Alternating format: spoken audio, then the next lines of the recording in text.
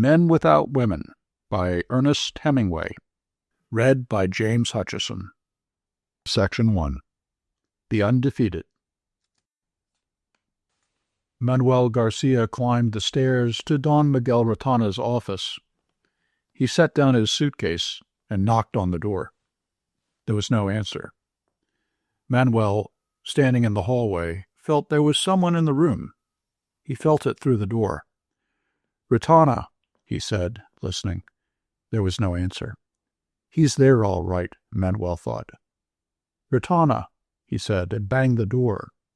"Who's there?" said someone in the office. "Me, Manolo," Manuel said. "What do you want?" asked the voice.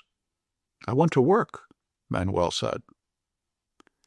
Something in the door clicked several times, and it swung open. Manuel went in, carrying a suitcase. A little man sat behind a desk at the far end of the room. Over his head was a bull's head, stuffed by a Madrid taxidermist. On the walls were framed photographs and bullfight posters. The little man sat looking at Manuel. "I thought they'd killed you," he said. Manuel knocked with his knuckles on the desk. The little man sat looking at him across the desk. "How many corridas you had this year?" Retana asked. "One," he answered. "Just that one?" the little man asked. "That's all." "I read about it in the papers," Retana said. He leaned back in the chair and looked at Manuel. Manuel looked up at the stuffed bull. He had seen it often before. He felt a certain family interest in it. It had killed his brother, the promising one, about 9 years ago. Manuel remembered the day. There was a brass plate on the oak shield the bull's head was mounted on. Manuel could not read it, but he imagined it was in memory of his brother. Well, he had been a good kid. The plate said, "The bull Mariposa of the Duke of Veragua, which accepted 9 varas for 7 caballos, and caused the death of Antonio Garcia Novillero, April 27, 1909. Retana saw him looking at the stuffed bull's head. "The lot the Duke sent me for Sunday will make a scandal," he said. "They're all bad in the legs." "What do they say about them at the cafe?" "I don't know," Manuel said. "I just got in." "Yes," said Retana. "You still have your bag." He looked at Manuel, leaning back behind the big desk. "Sit down," he said. "Take off your cap." Manuel sat down. His cap off, his face was changed. He looked pale, and his coleta pinned forward on his head so that it would not show under the cap gave him a strange look. "You don't look well," Retana said. "I just got out of the hospital," Manuel said. "I heard they'd cut your leg off," Retana said. "No," said Manuel. "It got all right." Retana leaned forward across the desk and pushed a wooden box of cigarettes toward Manuel. "Have a cigarette," he said. "Thanks." Manuel lit it. "Smoke?" he said, offering the match to Retana. "No," Retana waved his hand. "I never smoke." Retana watched him smoking. "Why don't you go and get a job and go to work?" he said. "I don't want to work," said Manuel. "I'm a bullfighter." "There aren't any bullfighters anymore," Retana said. "I'm a bullfighter," Manuel said. "Yes, while you're in there," Retana said. Manuel laughed. Retana sat, saying nothing, and looking at Manuel. "I'll put you in a nocturnal if you want," Retana offered. "When?" Manuel asked. "Tomorrow night." "I don't like to substitute for anybody," Manuel said. "That was the way they all got killed. That was the way Salvador got killed." He tapped with his knuckles on the table. "That's all I've got," Retana said. "Why don't you put me on next week?" Manuel suggested. "You wouldn't draw," Retana said. All they want is Litri and Rubito and La Torre. Those kids are good. They'd come to see me get it, Manuel said, hopefully. No, they wouldn't. They don't know who you are anymore. I've got a lot of stuff, Manuel said. I'm offering to put you on tomorrow night, Rotana said. You can work with young Hernandez and kill 2 novillos after the chariots. Who's novillos? Manuel asked. I don't know, whatever stuff they've got in the corrals. What the veterinarians won't pass in the daytime. I don't like to substitute, Manuel said. You can take it or leave it, Rotana said. He leaned forward over the papers. He was no longer interested. The appeal that Manuel had made to him for a moment when he thought of the old days was gone. He would like to get him to substitute for Larita because he could get him cheaply. He could get others cheaply, too. He would like to help him, though. Still, he had given him the chance. It was up to him. How much do I get? Manuel asked. He was still playing with the idea of refusing, but he knew he could not refuse. 250 pesetas, Rotana said. He had thought of 500, but when he opened his mouth, it said 250. You pay Villalta 7,000, Manuel said. You're not Villalta, Rotana said. I know it, Manuel said. He draws it, Manolo, Rotana said in explanation. Sure, said Manuel. He stood up. Give me the 300, Rotana. All right, Rotana agreed. He reached in the drawer for a paper.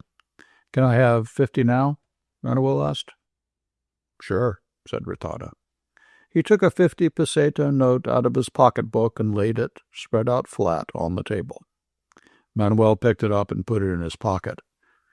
What about a cuadrilla? He asked. There's the boys that always work for me nights, Rotana said. They're all right. Oh. How about picadors? Manuel asked. They're not much, Rotana admitted. I've got to have one good peak, Manuel said. We'll get him then, Rotana said. Go and get him. Not out of this, Manuel said. I'm not paying for any cuadrillo out of 60 duros. Rotana said nothing but looked at Manuel across the big desk. You know I've got to have one good pick, Manuel said. Rotana said nothing but looked at Manuel from a long way off. It isn't right, Manuel said. Rotana was still considering him, leaning back in his chair, considering him from a long way away. They're the regular picks, he offered. I know, Manuel said. I know your regular picks. Rotana did not smile. Manuel knew it was over. All I want is an even break, Manuel said reasoningly. When I go out there, I want to be able to call my shots on the bull. It only takes one good picador. He was talking to a man who was no longer listening. If you want something extra, Rotana said, go and get it. There will be a regular cuadrilla out there. Bring as many of your own picks as you want. The charlatava is over by 10:30. All right, Manuel said, if that's the way you feel about it. That's the way, Rotana said. I'll see you tomorrow night, Manuel said. I'll be out there, Rotana said. Manuel picked up his suitcase and went out. Shut the door, Rotana called. Manuel looked back. Rotana was sitting forward looking at some papers. Manuel pulled the door tight until it clicked. He went down the stairs and out of the door into the hot brightness of the street. It was very hot in the street, and the light on the white buildings was sudden and hard on his eyes. He walked down the shady side of the steep street toward Puerta del Sol. The shade felt solid and cool as running water. The heat came suddenly as he crossed the intersecting streets. Manuel saw no one he knew in all the people he passed. Just before the Puerta del Sol, he turned into a cafe. It was quiet in the cafe. There were a few men sitting at tables against the wall. At one table, 4 men played cards. Most of the men sat against the wall smoking. empty coffee cups and liqueur glasses before them on the tables. Manuel went through the long room to a small room in back. A man sat at a table in the corner asleep. Manuel sat down at one of the tables. A waiter came in and stood beside Manuel's table. "Have you seen Zorito?" Manuel asked him. "He was in before lunch," the waiter answered. "He won't be back before 5 o'clock. "Bring me some coffee and milk and a shot of the ordinary," Manuel said. The waiter came back into the room carrying a tray with a big coffee glass and a liqueur glass on it. In his left hand he held a bottle of brandy. He swung these down to the table, and a boy who had followed him poured coffee and milk into the glass from two shiny, spouted pots with long handles. Manuel took off his cap, and the waiter noticed his pigtail pinned forward on his head. He winked at the coffee boy as he poured out the brandy into the little glass beside Manuel's coffee. The coffee boy looked at Manuel's pale face curiously. "You fighting here?" asked the waiter, corking up the bottle. "Yes," Manuel said, "tomorrow." The waiter stood there, holding the bottle on one hip. "You in the Charlie Chaplin's?" he asked. The coffee boy looked away, embarrassed. "No, in the ordinary." "I thought they were going to have Chavez and Hernandez," the waiter said. "No, me and another." "Who, Chavez or Hernandez?" "Hernandez, I think." "What's the matter with Chavez? He got hurt." "Where did you hear that? Ritana?" "Hey, Louis," the waiter called to the next room. "Chavez got cogida." Manuel had taken the wrapper off the lumps of sugar and dropped them into his coffee. He stirred it and drank it down, sweet, hot, and warming in his empty stomach. He drank off the brandy. "Give me another shot of that," he said to the waiter. The waiter uncorked the bottle and poured the glass full, slopping another drink into the saucer. Another waiter had come up in front of the table. The coffee boy was gone. "Is Chavez hurt bad?" the second waiter asked Manuel. "I don't know," Manuel said. "Bertana didn't say." "A hell of a lot he cares," the tall waiter said. Manuel had not seen him before. He must have just come up. "If you stand in with Ritana in this town, you're a made man," the tall waiter said. "If you aren't in with him, you might as well just go out and shoot yourself." "You said it," the other waiter had come in said. "You said it then." "You're right, I said it. I know what I'm talking about when I talk about that bird." "Look what he's done for Villalta," the first waiter said. "And that ain't all," the tall waiter said. "Look what he's done for Marcial Lalanda. Look what he's done for Nacional." "You said it, kid," agreed the short waiter. Manuel looked at them, standing talking in front of his table. He had drunk his second brandy. They had forgotten about him. They were not interested in him. "Look at that bunch of camels," the tall waiter said. "Did you ever see this Nacional too?" "I saw him last Sunday, didn't I?" "He's a giraffe," the short waiter said. "What did I tell you?" the tall waiter said. "Those are Ritana's boys." "Say, give me another shot of that," Manuel said.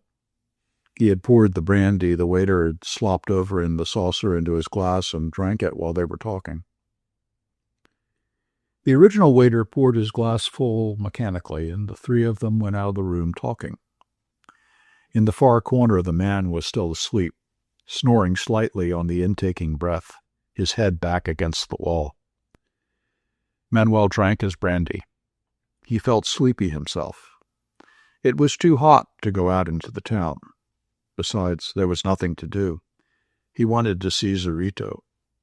He would go to sleep while he waited. He kicked his suitcase under the table to be sure it was there. Perhaps it would be better to put it back under the seat, against the wall. He leaned down and shoved it under. Then he leaned forward on the table and went to sleep. When he woke, there was someone sitting across the table from him. He was a big man with a heavy brown face like an Indian. He had been sitting there some time. He had waved the waiter away and sat reading the paper and occasionally looking down at Manuel, asleep, his head on the table. He read the paper laboriously, forming the words with his lips as he read. When it tired him, he looked at Manuel. He sat heavily in the chair, his black Cordoba hat tipped forward. Manuel sat up and looked at him. "Hello, Zorito," he said. "Hello, kid," the big man said. "I've been asleep." Manuel rubbed his forehead with the back of his fist. "I thought maybe you were." "How's everything?" "Good. How's everything with you?" "Not so good." They were both silent. Zorito, the picador, looked at Manuel's white face.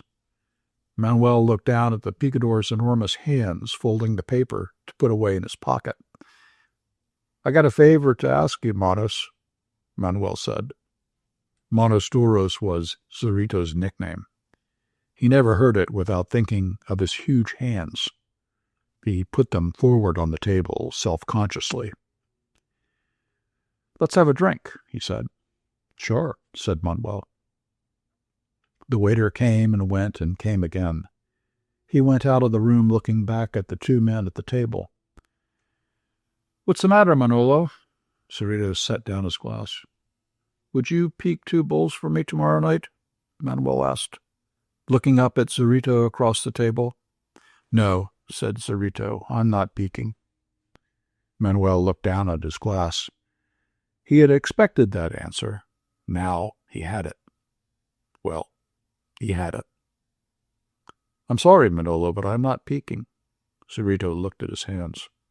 "That's all right," Manuel said. "I'm too old," Zorito said. "I just asked you," Manuel said. "Is it the nocturnal tomorrow?" "That's it. I figured if I had just one good pick, I could get away with it." "How much are you getting?" 300 pesetas. "I get more than that for peaking." "I know," said Manuel. "I didn't have any right to ask you." "What do you keep on doing it for?" Zorito asked. "Why don't you cut off your coleta, Manolo?" "I don't know," Manuel said. "You're pretty near as old as I am," Zorito said. "I don't know," Manuel said. "I got to do it. If I can fix it so that I can get an even break, that's all I want. I got to stick with it, Manos." "No, you don't." "Yes, I do. I've tried keeping away from it." "I know how you feel, but it isn't right. You ought to get out and stay out." "I can't do it. Besides, I've been going good lately." Zorito looked at his face. "You've been in the hospital." "But I was going great when I got hurt." Zorito said nothing. He tipped the cognac out of his saucer into his glass. "The paper said they never saw a better faena," Manuel said. Zorito looked at him. "You know, when I get going, I'm good," Manuel said. "You're too old," the picador said. "No," said Manuel, "you're 10 years older than I am." "With me, it's different." "I'm not too old," Manuel said. They sat silent, Manuel watching the picador's face. "I was going great till I got hurt," Manuel offered. "You ought to have seen me, Manos," Manuel said reproachfully. "I don't want to see you," Zorito said. "It makes me nervous." "You haven't seen me lately." "I've seen you plenty." Zorito looked at Manuel, avoiding his eyes. "You ought to quit it, Manolo." "I can't," Manuel said. "I'm going good now, I tell you." Zorito leaned forward, his hands on the table. "Listen, I'll peak for you, and if you don't go big tomorrow night, you'll quit. See? Will you do that?" "Sure." Zorito leaned back, relieved. "You got to quit," he said. "No monkey business. You got to cut the coleta." "I won't have to quit," Manuel said. "You watch me. I've got the stuff." Zorito stood up. He felt tired from arguing. "You got to quit," he said. "I'll cut your coleta myself." No, you won't, Manuel said. You won't have a chance. Zorito called the waiter. Come on, said Zorito. Come on up to the house. Manuel reached under the seat for his suitcase. He was happy. He knew Zorito would pick for him. He was the best picador living. It was all simple now. Come on up to the house, and we'll eat, Zorito said. Manuel stood in the Patio de Caballos, waiting for the Charlie Chaplins to be over. Zorito stood beside him. Where they stood, it was dark. The high door that led into the bullring was shut.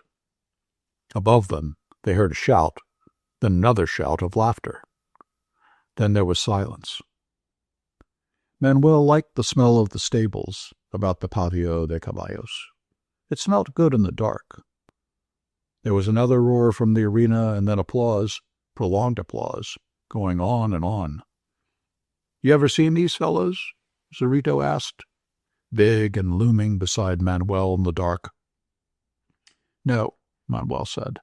They're pretty funny, Zorito said. He smiled to himself in the dark. The high, double, tight-fitting door into the bullring swung open, and Manuel saw the ring and the hard light of the arc lights. The plaza, dark all the way around, rising high. Around the edge of the ring were running and bowing two men dressed like tramps, followed by a third in the uniform of a hotel bellboy, who stooped and picked up the hats and canes thrown down into the sand and tossed them back up into the darkness. The electric light went on in the patio. I'll climb onto one of those ponies while you collect the kids, Zorito said. Behind them came the jingle of the mules, coming out to go into the arena and be hitched onto the dead bull. The members of the quadrilla, who had been watching the burlesque from the runway between the barrera and the seats, came walking back and stood in a group talking under the electric light in the patio. A good-looking lad in a silver and orange suit came up to Manuel and smiled. I'm Hernandez, he said, and put out his hand. Manuel shook it. They're regular elephants we've got tonight, the big boy said cheerfully. They're big ones with horns, Manuel agreed. You drew the worst lot, the boy said. That's all right, Manuel said. The bigger they are, the more meat for the poor. Where'd you get that one? Hernandez grinned. Oh, that's an old one, Manuel said. You line up your quadrilla so I can see what you've got. You've got some good kids, Hernandez said. He was very cheerful. He had been on twice before in nocturnals and was beginning to get a following in Madrid. He was happy the fight would start in a few minutes.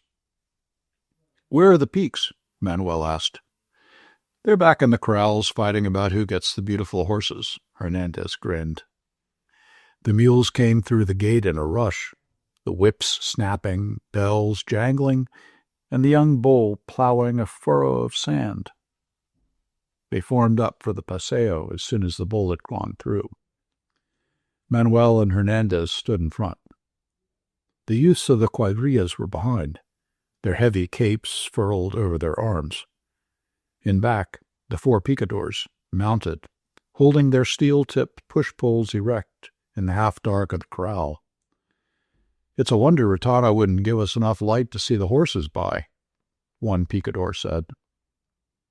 Well, he knows we'll be happier if we don't get too good a look at these skins, another peak answered. This thing I'm barely on keeps me off the ground, the picador said. Well, they're horses. Sure, they're horses. They talked, sitting their gaunt horses in the dark. Zorito said nothing. He had the only steady horse of the lot. He had tried him, wheeling him in the corrals, and he responded to the bit and the spurs.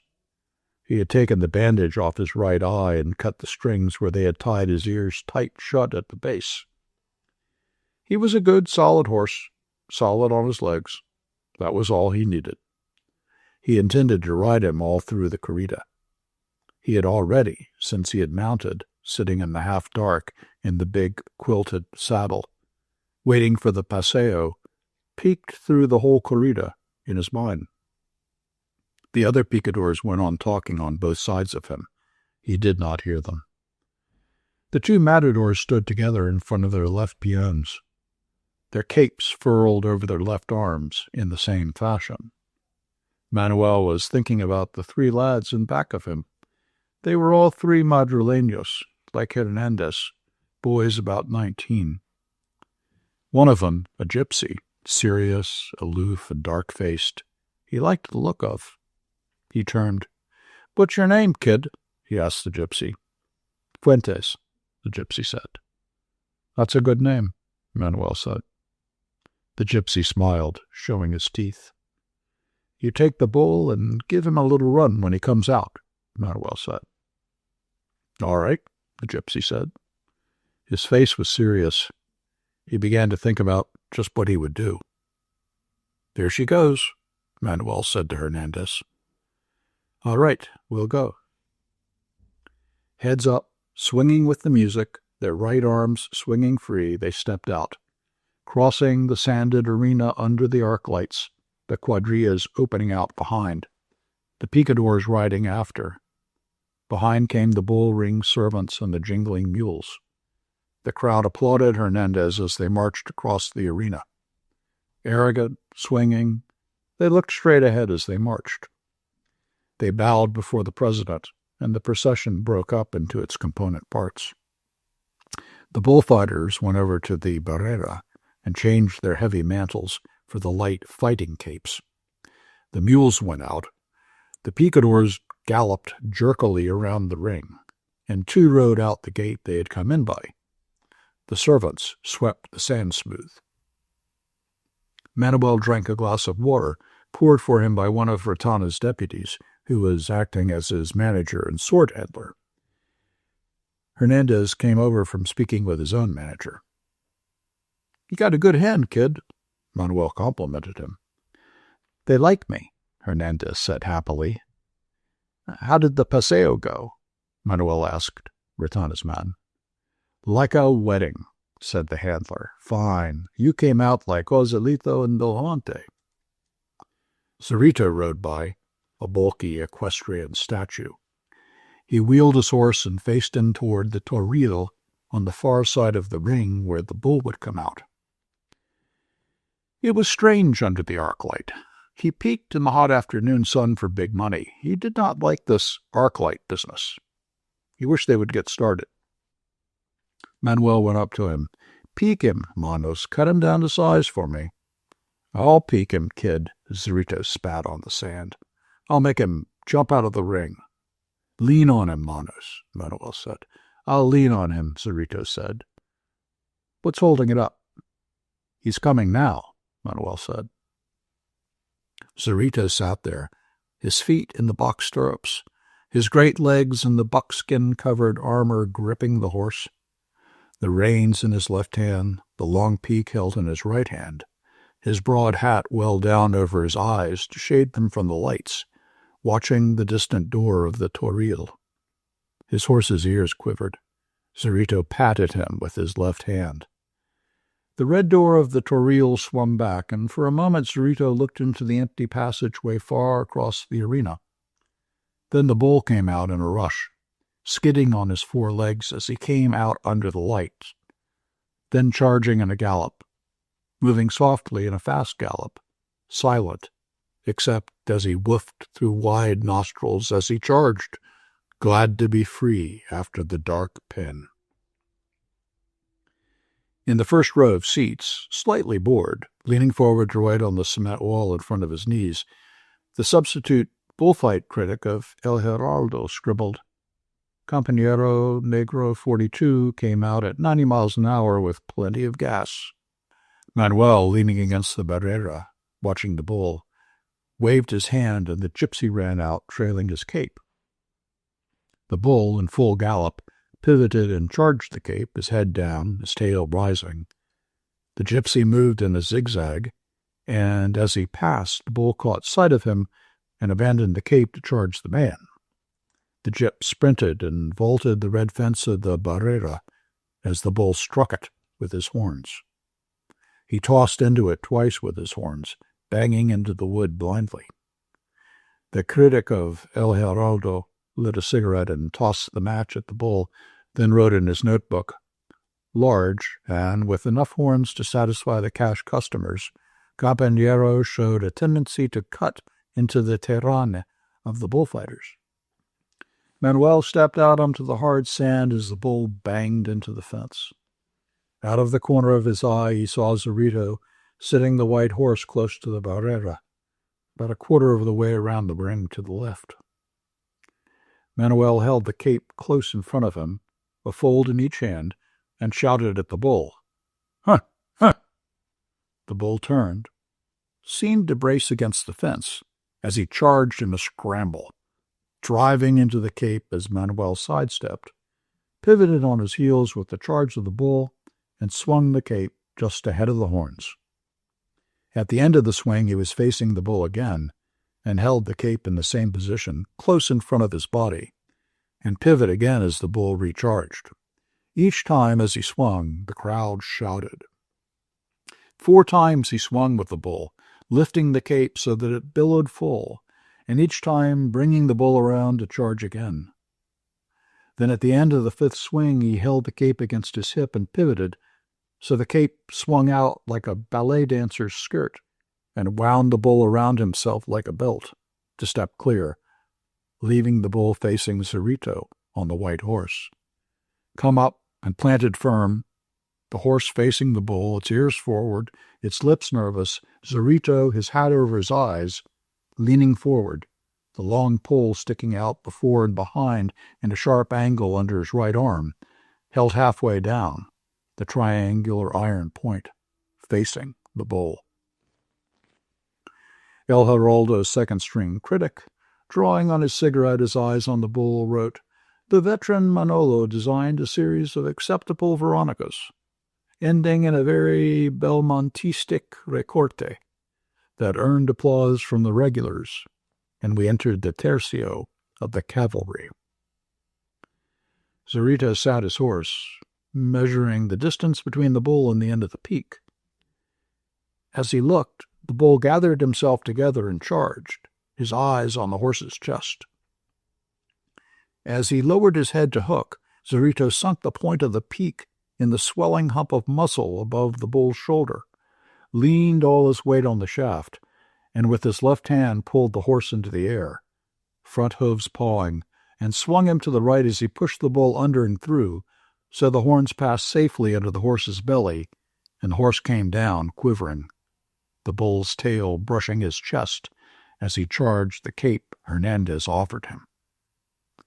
Hernandez ran sideways, taking the bull out and away with the cape toward the other picador. He fixed with a swing of the cape, squarely facing the horse and rider, and stepped back. As the bull saw the horse he charged, the picador's lance slid along his back, and as the shock of the charge lifted the horse, the picador was already halfway out of the saddle, lifting his right leg clear as he missed with the lance and falling to the left side to keep the horse between him and the bull. The horse, lifted and gored, crashed over with the bull driving into him. The picador gave a shove with his boots against the horse and lay clear, waiting to be lifted and hauled away and put on his feet. Manuel let the bull drive into the fallen horse. He was in no hurry. The picador was safe. Besides, it did a picador like that good to worry. He'd stay on longer next time. Lousy peaks. He looked across the sand at Zorito a little way out from the barrera, his horse rigid, waiting. "Huh," he called to the bull. "Tomar," holding the cape in both hands so that it would catch his eye. The bull detached himself from the horse and charged the cape, and Manuel, running sideways and holding the cape spread wide, stopped, swung on his heels, and brought the bull sharply around facing Zorito. Compañero accepted a pair of varas for the death of one Rosinante, with Hernandez and Manolo at the quoits, El Heraldo's critic wrote. He pressed on the iron, and clearly showed he was no horse lover. The veteran Zorito resurrected some of his old stuff with the pike pole, notably the suerte. "Ole! Ole!" the man sitting behind him shouted. The shout was lost in the roar of the crowd, and he slapped the critic on the back. The critic looked up to see Zorito directly below him, leaning far out over his horse, the length of the peak rising at a sharp angle under his armpit, holding the peak almost by the point, bearing down with all his weight, holding the bull off, the bull pushing and driving to get at the horse, and Zorito far out on top of him, holding him, and slowly pivoting the horse against the pressure, so that at last he was clear. Zorito felt the moment when the horse was clear and the bull could come past, and relaxed the absolute steel lock of his resistance.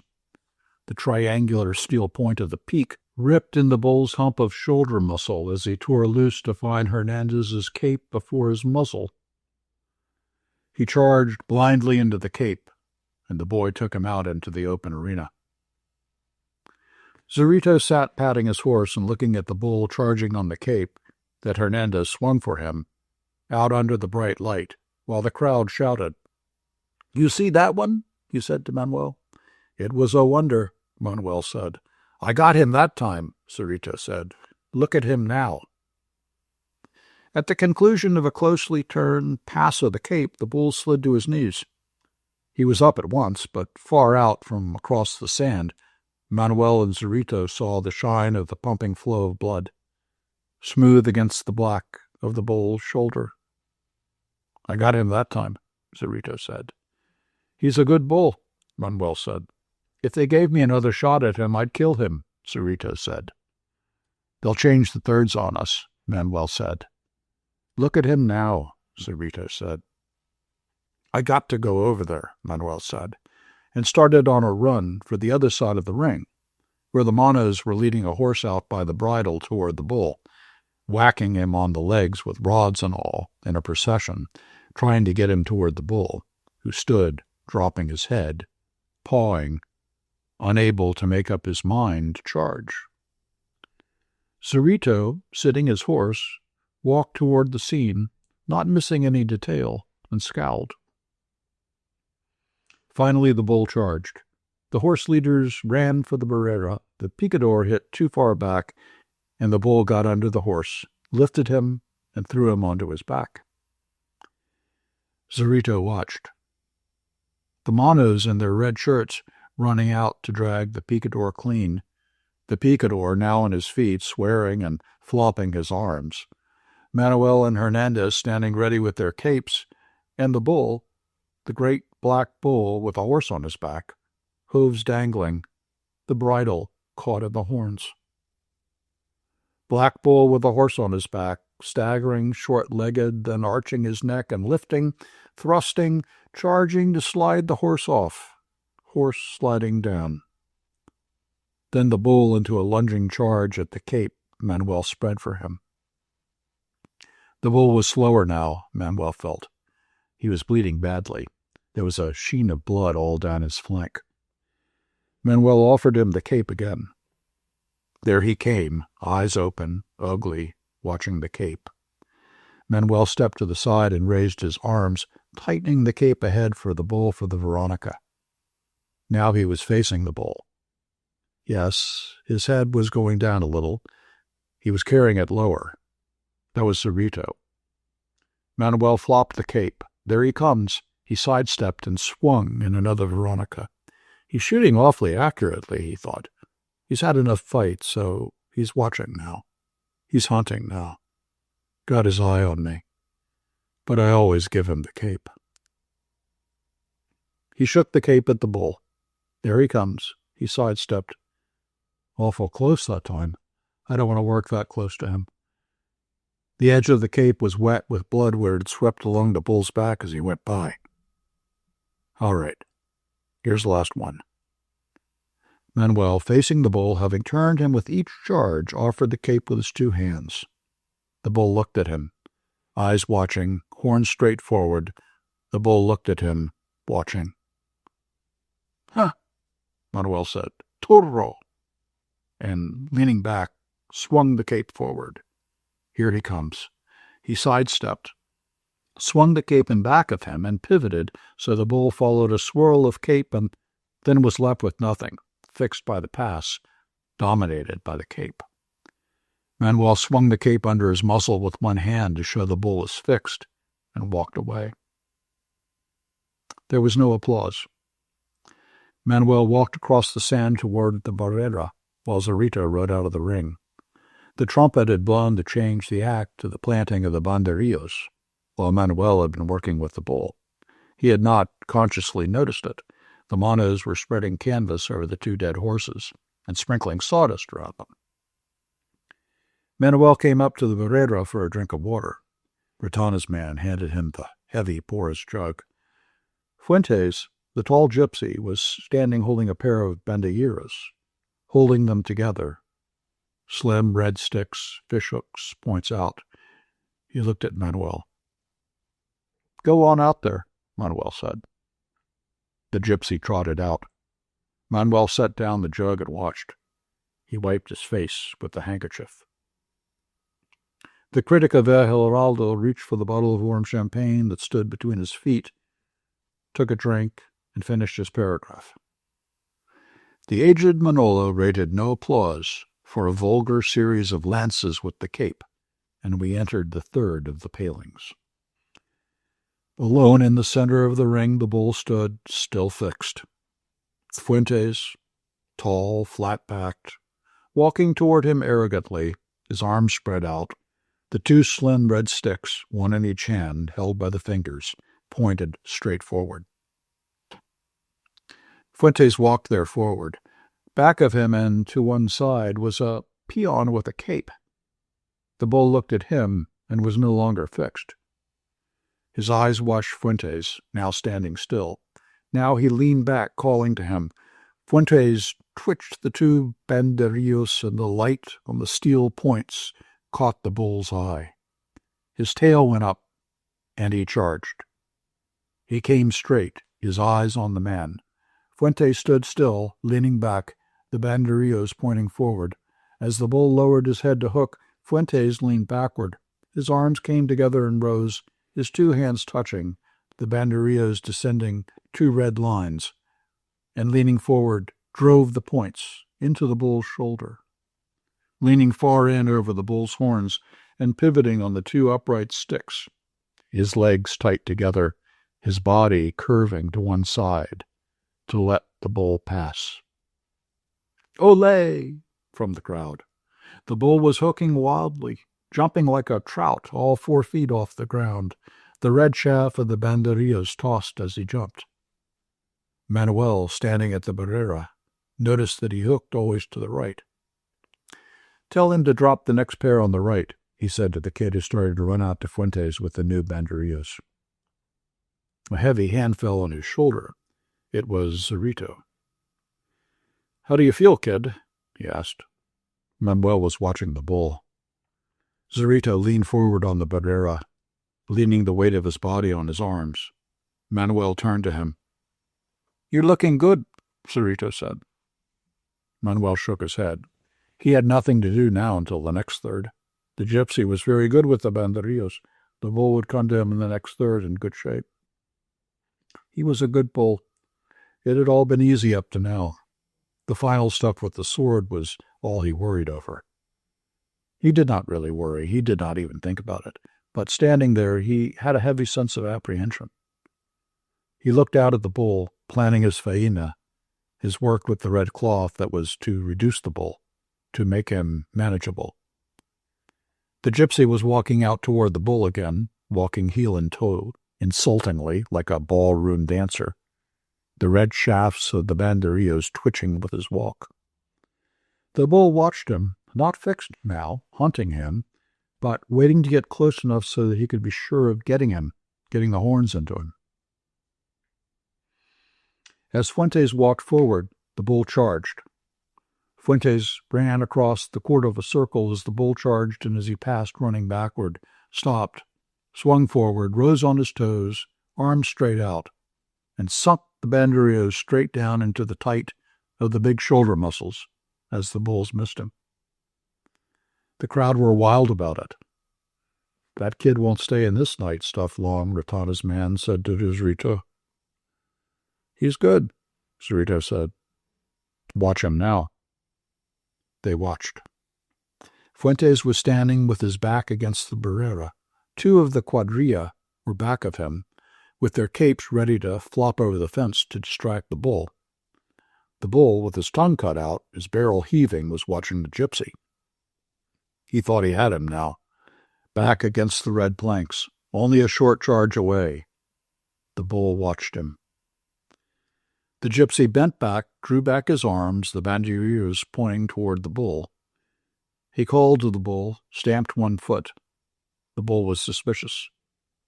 He wanted the man, no more barbs in the shoulder. Fuentes walked a little closer to the bull, bent back, called again. Somebody in the crowd shouted a warning. He's too damn close, Zurito said. Watch him, Ratana's man said. Leaning back, inciting the bull with the banderillas, Fuentes jumped, both feet off the ground. As he jumped, the bull's tail rose and he charged. Fuentes came down on his toes, arms straight out, whole body arching forward, and drove the shafts straight down as he swung his body clear of the right horn.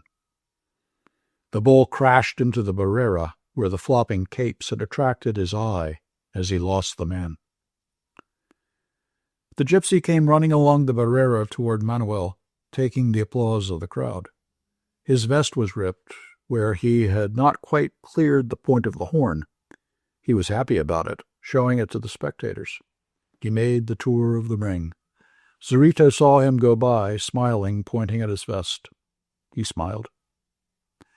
Somebody else was planting the last pair of banderillas. Nobody was paying any attention. Ratana's man tucked a baton inside the red cloth of the muleta, folded the cloth over it, and handed it over the barrera to Manuel. He reached in the leather sword case, took out a sword, and holding it by its leather scabbard, reached it over the fence to Manuel. Manuel pulled the blade out by the red hilt, and the scabbard fell limp. He looked at Zurito. The big man saw he was sweating. Now you get him, kid, Zurito said. Manuel nodded. He's in good shape, Zurito said. Just like you want him, Ratana's man assured him. Manuel nodded. The trumpeter, up under the roof, blew for the final act, and Manuel walked across the arena toward where, up in the dark boxes, the president must be. In the front row of seats, the substitute bullfight critic of El Heraldo took a long drink of the warm champagne. He had decided it was not worthwhile to write a running story and would write up the corrida back in the office. What the hell was it, anyway? Only a nocturnal. If he missed anything, he would get it out of the morning papers. He took another drink of the champagne. He had a date at Maxime's at 12. Who were these bullfighters, anyway? Kids and bums. A bunch of bums. He put his pad of paper in his pocket and looked over toward Manuel, standing very much alone in the ring, gesturing with his hat in a salute toward a box he could not see high up in the dark plaza. Out in the ring, the bull stood quiet, looking at nothing. I dedicate this bull to you, Mr. President, and to the public of Madrid, the most intelligent and generous of the world, was what Manuel was saying. It was a formula. He had said it all. It was a little long for nocturnal use. He bowed at the dark, straightened, tossed his hat over his shoulder, and carrying the muleta in his left hand and the sword in his right, walked out toward the bull. Manuel walked toward the bull. The bull looked at him. His eyes were quick. Manuel noticed the banderillas hung down on his left shoulder and the steady sheen of blood from Zurito's peeking. He noticed the way the bull's feet were. As he walked forward, holding the muleta in his left hand and the sword in his right, he watched the bull's feet. The bull could not charge without gathering his feet together. Now he stood square on them, dully. Manuel walked toward him, watching his feet. This was all right. He could do this. He must work to get the bull's head down so they could go in past the horns and kill him. He did not think about the sword. not about killing the bull. He thought about one thing at a time. The coming things oppressed him, though. Walking forward, watching the bull's feet, he saw successively his eyes, his wet muzzle, and the wide, forward-pointing spread of his horns. The bull had light circles about his eyes. His eyes watched Manuel. He felt he was going to get this little one with the white face. Standing still now and spreading the red cloth of the muleta with the sword, pricking the point into the cloth so that the sword, now held in his left hand, spread the red flannel like the jib of a boat. Manuel noticed the points of the bull's horns. One of them was splintered from banging against the barrera. The other was as sharp as a porcupine quill. Manuel noticed while spreading the muleta that the white base of the horn was stained red. While he noticed these things, he did not lose sight of the bull's feet. The bull watched Manuel steadily. He's on the defensive now, Manuel thought. He's reserving himself. I've got to bring him out of that. Get his head down. Always get his head down. Cerrito had had his head down once, but he's come back. He'll bleed when I start him going, and that will bring it down. Holding the muleta with the sword in his left hand, widening it in front of him, he called to the bull. The bull looked at him. He leaned back insultingly and shook the widespread flannel. The bull saw the muleta. It was a bright scarlet under the arc light. The bull's legs tightened. Here he comes. Whoosh! Manuel turned as the bull came and raised the muleta so that it passed over the bull's horns and swept down his broad back from head to tail. The bull had gone clean up in the air with the charge. Manuel had not moved. At the end of the pass, the bull turned like a cat coming around a corner and faced Manuel. He was on the offensive again. His heaviness was gone. Manuel noted the fresh blood shining down the black shoulder and dripping down the bull's leg. He drew the sword out of the muleta and held it in his right hand. The muleta held low down in his left hand, leaning toward the left. He called to the bull. The bull's legs tightened, his eyes on the muleta. Here he comes, Manuel thought. Yah! He swung with the charge, sweeping the muleta ahead of the bull, his feet firm, the sword following the curve, a point of light under the arcs. The bull recharged as the passe natural finished, and Manuel raised the muleta for a passe de pecho. Firmly planted, the bull came by his chest under the raised muleta. Manuel lifted his head back to avoid the clattering banderillo shafts. The hot, black bull body touched his chest as it passed. Too damn close, Manuel thought. Cerrito, leaning on the barrera, spoke rapidly to the gypsy, who trotted out toward Manuel with a cape. Cerrito pulled down his hat and looked out across the arena at Manuel. Manuel was facing the bull again, the muleta held low and to the left. The bull's head was down as he watched the muleta. If it was Belmonte doing that stuff, they'd go crazy, Ritana's man said. Cerrito said nothing. He was watching Manuel out in the center of the arena. Where did the boss dig this fellow up? Ritana's man asked. Out of the hospital, Cerrito said. That's where he's going, damn quick, Ritana's man said. Cerrito turned on him. Knock on that, he said, pointing to the barrera. I was just kidding, man, Ritana's man said. Knock on the wood. Ritana's man leaned forward and knocked 3 times on the barrera. Watch the faena, Cerrito said.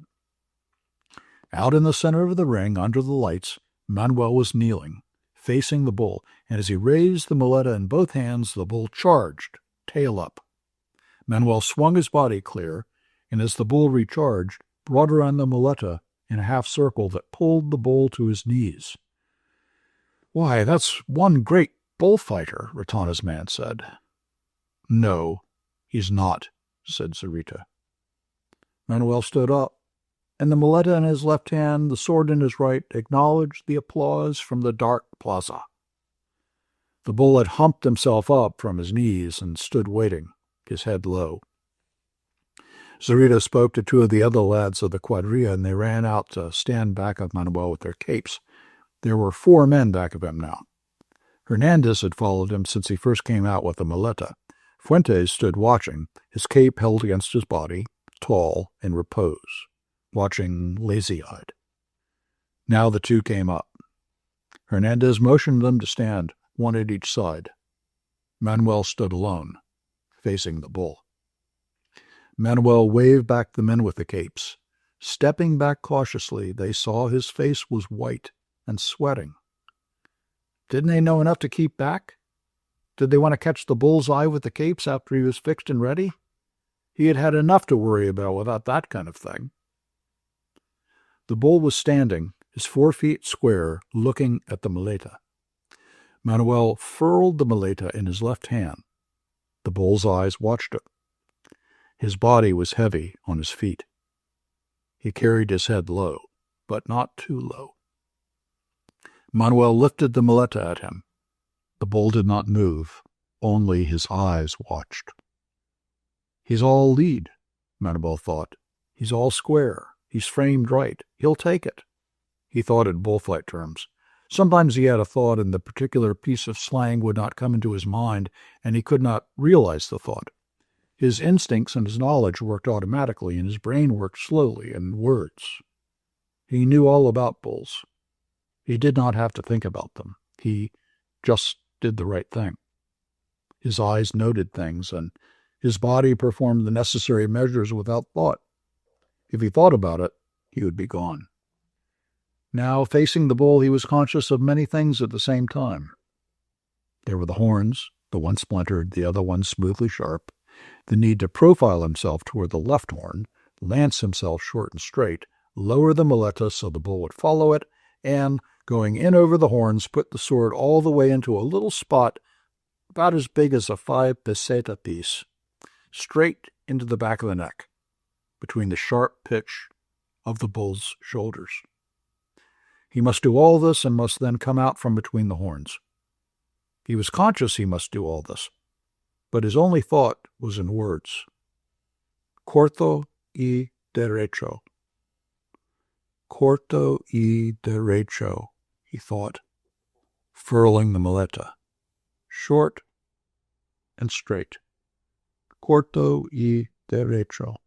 He drew the sword out of the muleta, profiled on the splintered left horn, dropped the muleta across his body, so his right hand with the sword on the level with his eye made the sign of the cross, and rising on his toes, sighted along the dipping blade of the shoulder, at the spot high up between the bull's shoulders. Corto y derecho, he lanced himself on the bull. There was a shock, and he felt himself go up in the air. He pushed on the sword as he went up and over, and it flew out of his hand. He hit the ground, and the bull was on him. Manuel, lying on the ground, kicked the bull's muzzle with his slippered feet, kicking, the bull after him, missing him as an excitement, bumping him with his head, driving the horns into the sand, kicking like a man keeping a ball in the air. Manuel kept the bull from getting a clean thrust at him. Manuel felt the wind on his back from the capes flopping at the bull, and then the bull was gone over him in a rush, dark as his belly went over. Not even stepped on. Manuel stood up and picked up the muleta. Fuentes handed him the sword. It was bent where it had struck the shoulder blade. Manuel straightened it on his knee and ran toward the bull, standing now beside one of the dead horses. As he ran, his jacket flopped where it had been ripped under his armpit. "Get him out of here," Manuel shouted to the gypsy. The bull had smelled the blood of the dead horse and ripped into the canvas cover with his horns. He charged Fuentes' cape with the canvas hanging from his splintered horn, and the crowd laughed. Out in the ring, he tossed his head to rid himself of the canvas. Hernandez, running up from behind him, grabbed the end of the canvas and neatly lifted it off the horn. The bull followed in a half charge and stopped still. He was on the defensive again. Manuel was walking toward him with the sword and muleta. Manuel swung the muleta before him. The bull would not charge. Manuel profiled toward the bull, sighting along the dipping blade of the sword. The bull was motionless, seemingly dead on his feet, incapable of another charge. Manuel rose to his toes, sighting along the steel, and charged. Again there was the shock, and he felt himself being borne back in a rush to strike hard on the sand. There was no chance of kicking this time. The bull was on top of him. Manuel lay as though dead, his head on his arms, and the bull bumped him. Bumped his back, bumped his face in the sand. He felt the horn go into the sand between his folded arms. The bull hit him in the small of the back. His face drove into the sand. The horn drove through one of his sleeves, and the bull ripped it off. Manuel was tossed clear, and the bull followed the capes. Manuel got up, found the sword and muleta, tried the point of the sword with his thumb, and then ran toward the barrera for a new sword. Bertana's man headed in the sword over the edge of the barrera. "Wipe your face," he said. Manuel, running again toward the bull, wiped his bloody face with his handkerchief. He had not seen Zorito. Where was Zorito? The quadrilla had stepped away from the bull and waited with their capes. The bull stood, heavy and dull again after the action. Manuel walked toward him with the muleta. He stopped and shook it. The bull did not respond. He passed it right and left and right before the bull's muzzle. The bull's eyes watched it and turned with the swing, but he would not charge. He was waiting for Manuel. Manuel was worried. There was nothing to do but go in, corto y derecho. He profiled close to the bull, crossed the muleto in front of his body, and charged. As he pushed in the sword, he jerked his body to the left to clear the horn. The bull passed him, and the sword shot up in the air, twinkling under the arc lights, to fall, red-hilted, on the sand. Manuel ran over and picked it up. It was bent, and he straightened it over his knee. As he came running toward the bull, fixed again now, he passed Hernandez standing with his cape. "He's all bone," the boy said encouragingly. Manuel nodded, wiping his face. He put the bloody handkerchief in his pocket. There was the bull. He was close to the barrera now. Damn him. Maybe he was all bone. Maybe there was not any place for the sword to go in. The hell there wasn't, he'd show them. He tried to pass with the muleta, and the bull did not move. Manuel chopped the muleta back and forth in front of the bull. Nothing doing. He furled the muleto, drew his sword out, profiled, and drove in on the bull. He felt the sword buckle as he shoved it in, leaning his weight on it, and then it shot high in the air, end over ending into the crowd. Manuel had jerked clear as the sword jumped. The first cushions thrown down from the dark missed him. Then one hit him in the face, his bloody face, looking toward the crowd. They were coming down fast, spotting the sand. Somebody threw an empty champagne bottle from close range. It hit Manuel in the foot. He stood there watching the dark, where the things were coming from. Then something whished through the air and struck by him. Manuel leaned over and picked it up. It was his sword. He straightened it over his knee and gestured with it towards the crowd. "Thank you," he said. "Thank you." Oh, the dirty bastards. Dirty bastards. Oh, the lousy, dirty bastards. He kicked into a cushion as he ran. There was the bull, the same as ever. "All right, you dirty, lousy bastard." Manuel passed the muleto in front of the bull's black muscle. Nothing doing. "You won't. All right." He stepped close and jammed the sharp beak of the muleto into the bull's damp muzzle. The bull was on him as he jumped back, and as he tripped on a cushion, he felt the horn go into him, into his side. He grabbed the horn with his two hands and rode backward, holding tight onto the place. The bull tossed him, and he was clear. He lay still. It was all right.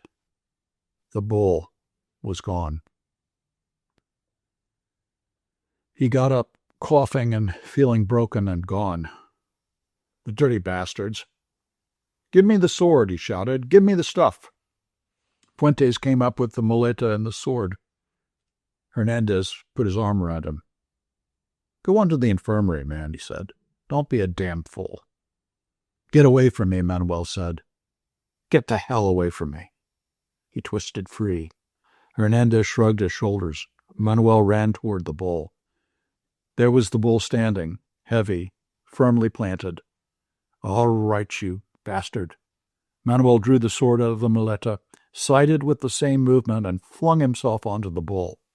He felt the sword go in all the way, right up to the guard, 4 fingers and his thumb into the bull. The blood was hot on his knuckles, and he was on top of the bull. The bull lurched with him as he lay on and seemed to sink. Then he was standing clear. He looked at the bull going down slowly over his side, then suddenly 4 feet in the air. Then he gestured at the crowd, his hand warm from the bull blood. "All right, you bastards." He wanted to say something, but he started to cough. It was hot and choking. He looked down for the muleta. He must go over and salute the president. President, hell. He was sitting down looking at something. It was the bull. His 4 feet up, thick tongue out, things crawling around under his belly and under his legs. Crawling where the hair was thin. Dead bull. To hell with the bull. To hell with them all. He started to get to his feet and commenced to cough. He sat down again, coughing. Somebody came and pushed him up. They carried him across the ring to the infirmary, running with him across the sand, standing blocked at the gate as the mules came in. Then around the dark passageway. Men grunting as they took him up the stairway, and then laid him down. The doctor and 2 men in white were waiting for him. They laid him out on the table. They were cutting away his shirt. Manuel felt tired. His whole chest felt scalding inside. He started to cough, and they held something to his mouth. Everybody was very busy. There was an electric light in his eyes. He shut his eyes. He heard someone coming very heavily up the stairs. Then he did not hear it. Then he heard a noise far off. That was the crowd. Well, somebody would have to kill his other bull. They had cut away all his shirt. The doctor smiled at him. There was Bertana. "Hello, Bertana," Manuel said. He could not hear his voice. Bertana smiled at him and said something. Manuel could not hear it. Zorrito stood beside the table, bending over where the doctor was working. He was in his picador clothes, without his hat. Zorrito said something to him. Manuel could not hear it. Zorrito was speaking to Bertana. One of the men in white smiled and handed Bertana a pair of scissors. Bertana gave them to Zorrito. Zorrito said something to Manuel. He could not hear it. To hell with his operating table. He'd been on plenty of operating tables before. He was not going to die. There would be a priest if he was going to die. Zorrito was saying something to him, holding up the scissors. That was it. They were going to cut off his coleta. They were going to cut off his pigtail. Manuel sat up on the operating table. The doctor stepped back, angry. Someone grabbed him and held him. "You couldn't do a thing like that, Manos," he said. He heard suddenly, clearly, Zorrito's voice. "That's all right," Zorrito said. "I won't do it. I was joking." "I was going good," Manuel said. "I didn't have any luck, that was all." Manuel lay back. They had put something over his face. It was all familiar. He inhaled deeply. He felt very tired. He was very, very tired. They took the thing away from his face. "I was going good," Manuel said, weakly. "I was going great." Bertana looked at Zorrito and started for the door. "I'll stay here with him," Zorrito said. Bertana shrugged his shoulders. Manuel opened his eyes and looked at Zorrito. "Wasn't I going good, Manos?" he asked for confirmation. "Sure," said Sarita. You are going great. The doctor's assistants put the cone over Manuel's face, and he inhaled deeply. Sarita stood awkwardly, watching. Section 2. In Another Country. In the fall, the war was always there, but we did not go to it any more. It was cold in the fall in Milan, and the dark came very early. Then the electric lights came on, and it was pleasant along the streets, looking in the windows. There was much game hanging outside the shops, and the snow powdered in the fur of the foxes, and the wind blew their tails. The deer hung stiff and heavy and empty, and small birds blew in the wind, and the wind turned their feathers. It was a cold fall, and the wind came down from the mountains. We were all at the hospital every afternoon, and there were different ways of walking across the town through the dusk to the hospital. 2 of the ways were alongside canals, but they were long. Always, though, you crossed a bridge across a canal to enter the hospital. There was a choice of 3 bridges. On one of them, a woman sold roasted chestnuts. It was warm, standing in front of her charcoal fire, and the chestnuts were warm afterward in your pocket. The hospital was very old and very beautiful, and you entered through a gate and walked across a courtyard and out a gate on the other side. There were funerals usually starting from the courtyard. Beyond the old hospital were the new brick pavilions, and there we met every afternoon, and were all very polite and interested in what was the matter, and sat in the machines that were to make so much difference. The doctor came up to the machine where I was sitting and said, "What do you like best to do before the war? Did you practice a sport?" I said, "Yes, football." "Good," he said. "You will be able to play football again better than ever." My knee did not bend, and the leg dropped straight from the knee to the ankle without a calf, and the machine was to bend the knee and make it move, as in riding a tricycle. But it did not bend yet, and instead the machine lurched when it came to the bending part. The doctor said, "That all will pass. You are a fortunate young man. You will play football again like a champion." In the next machine was a major who had a little hand like a baby's. He winked at me when the doctor examined his hand, which was between 2 leather straps that bounced up and down and flapped the stiff fingers, and said, "And will I too play football, Captain Doctor?" He had been a very great fencer, and before the war, the greatest fencer in Italy. The doctor went to his office in a back room and brought a photograph, which showed a hand that had been withered almost as small as the major's, before it had taken a machine course, and after was a little larger. The major held the photograph with his good hand and looked at it very carefully. "A wound?" he asked. "An industrial accident," the doctor said. "Very interesting, the major said, and handed it back to the doctor. "You have confidence?" "No," said the major. There were 3 boys who came each day who were about the same age as I.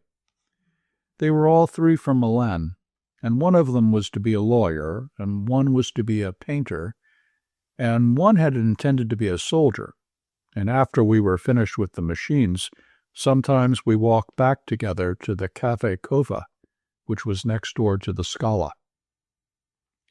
We walked the short way through the communist quarter because we were 4 together. The people hated us because we were officers, and from a wine shop someone would call out, "Abbasso gli ufficiali," as we passed. Another boy who walked with us sometimes, and made us 5, wore a silk handkerchief across his face because he had no nose then, and his face was to be rebuilt. He had gone out to the front from the military academy and had been wounded within an hour after he had gone into the front line for the first time. They rebuilt his face, but he came from a very old family and they could never get the nose exactly right. He went to South America and worked in a bank.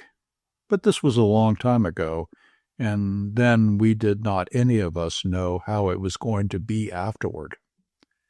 We only knew then that there was always the war, but that we were not going to it anymore. We all had the same medals, except the boy with the black silk bandage across his face, and he had not been at the front long enough to get any medals. The tall boy with a very pale face, who was to be a lawyer, had been a lieutenant of Arditi, and had 3 medals of the sort we each had only one of. He had lived a very long time with death, and was a little detached. We were all a little detached, and there was nothing that held us together except that we met every afternoon at the hospital. Although, as we walked to the cova through the tough part of town, walking in the dark, with light and singing coming out of the wine shops, and sometimes having to walk into the street when the men and women would crowd together on the sidewalk so that we would have had to jostle them to get by, we felt held together by there being something that had happened that they, the people who disliked us, did not understand. We ourselves all understood the cova, where it was rich and warm and not too brightly lighted, and noisy and smoky at certain hours, and there were always girls at the tables and the illustrated papers on a rack on the wall. The girls at the cova were very patriotic, and I found that the most patriotic people in Italy were the cafe girls, and I believe they are still patriotic. The boys at first were very polite about my medals, and asked me what I had done to get them. I showed them the papers, which were written in very beautiful language and full of fratellanza and abnegazione, but which really said, with the adjectives removed, that I had been given the medals because I was an American. After that, their manner changed a little toward me, although I was their friend against outsiders. I was a friend, but I was never really one of them after they had read the citations, because it had been different with them and they had done very different things to get their medals. I had been wounded, it was true, but we all knew that being wounded, after all, was really an accident. I was never ashamed of the ribbons, though, and sometimes after the cocktail hour I would imagine myself having done all the things they had done to get their medals. But walking home at night through the empty streets with the cold wind and all the shops closed, trying to keep near the streetlights, I knew that I would never have done such things. I was very much afraid to die, and often lay in bed at night by myself, afraid to die and wondering how I would be when I went back to the front again. The 3 with the medals were like hunting hawks, and I was not a hawk, although I might seem a hawk to those who had never hunted. They, the 3, knew better, and so we drifted apart. But I stayed good friends with the boy who had been wounded his first day at the front, because he would never now know how he would have turned out. So he could never be accepted either, and I liked him because I thought perhaps he would not have turned out to be a hawk either. The major, who had been the great fencer, did not believe in bravery, and spent much time while we sat in the machines correcting my grammar. He had complimented me on how I spoke Italian, and we talked together very easily. One day I had said that Italian seemed such an easy language to me that I could not take a great interest in it. Everything was so easy to say. "Ah, yes," the major said. "Why then do you not take up the use of grammar?" So we took up the use of grammar, and soon Italian was such a difficult language that I was afraid to talk to him until I had the grammar straight in my mind. The Major came very regularly to the hospital. I do not think he ever missed a day, although I'm sure he did not believe in the machines. There was a time when none of us believed in the machines, and one day the Major said it was all nonsense. The machines were new then, and it was we who were to prove them. It was an idiotic idea, he said, a theory like any other. I had not learned my grammar, and he said I was a stupid, impossible disgrace. And he was a fool to have bothered with me. He was a small man, and he sat up straight in his chair and his right hand thrust into the machine, and looked straight ahead at the wall while the straps thumped up and down with his fingers in them. "What will you do when the war is over, if it is over?" he asked me. "Speak grammatically." "I will go to the States." "Are you married?" "No, but I hope to be." "The more of a fool you are," he said. He seemed very angry. "A man must not marry." "Why, Signor Maggiore?" "Don't call me Signor Maggiore." "Why must a man not marry?" "He cannot marry. He cannot marry," he said angrily. "If he is to lose everything, he should not place himself in a position to lose that. He should not place himself in a position to lose. He should find things he cannot lose." He spoke very angrily and bitterly, and looked straight ahead while he talked. "But why should he necessarily lose it?" "He'll lose it," the Major said. He was looking at the wall. Then he looked down at the machine and jerked his little hand out from between the straps and slapped it hard against his thigh. "He'll lose it," he almost shouted. "Don't argue with me." Then he called to the attendant who ran the machines. "Come and turn this damn thing off." He went back into the other room for the light treatment and the massage. Then I heard him ask the doctor if he might use his telephone, and he shut the door. When he came back into the room, I was sitting in another machine. He was wearing his cape and had his cap on, and he came directly toward my machine and put his arm on my shoulder. "I'm so sorry," he said, and patted me on the shoulder with his good hand. "I would not be rude. My wife has just died. You must forgive me." "Oh," I said, feeling sick for him. "I am so sorry." He stood there biting his lower lip. "It is very difficult," he said. "I cannot resign myself." He looked straight past me and out through the window. Then he began to cry. "I'm utterly unable to resign myself," he said, and choked. And then, crying, his head looking up at nothing, carrying himself straight and soldierly, with tears on both his cheeks and biting his lips, he walked past the machines and out the door. The doctor told me that the Major's wife, who was very young and whom he had not married until he was definitely invalided out of the war, had died of pneumonia. She had been sick only a few days. No one expected her to die. The Major did not come to the hospital for 3 days. Then he came at the usual hour, wearing a black band on the sleeve of his uniform. When he came back, there were large framed photographs around the wall of all sorts of wounds before and after they had been cured by the machines. In front of the machine the Major used were 3 photographs of hands like his that were completely restored. I do not know where the doctor got them. I always understood we were the first to use the machines. The photographs did not make much difference to the Major, because he only looked out the window.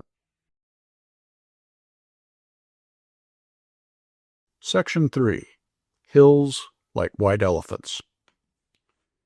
The hills across the valley of the Ebro were long and white. On this side there was no shade and no trees, and the station was between 2 lines of rails in the sun. Close against the side of the station there was the warm shadow of the building and a curtain, made of strings of bamboo beads, hung across the open door into the bar to keep out flies. The American and the girl with him sat at a table in the shade outside the building. It was very hot, and the express from Barcelona would come in 40 minutes. It stopped at this juncture for 2 minutes and went on to Madrid. "What should we drink?" the girl asked. She had taken off her hat and put it on the table. "It's pretty hot," the man said. "Let's drink beer." "Dos cervezas," the man said into the curtain. "Big ones?" the woman asked from the doorway.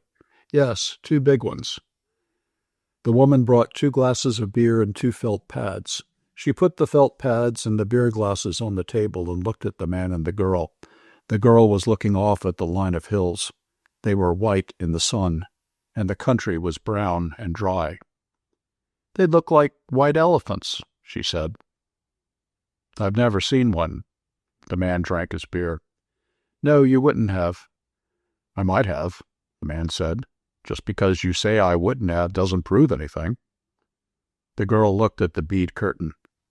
"They've painted something on it," she said. "What does it say?" "Anos del Toro. It's a drink." "Could we try it?" The man called, "Listen," through the curtain. The woman came out from the bar. "4 reales. We want 2 Anos del Toro. With water?" "Do you want it with water?" "I don't know," the girl said. "Is it good with water?" "It's all right." "You want them with water?" asked the woman. "Yes, with water." "They taste like licorice," the girl said, and put the glass down. "That's the way with everything." "Yes," said the girl.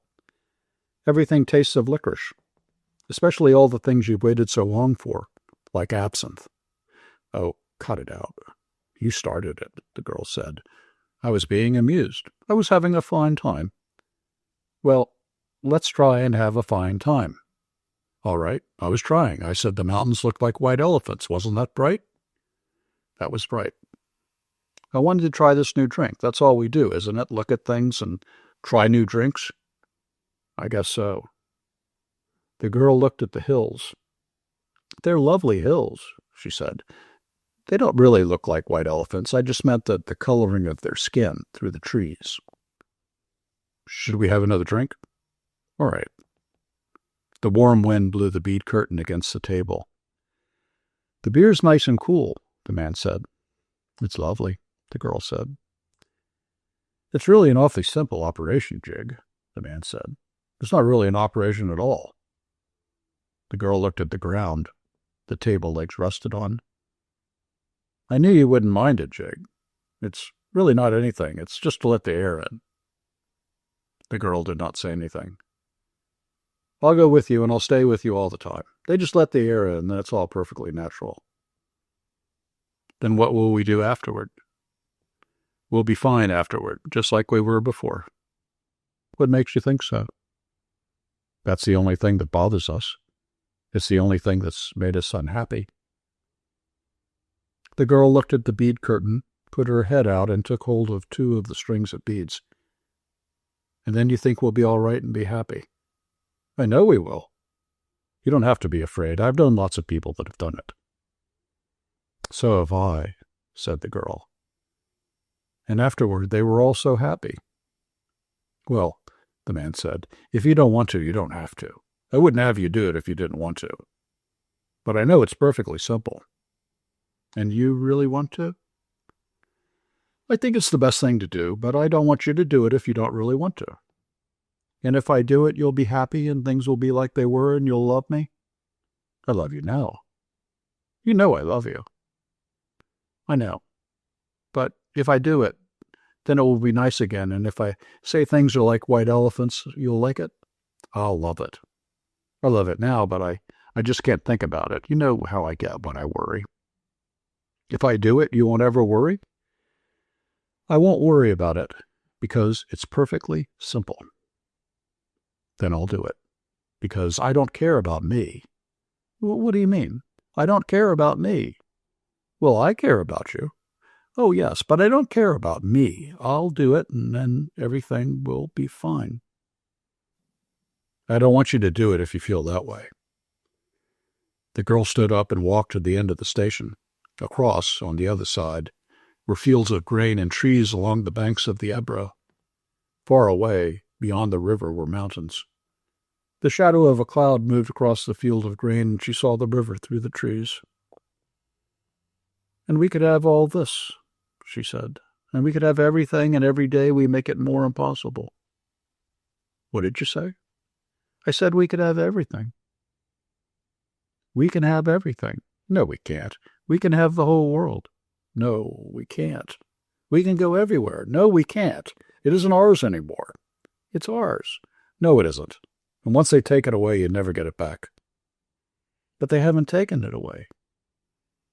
We'll wait and see. Come on back in the shade, he said. You mustn't feel that way. I don't feel any way, the girl said. I just know things. I don't want you to do anything that you don't want to do. No, nor that isn't good for me, she said. I know. Could we have another beer? All right, but you've got to realize. I realize, the girl said. Can't we maybe stop talking? They sat down at the table, and the girl looked across at the hills on the dry side of the valley, and the man looked at her and at the table. You've got to realize, he said, that I don't want you to do it if you don't want to. I'm perfectly willing to go through with it if it means anything to you. Doesn't it mean anything to you? We could get along. Of course it does, but I don't want anybody but you. I don't want anyone else. And I know it's perfectly simple. Yes, you know it's perfectly simple. It's all right for you to say that, but I do know it. Would you do something for me now? I'd do anything for you. Would you please, please, please, please, please, please stop talking?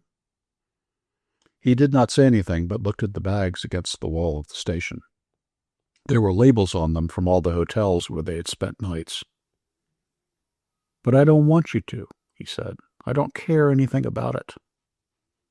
I'll scream, the girl said.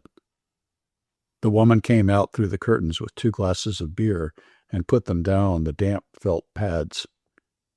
The train comes in 5 minutes, she said. What did she say? Asked the girl. That the train is coming in 5 minutes. The girl smiled brightly at the woman to thank her.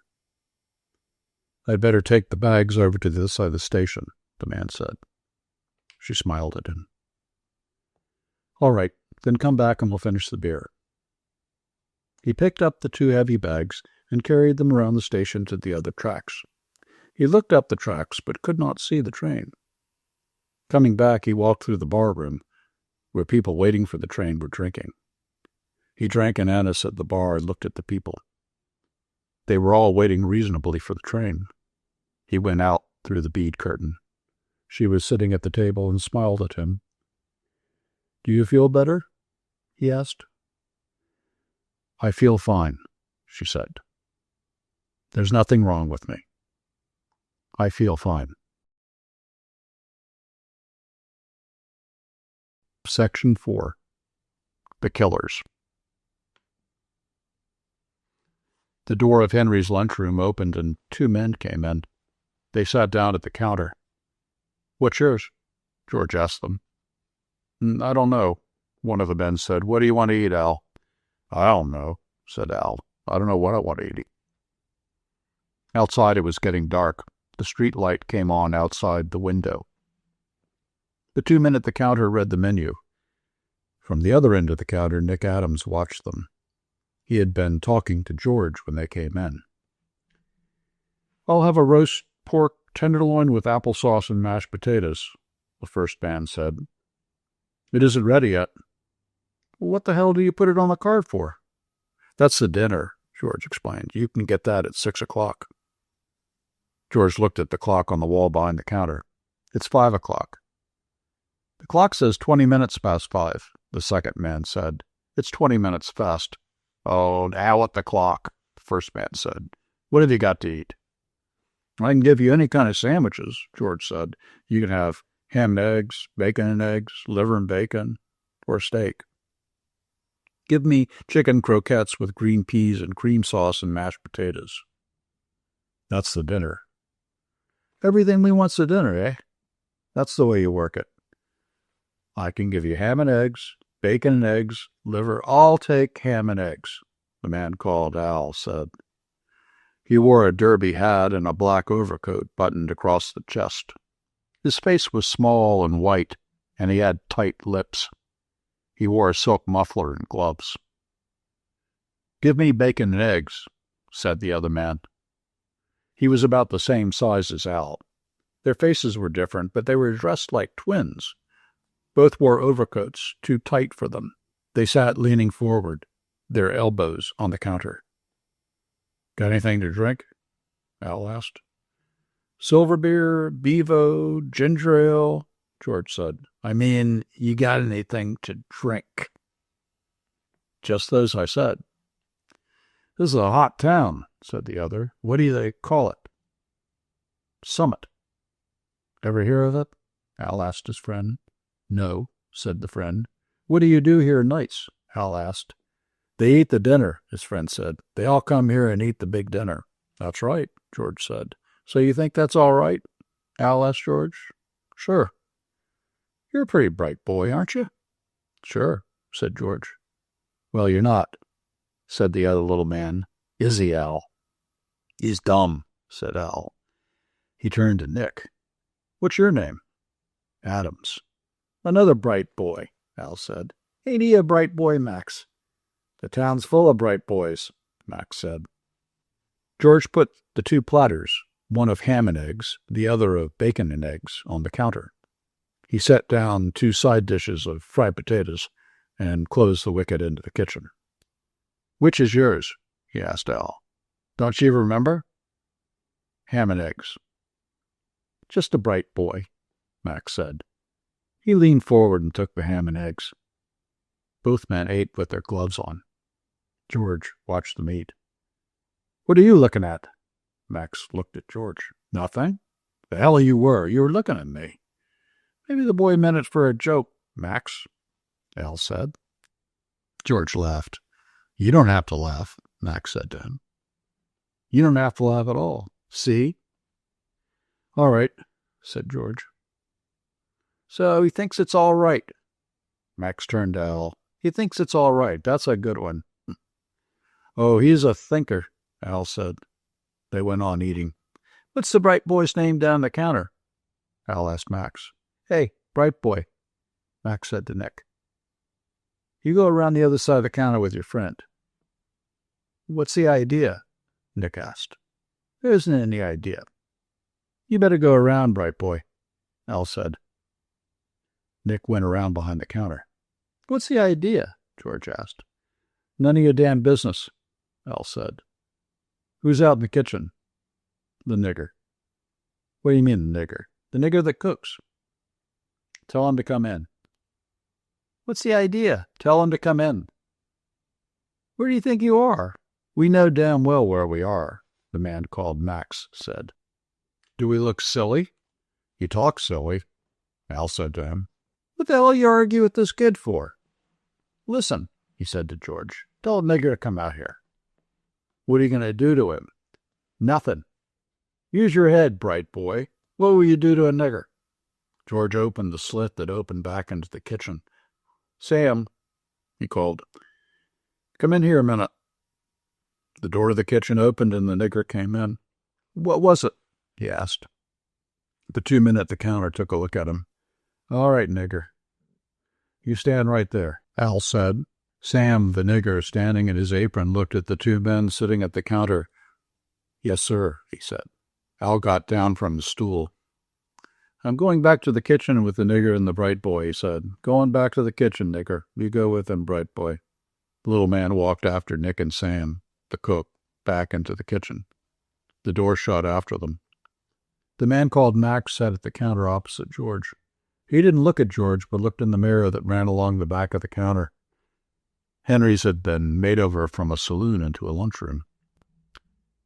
"Well, bright boy," Max said, looking into the mirror, "why don't you say something?" "What's it called?" "Well, bright boy," Max said, looking into the mirror, "why don't you say something?" "What's it all about?" "Hey, Al," Max called. "Bright boy wants to know what it's all about." "Well, why don't you tell him?" Al's voice came from the kitchen. "What do you think it's all about?" "I don't know." "What do you think?"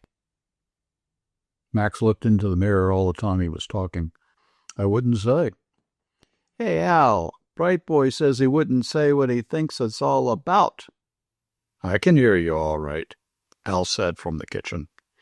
He had propped open the slit that dishes passed through into the kitchen with a ketchup bottle. Listen, bright boy, he said from the kitchen to George.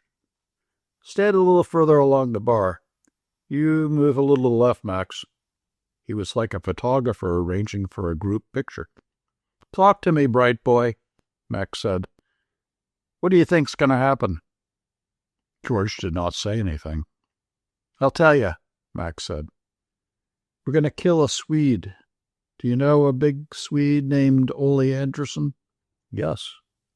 He comes to eat here every night, don't he? Sometimes he comes here. He comes here at 6 o'clock, don't he? If he comes. We know all that, bright boy.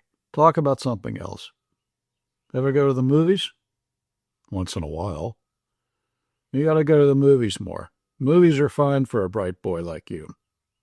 What are you gonna kill Ole Anderson for? What did he ever do to you?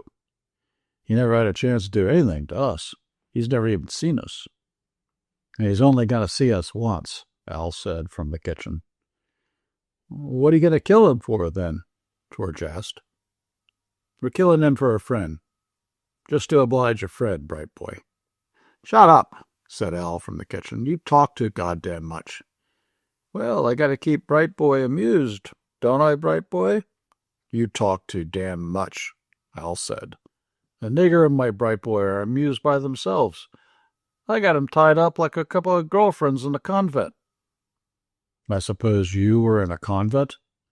You never know. You were in a kosher convent, that's where you were.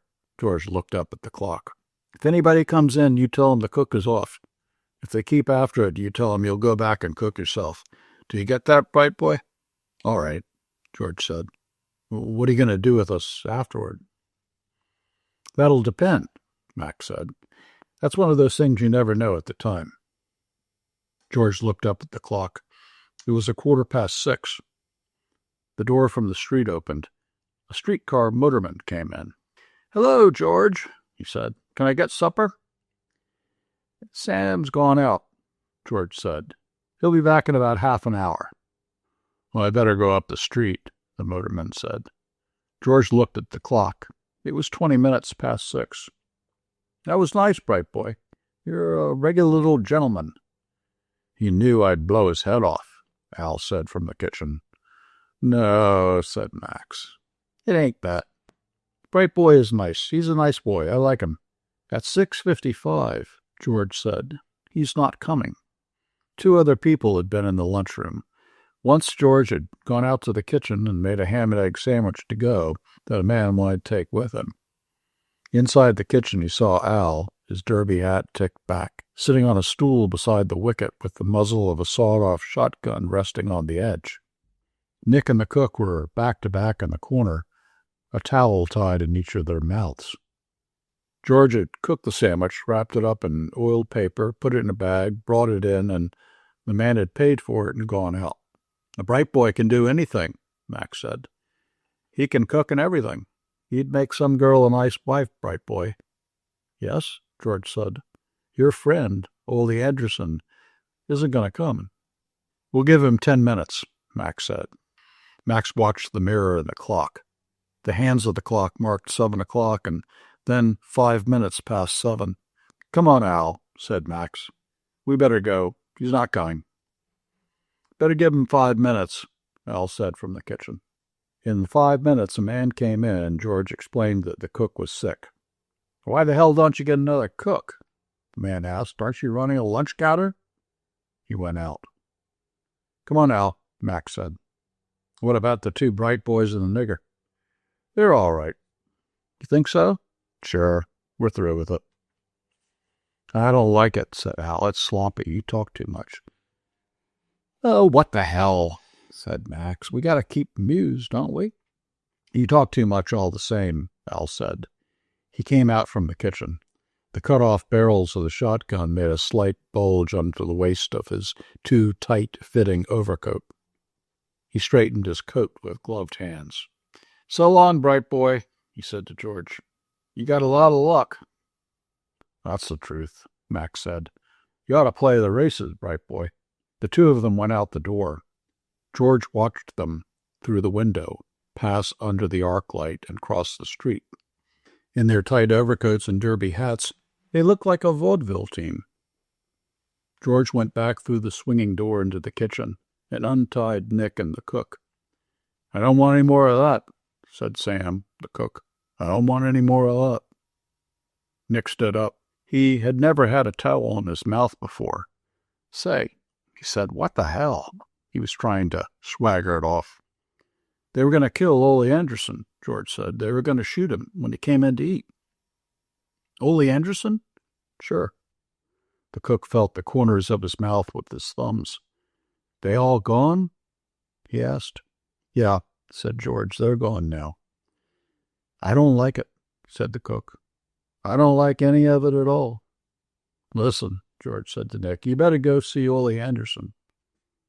"All right." "You better not have anything to do with it at all," Sam, the cook, said. "You better stay way out of it." "Don't go if you don't want to," George said. "Mixing up in this ain't going to get you anywhere," the cook said. "You stay out of it."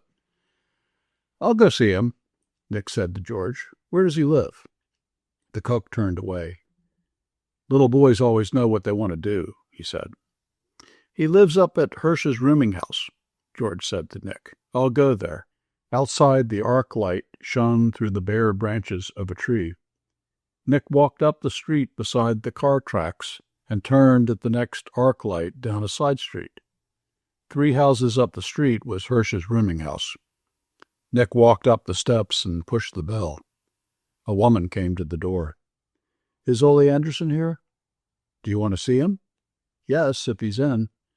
Nick followed the woman up a flight of steps and back to the end of a corridor. She knocked on the door. "Who is it?" "It's somebody to see you, Mr. Anderson," the woman said. "It's Nick Adams." "Come in." Nick opened the door and went into the room. Ole Anderson was lying on the bed with all his clothes on. He had been a heavyweight prize fighter, and he was too long for the bed. He lay with his head on 2 pillows. He did not look at Nick. "What was it?" he asked. "I was up at Henry's," Nick said, "and 2 fellows came in and tied me up, and the cook, and they said they were going to kill you." It sounded silly when he said it. Ole Anderson said nothing. "They put us out in the kitchen," Nick went on. "They were going to shoot you when you came in to supper." Ole Anderson looked at the wall and did not say anything. "George thought I'd better come and tell you about it." "Well, there isn't anything I can do about it," Ole Anderson said. "I'll tell you what they were like." "I don't want to know what they were like," Ole Anderson said. He looked at the wall. "Thanks for coming to tell me about it." "That's all right." Nick looked at the big man lying on the bed. "Don't you want me to go and see the police?" "No," Ole Anderson said. "That wouldn't do any good." "Isn't there something I could do?" "No, there ain't nothing to do." "Maybe it was just a bluff." "No, it ain't just a bluff." Ole Anderson rolled over toward the wall. "The only thing is," he said, talking toward the wall, "I just can't make up my mind to go out. I've been in here all day." "Couldn't you get out of town?" "No," Ole Anderson said. "I'm through with all that running around." He looked at the wall. "There ain't anything to do now." "Couldn't you fix it up some way?" "No, I got in wrong." He talked the same flat voice. "There ain't anything to do. After a while, I'll make up my mind to go out." "Well, I better go back and see George," Nick said. "So long," said Ole Anderson. He did not look toward Nick. "Thanks for coming around." Nick went out. As he shut the door, he saw Ole Anderson with all his clothes on, lying on the bed looking at the wall. "He's been in his room all day," the landlady said downstairs. "I guess he don't feel well. I said to him, 'Mr. Anderson, you ought to go out and take a walk on a nice fall day like this.' But he didn't feel like it. He doesn't want to go out." I'm sorry you don't feel well, the woman said. He's an awfully nice man.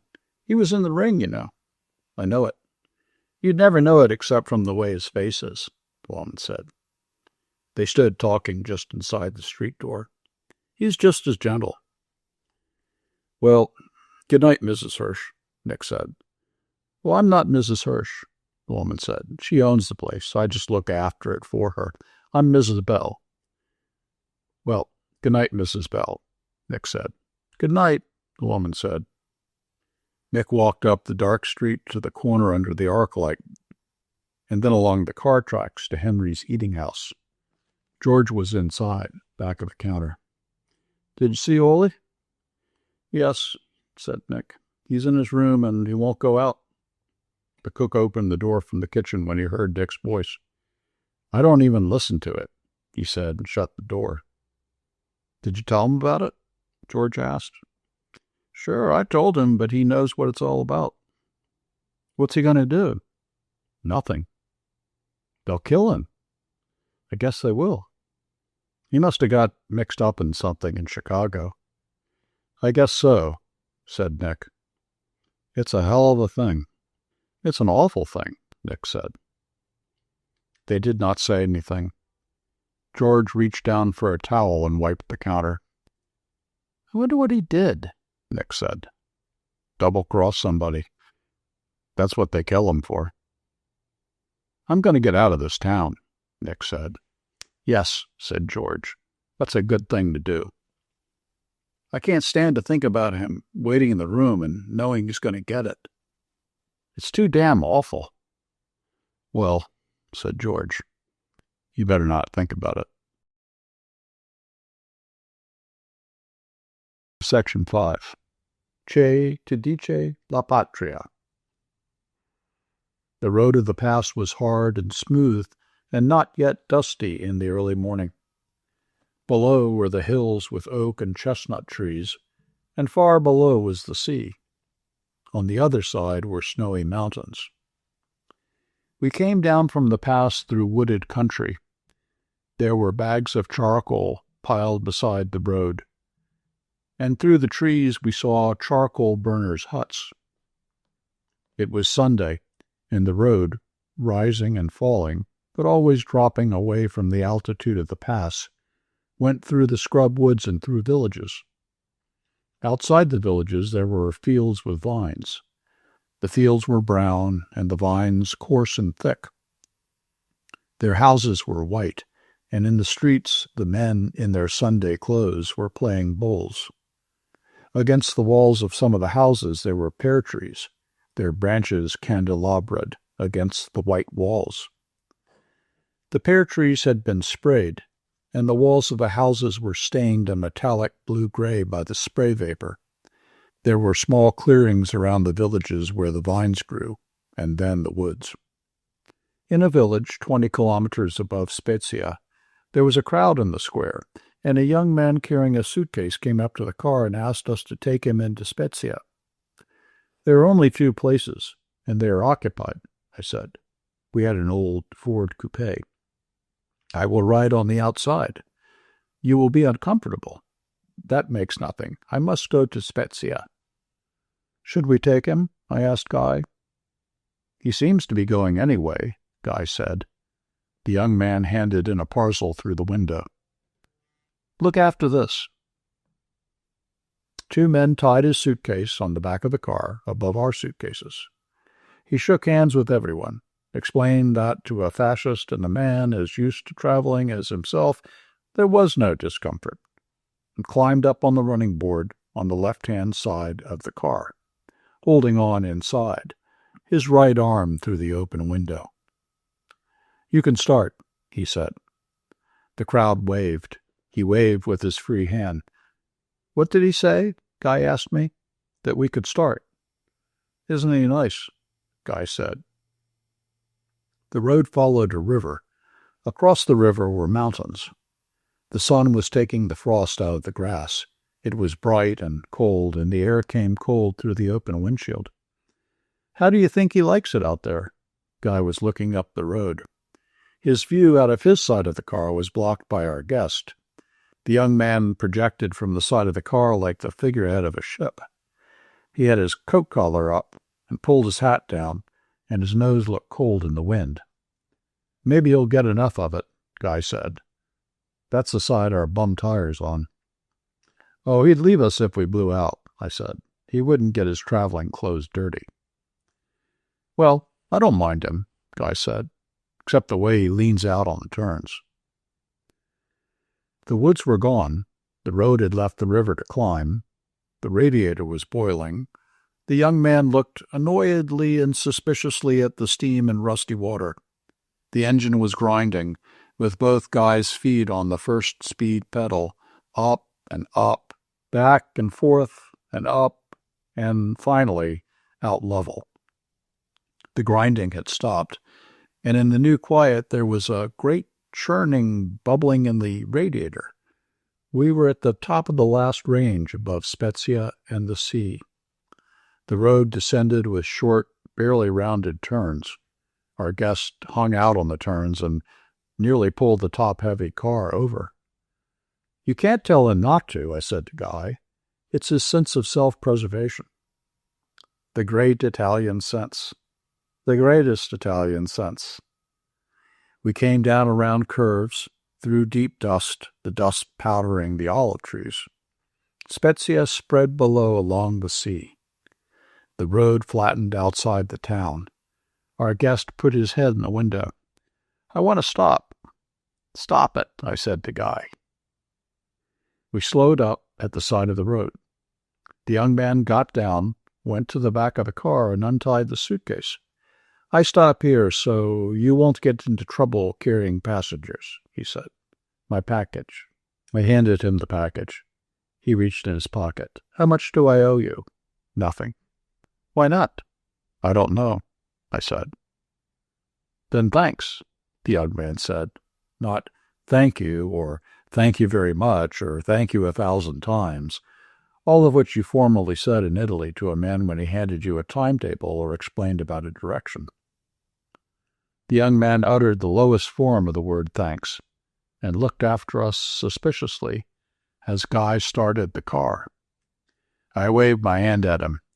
He was too dignified to reply. We went on into Spezia. "That's a young man that'll go a long way in Italy," I said to Guy. "Well," said Guy, "he went 20 kilometers with us." A meal in Spezia. We came into Spezia looking for a place to eat. The street was wide and the houses high and yellow.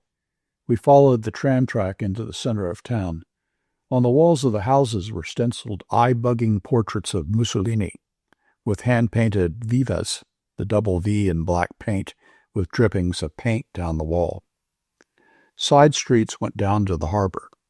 It was bright, and the people were all out for Sunday. The stone paving had been sprinkled, and there were damp stretches in the dust. We went close to the curb to avoid a tram. "Let's eat somewhere simple," Guy said. We stopped opposite 2 restaurant signs. We were standing across the street, and I was buying the papers. The 2 restaurants were side by side. A woman standing in the doorway of one smiled at us, and we crossed the street and went in. It was dark inside, and at the back of the room 3 girls were sitting at a table with an old woman. Across from us, at another table, sat a sailor. He sat there neither eating nor drinking. Further back, a young man in a blue suit was writing at a table. His hair was pomaded and shining, and he was very smartly dressed and clean-cut looking. The light came through the doorway, and through the window where vegetables, fruit, steaks, and chops were arranged in a showcase. A girl came and took our order, and another girl stood in the doorway. We noticed that she wore nothing under her house dress. The girl who took our order put her arm around Guy's neck while we were looking at the menu. There were 3 girls in all, and they all took turns going and standing in the doorway. The old woman at the table in the back of the room spoke to them, and they sat down again with her. There was no doorway leading from the room, except into the kitchen. A curtain hung over it. The girl who had taken our order came in from the kitchen with spaghetti. She put it on the table and brought a bottle of red wine and sat down at the table. "Well," I said to Guy, "you wanted to eat someplace simple. This isn't simple. This is complicated." "What do you say?" asked the girl. "Are you Germans?" "South Germans," I said.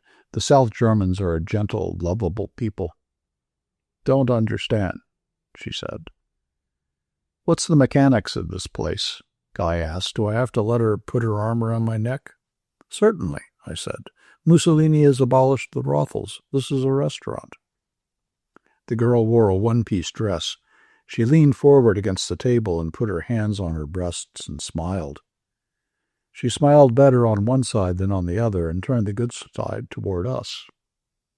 The charm of the good side had been enhanced by some event which had smoothed the other side of her nose in, as warm wax can be smoothed. Her nose, however, did not look like warm wax. It was very cold and firmed, only smoothed in. "You like me?" she asked Guy. "He adores you," I said, "but he doesn't speak Italian." "Ich spreche Deutsche," she said, and stroked Guy's hair. "Speak to the lady in your native tongue, Guy." "Where do you come from?" asked the lady. "Potsdam." "And you will stay here now for a little while?" "In this so dear Spezia?" I asked. "Tell her we have to go," said Guy. "Tell her we are very ill and have no money." "My friend is a misogynist," I said, "an old German misogynist." "Tell him I love him." I told him. "Will you shut your mouth and get us out of here?" Guy said. The lady had placed another arm round his neck. "Tell him he is mine," she said. I told him. "Will you get us out of here?" "You are quarreling," the lady said. "You do not love one another." "We are Germans," I said proudly. "Old South Germans." "Tell him he is a beautiful boy," the lady said. Guy is 38 and takes some pride in the fact that he is taken for a traveling salesman in France. "You are a beautiful boy," I said. "Who says so?" Guy asked. "You or her?" "She does. I'm just your interpreter. Isn't that what you got me in all this trip for?" "I'm glad it's her," said Guy. "I didn't want to have to leave you here, too." "I don't know. Spezia is a lovely place." "Spezia," the lady said. "You are talking about Spezia." "Lovely place," I said. "It is my country," she said. "Spezia is my home, and Italy is my country." She says that Italy is her country. Tell her it looks like her country. "Well, what have you for dessert?" I asked. "Fruit," she said. "We have bananas." "Bananas are all right. They've got skins on." "Oh, he takes bananas," the lady said. She embraced Guy. "What does she say?" he asked, keeping his face out of the way. "She is pleased because you take bananas." "Tell her I don't take bananas." "The signor does not take bananas." "Ah," said the lady, crestfallen. "He doesn't take bananas." "Tell her I take a cold bath every morning," I said. "The signor takes a cold bath every morning." "No understand," the lady said. Across from us, the property sailor had not moved. No one in the place paid any attention to him. "We want the bill," I said. "Oh, no, you must stay." "Listen," the clean-cut young man said from the table where he was writing. "Let them go. These two are worth nothing." The lady took my hand. "You won't stay? You won't ask him to stay?" "We have to go," I said. "We have to get to Pisa, or, if possible, Firenze, tonight. We can amuse ourselves in those cities at the end of the day. It is now the day. In the day we must cover distance. To stay a little while is nice. To travel is necessary during the light of day. Listen," the clean-cut young man said. "Don't bother to talk with these two. I tell you they are worth nothing, and I know." "Bring us the bill," I said. She brought the bill from the old woman and went back and sat at the table. Another girl came in from the kitchen. She walked the length of the room and stood in the doorway. "Don't bother with these two," the clean-cut young man said in a wearied voice. "Come and eat. They are worth nothing." We paid the bill and stood up. All the girls, the old woman, and the clean-cut young man sat down at table together. The property sailor sat with his head in his hands. No one had spoken to him all the time we were at lunch. The girl brought us our change, the old woman counted out for her, and went back to her place at the table. We left a tip on the table and went out. When we were seated in the car, ready to start, the girl came out and stood in the door. We started, and I waved to her. She did not wave, but stood there looking after us. After the rain. It was raining hard when we passed through the suburbs of Genoa, and even going very slowly behind the tramcars and the motor trucks, liquid mud splashed onto the sidewalks, so that people stepped into doorways as they saw us coming.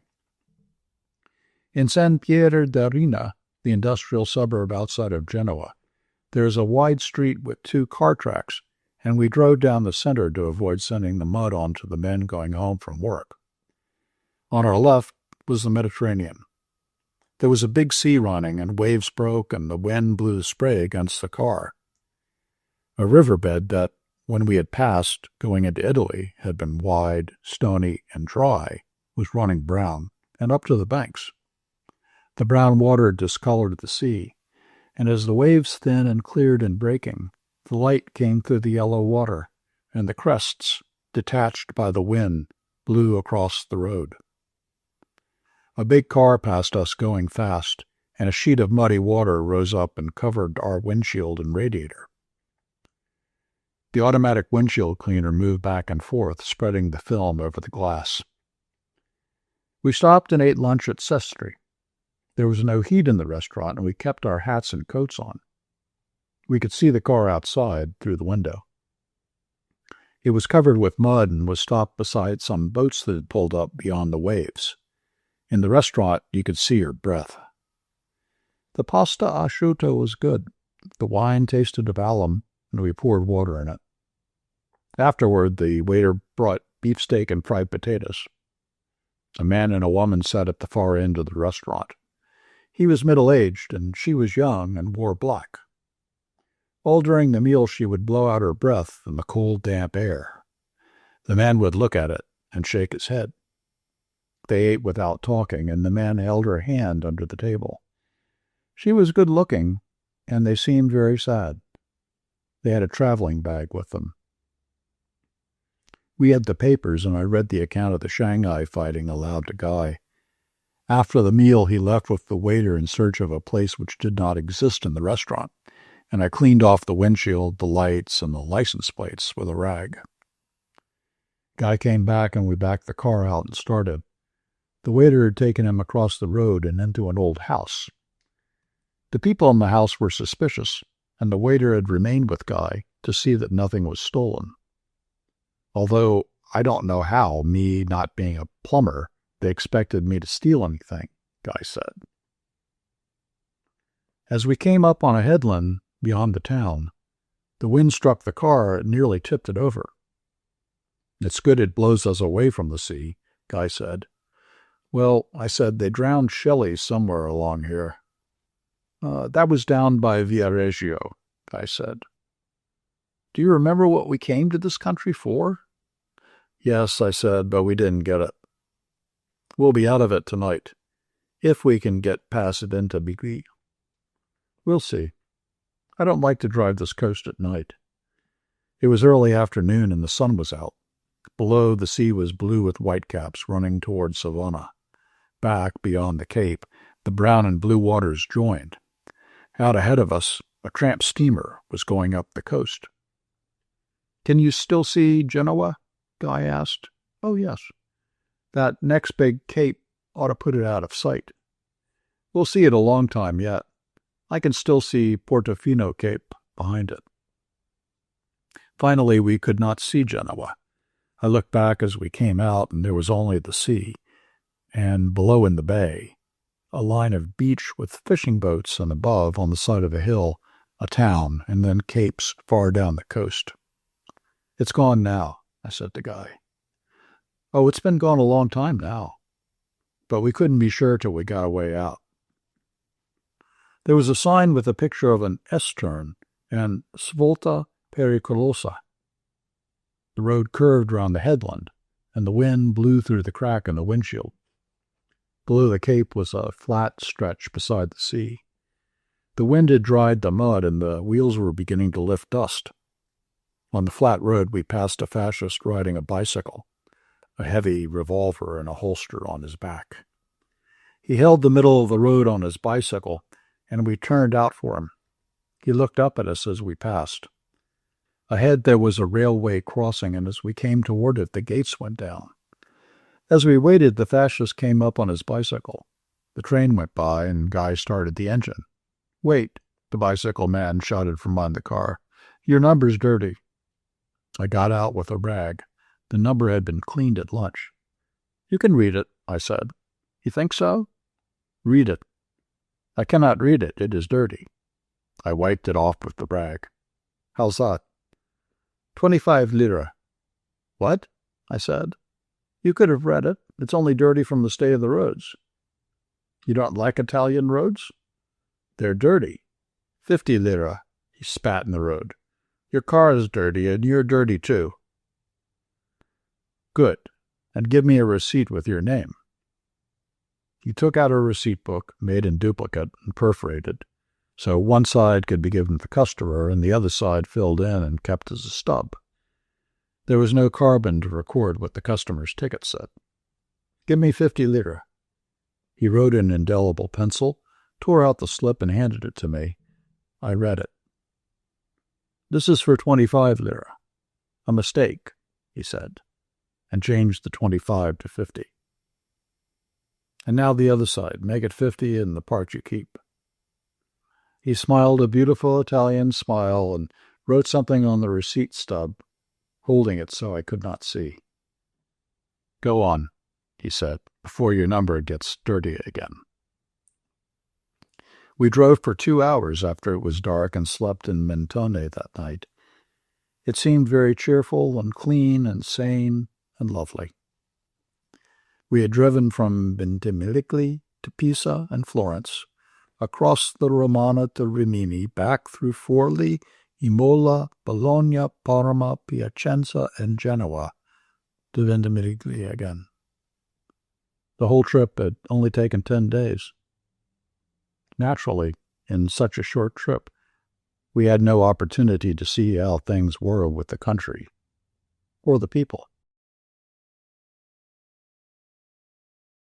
Section 6. 50 grand. "How are you going yourself, Jack?" I asked him. "You seen this Walcott?" he says. "Just in the gym." "Well," Jack says, "I'm going to need a lot of luck with that boy." "He can't hit you, Jack," Soldier said. "I wish to hell he couldn't." "He couldn't hit you with a handful of birdshot." "Birdshot'd be all right," Jack says. "I wouldn't mind birdshot any." "He looks easy to hit," I said. "Sure," Jack says. "He ain't going to last long. He ain't going to last like you and me, Jerry. But right now he's got everything." "You'll left-hand him to death." "Maybe," Jack says. "Sure, I got a chance to." "Handle him like you handled Kid Lewis." "Kid Lewis," Jack said. "That kike." The three of us, Jack Brennan, Soldier Bartlett, and I, were in Handley's. There were a couple of broads sitting at the table next to us. They had been drinking. "What do you mean, kike?" one of the broads says. "What do you mean, kike? You big Irish bum." "Sure," Jack says, "that's it. Kikes," this broad goes on. "They're always talking about kikes, these big Irishmen. What do you mean, kikes?" "Come on, let's get out of here." "Kikes," this broad goes on. "Whoever saw you ever buy a drink? Your wife sews your pockets up every morning. These Irishmen and their kikes. Ted Lewis could lick you, too." "Sure," says Jack. "And you give away a lot of things free, too, don't you?" We went out. That was Jack. He could say what he wanted to, when he wanted to say it. Jack started training out at Danny Hogan's hill farm over in Jersey. It was nice out there, but Jack didn't like it much. He didn't like being away from his wife and kids, and he was sore and grouchy most of the time.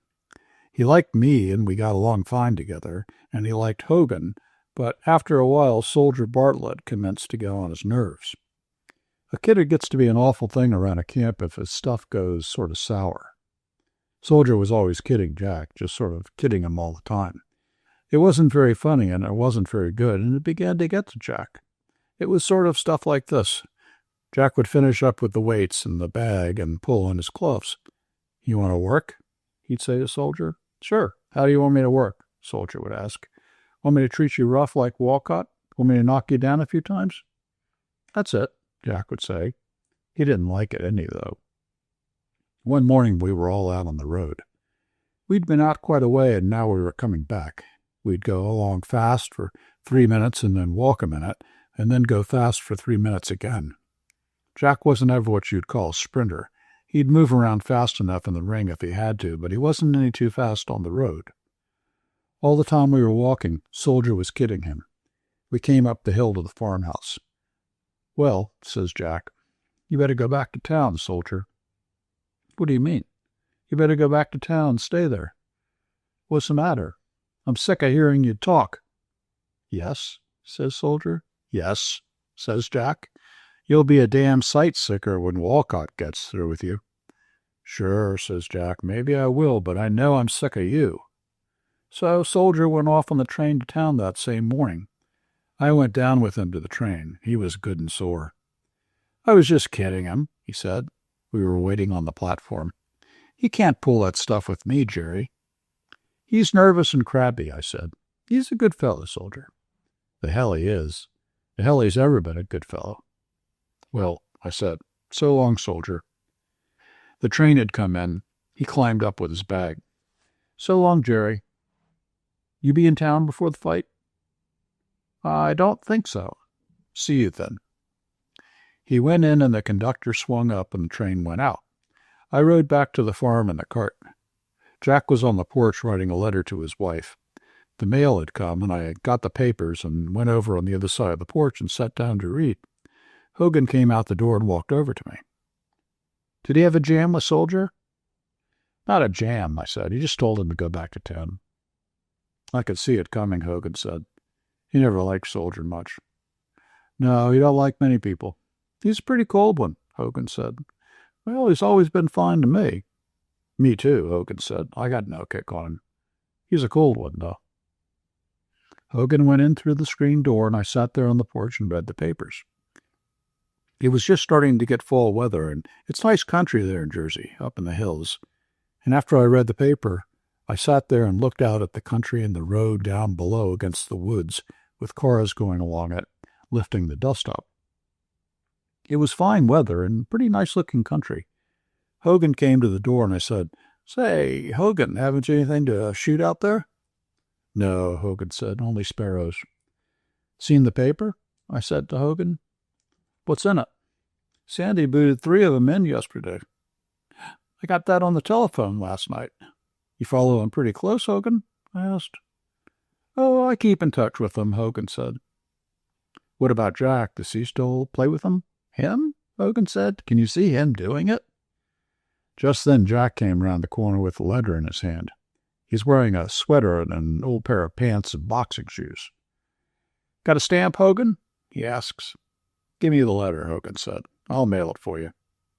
"Say, Jack," I said, "didn't you used to play the ponies?" "Sure." "I knew you did. I used to see you out at Sheepshead." "What'd you lay off them for?"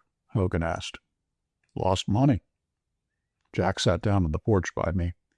He leaned back against a post. He shut his eyes in the sun. "Want a chair?" Hogan asked. "No," said Jack. "This is fine."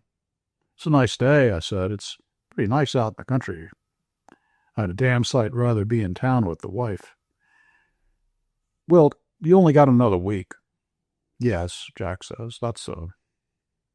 We sat there on the porch. Hogan was inside at the office.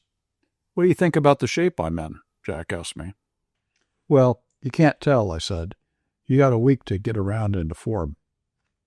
"Don't stall me." "Well," I said, "you're not right." "I'm not sleeping," Jack said. "You'll be all right in a couple of days." "No," Jack says, "I got the insomnia." "What's on your mind?" "I miss the wife." "Have her come out." "No, I'm too old for that." "We'll take a long walk before you turn in. Get you good and tired." Tired, says Jack. I'm tired all the time. He was that way all week. He wouldn't sleep at night, and he'd get up in the morning feeling that way, when you can't shut your hands. He's stale as poorhouse cake, Hogan said. He's nothing. I never seen Walcott, I said. He'll kill him, said Hogan. He'll tear him in two. Well, I said, everybody's got to get it sometime. Not like this, though, Hogan said. They'll think he never trained. It gives the farm a black eye. You hear what the reporters said about him? Didn't I? They said he was awful. They said they oughtn't to let him fight. Well, I said, they're always wrong, ain't they? Yeah, said Hogan, but this time they're right. What the hell do they know about whether a man's right or not? Well, they're not such fools. All they did was pick Willard at Toledo. This Lardner, he's so wise now. Ask him about when he picked Willard at Toledo. He wasn't out, Hogan said. He only writes the big fights. I don't care who they are, I said. What the hell do they know? They can write, maybe, but what the hell do they know? You don't think Jack's in any shape, do you? Hogan asked. No, he's through. All he needs is to have Corbett pick him to win it for it all to be over. Well, Corbett will pick him, Hogan says. Sure, he'll pick him. That night, Jack didn't sleep any either. The next morning was the day before the fight. After breakfast, we were out on the porch again. What do you think about, Jack, when you can't sleep? I said. Oh, I worry, Jack says. I worry about property I got up in the Bronx. I worry about property I got in Florida. I worry about the kids. I worry about the wife. Sometimes I think about fights. I think about that kite Ted Lewis and I get sore. I got some stocks and I worry about them. What the hell don't I think about? Well, I said, tomorrow night it'll all be over. Sure, said Jack. That always helps a lot, don't it? That just fixes everything all up, I suppose. Sure. He was sore all day. We didn't do any work. Jack just moved around a little to loosen up. He shadow boxed a few rounds, and he didn't even look good doing that. He skipped rope a little bit. He couldn't sweat. He better not do any work at all, Hogan said. We were standing watching him skip rope. Don't he ever sweat at all anymore? He can't sweat. Do you suppose he's got the con? He never had any trouble making weight, did he? No, he doesn't got the con. He just hasn't got anything inside anymore. He ought to sweat, said Hogan. Jack came over, skipping the rope. He was skipping up and down in front of us, forward and back, crossing his arms every third time. Well, he says, what are you buzzards talking about? I don't think you ought to work any more, Hogan says. You'll be stale. Wouldn't that be awful, Jack says, and skips away down the floor, slapping the rope hard. That afternoon, John Collins showed up out at the farm. Jack was up in his room. John came out in a car from town. He had a couple of friends with him. The car stopped and they all got out. Where's Jack? John asked me. Up in his room, lying down. Lying down? Yes, I said. How is he? I looked at the two fellows that were with John. They're friends of his, John said. He's pretty bad, I said. What's the matter with him? He don't sleep. Hell, said John, that Irishman never could sleep. He isn't right, I said. Hell, John said, he's never right. I've had him for 10 years and he's never been right yet. The fellows who were with him laughed. I want you to shake hands with Mr. Morgan and Mr. Steinfeld, John said. This is Mr. Doyle. He's been training Jack. Glad to meet you, I said. Let's go up and see the boy, the fellow called Morgan said. Let's have a look at him, Steinfeld said. We all went upstairs. Where's Hogan? John asked. He's out in the barn with a couple of his customers, I said. He got many people out here now? John asked. Just two. Pretty quiet, ain't it? Morgan said. Yeah, I said, it's pretty quiet. We were outside Jack's room. John knocked on the door. There wasn't any answer. Maybe he's asleep, I said. What the hell are you sleeping for in the daytime? John turned the handle, and we all went in. Jack was lying asleep on the bed. He was face down, and his face was in the pillow. Both his arms were around the pillow. Hey, Jack, John said to him. Jack's head moved a little on the pillow.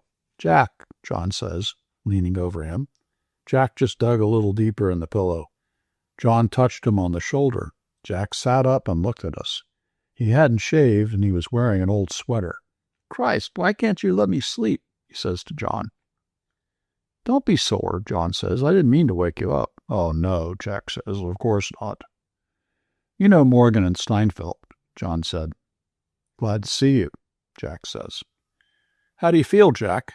Morgan asks him. Fine. How the hell would I feel? You look fine, Steinfeld says. Yes, don't I, says Jack. Say, he says to John, you're my manager. You get a big enough cut. Why the hell don't you come out here when the reporters was out? You want Jerry and me to talk to him? I had Lou fighting in Philadelphia, John said. Well, what the hell's that to me? Jack says. You're my manager. You get a big enough cut, don't you? You aren't making me any money in Philadelphia, are you? Why the hell aren't you out here when I ought to have you? Hogan was here. Hogan, Jack says. Hogan's as dumb as I am.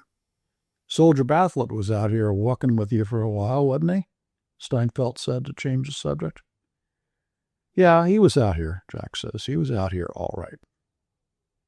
Say, Jerry, John said to me, would you go and find Hogan and tell him we want to see him about a half an hour? Sure, I said. Why the hell can't he stick around? Jack says. Stick around, Jerry.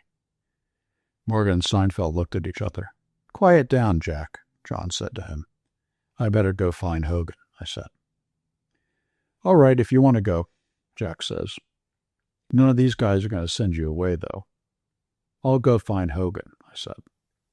Hogan was out in the gym in the barn. He had a couple of his health farm patients with the gloves on. Neither one of them wanted to hit the other, for fear the other would come back and hit him. That'll do, Hogan said when he saw me come in. You can stop the slaughter. You gentlemen take a shower, and Bruce will rub you down. They climbed out through the ropes, and Hogan came over to me. John Collins is out here with a couple of friends to see Jack, I said. I saw them come up in the car. Who are the two fellows with John? They're what you call wise boys, Hogan said. Don't you know them too? No, I said. That's Happy Steinfeld and Lou Morgan. They got a pool room. I've been away a long time, I said. Sure.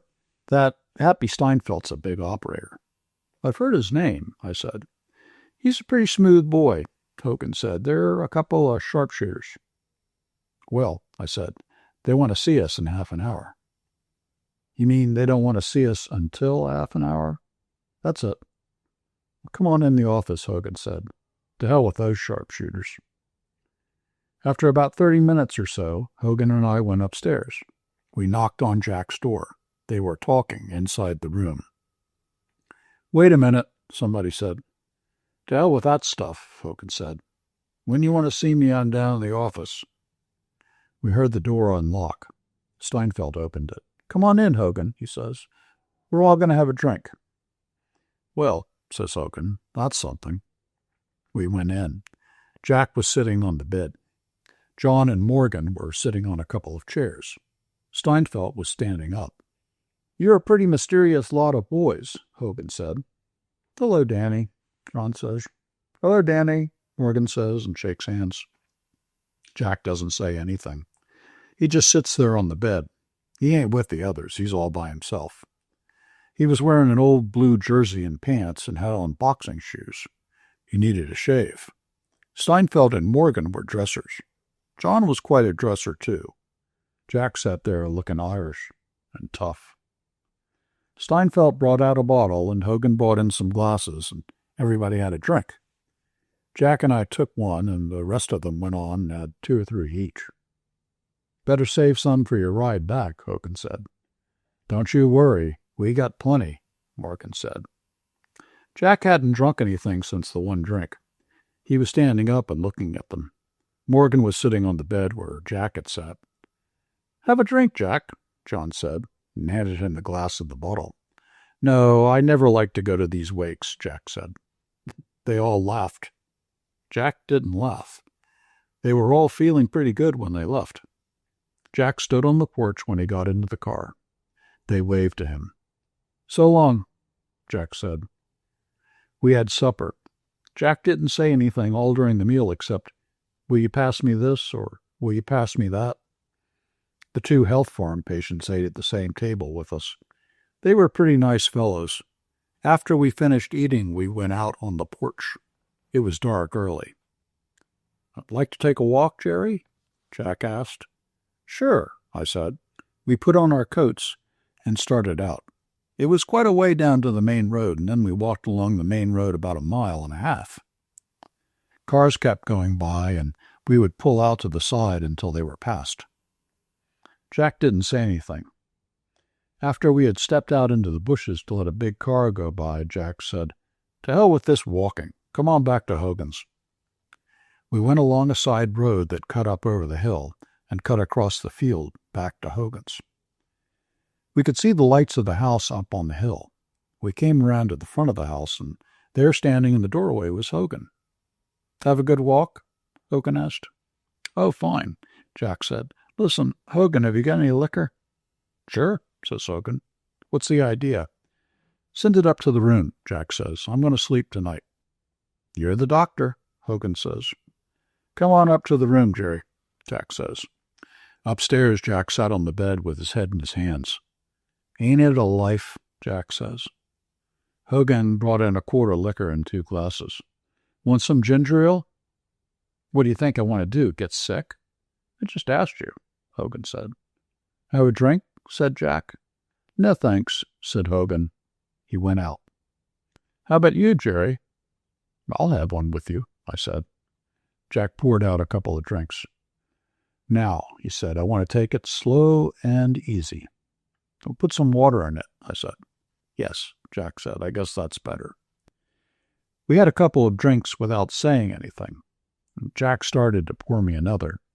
"No," I said, "that's all I want." "All right," Jack said. He poured himself out another big shot and put some water in it. He was lighting up a little. "There was a fine bunch out there this afternoon," he said. "They don't take any chances, those 2. Then, a little later, "Well," he says, "they're right. What the hell's the good in taking chances?" "Don't you want another one, Jerry?" he said. "Come on, drink along with me." "I don't need it, Jack," I said. "I feel all right." "Just have one more," Jack said. It was softening him up. "All right," I said. Jack poured one for me and another big one for himself. "You know," he said, "I like liquor pretty well. If I hadn't been boxing, I would have drunk quite a lot." "Sure," I said. "You know," he said, "I missed a lot, boxing." "You made plenty of money." "Sure, that's what I'm after." "You know, I miss it a lot, Jerry." "How do you mean?" "Well," he says, "like about the wife and being away from home so much. It don't do my girls any good." "Who's your old man?" some of those society kids will say to him. "My old man's Jack Brennan." "That don't do him any good." "Hell," I said, "all that makes a difference is if they got dough." "Well," says Jack, "I got the dough for him all right." He poured out another drink. The bottle was about empty. "Put some water in it," I said. Jack poured in some water. "You know," he says, "you ain't got any idea how I miss the wife." "Sure." "You ain't got any idea. You can't have any idea what it's like." "It ought to be better out in the country than in town." "With me now," Jack said, "it don't make any difference where I am. You can't have an idea what it's like." "Have another drink." "Am I getting soused? Do I talk funny?" "You're coming on all right." "You can't have an idea what it's like. They ain't anybody can have an idea what it's like." "Except the wife," I said. "She knows," Jack said. "She knows all right. She knows. You bet she knows." "Put some water in that," I said. "Jerry," says Jack, "you can't have an idea what it gets to be like." He was good and drunk. He was looking at me steady. His eyes were sort of too steady.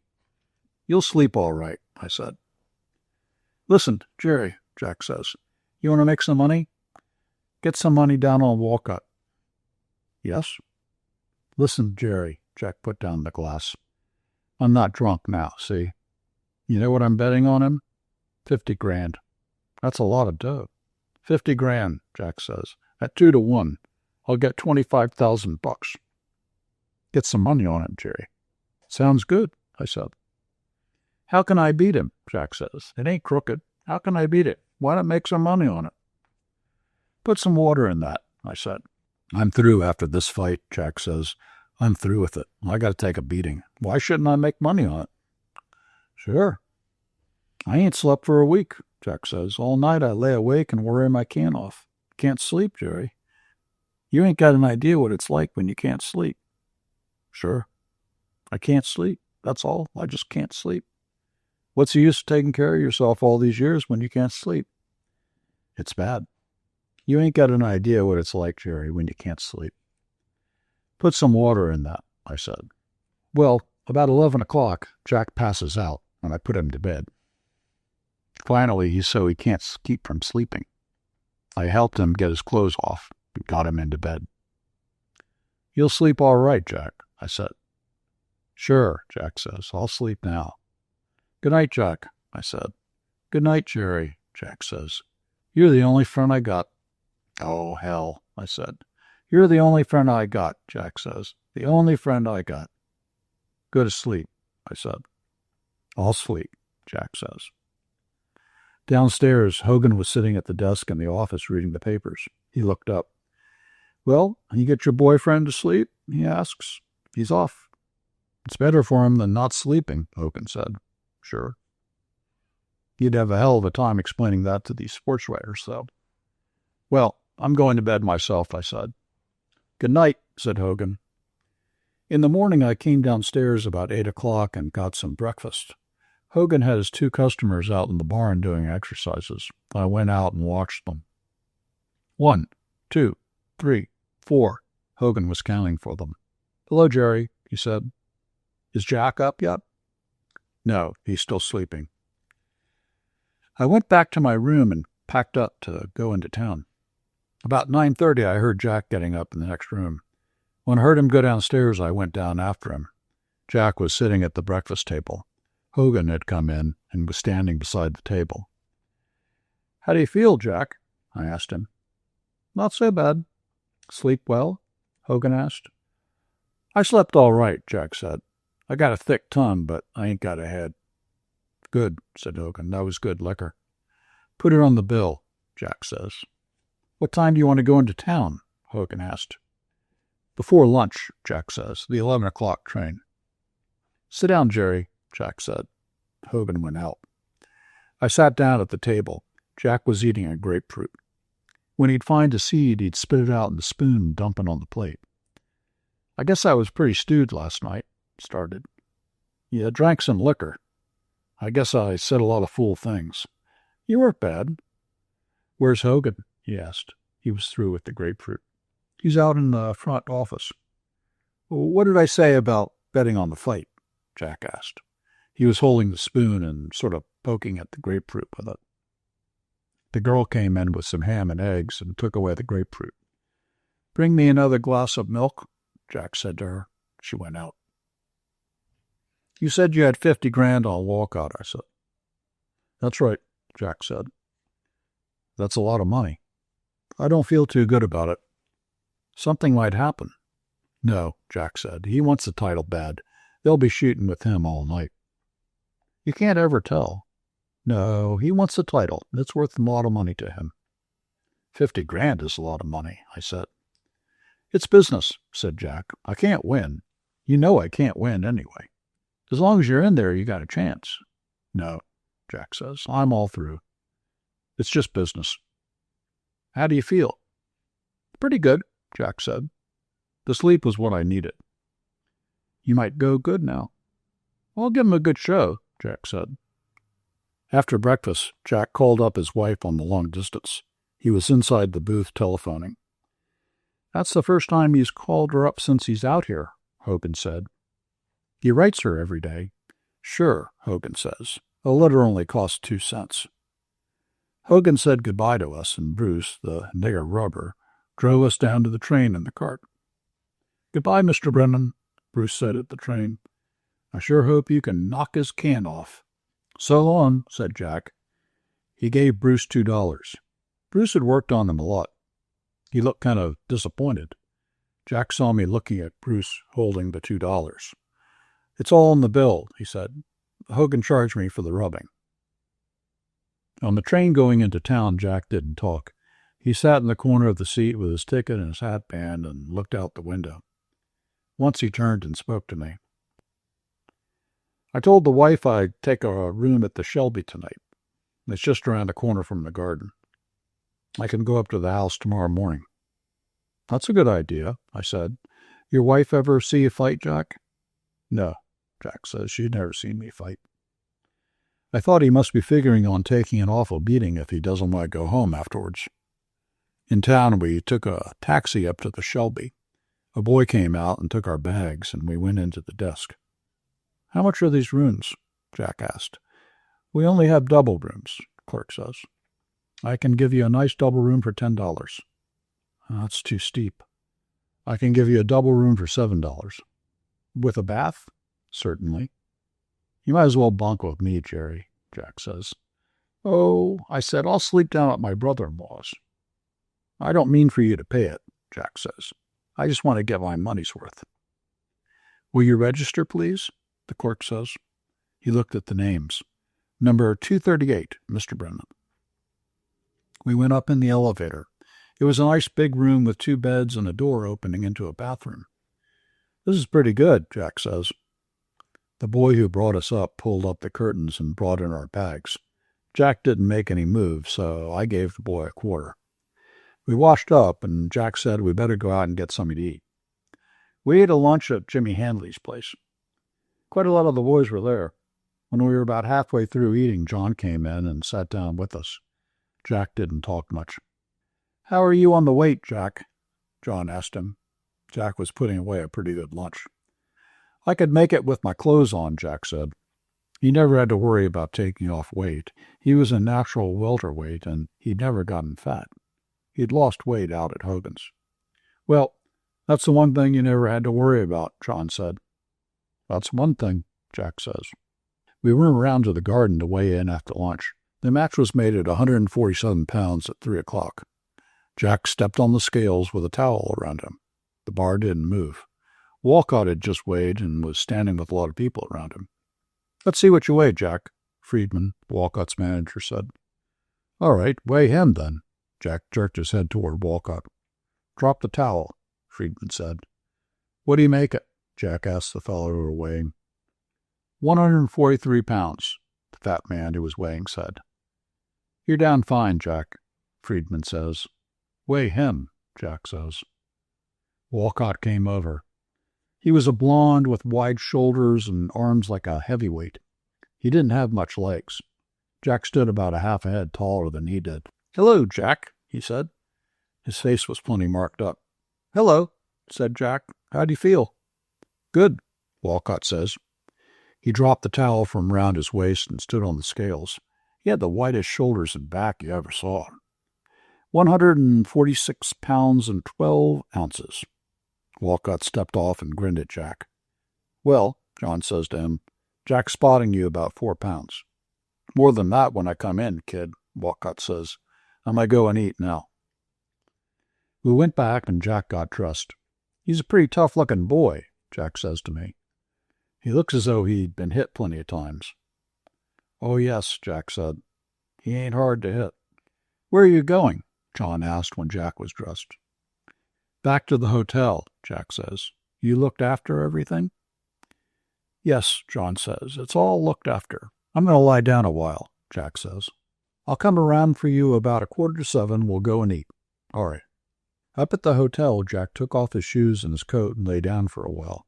I wrote a letter. I looked over a couple of times, and Jack wasn't sleeping. He was lying perfectly still, but every once in a while his eyes would open. Finally, he sits up. "Want to play some cribbage, Jerry?" he says. "Sure," I said. He went over to his suitcase and got out the cards on the cribbage board. We played cribbage, and he won $3 off me. John knocked at the door and came in. "Want to play some cribbage, John?" Jack asked him. John put his Kelly down on the table. It was all wet. His coat was wet, too. "Is it raining?" Jack asks. "It's pouring." John says. The taxi I had got tied up in the traffic, and I got up and walked out. Come on, play some cribbage, Jack says. You ought to go and eat. No, I don't want to eat yet. So they played cribbage for about half an hour, and Jack won $1.50 off of him. Well, I suppose we got to go eat, Jack says. He went to the window and looked out. Is it still raining? Yes. Let's eat in the hotel, John says. All right, Jack says. I'll play you once more, see who pays for the meal. After a little while, Jack gets up and says, You buy the meal, John. And we went downstairs and ate in the big dining room. After we ate, we went upstairs, and Jack played cribbage with John again and won $2.50 off of him. Jack was feeling pretty good. John had a bag with him and had all his stuff in it. Jack took off his shirt and collar and put on a jersey and sweater so he wouldn't catch cold when he came out, and put his rain clothes and his bathrobe in a bag. You all ready? John asks him. I'll call up and have him get us a taxi. Pretty soon the telephone rang and they said the taxi was waiting. We rode down in the elevator and went out through the lobby, got in a taxi, and rode around to the garden. It was raining hard, but there was a lot of people outside on the streets. The garden sold out. As we came in on our way to the dressing room, I saw how full it was. It looked like a half a mile down to the ring.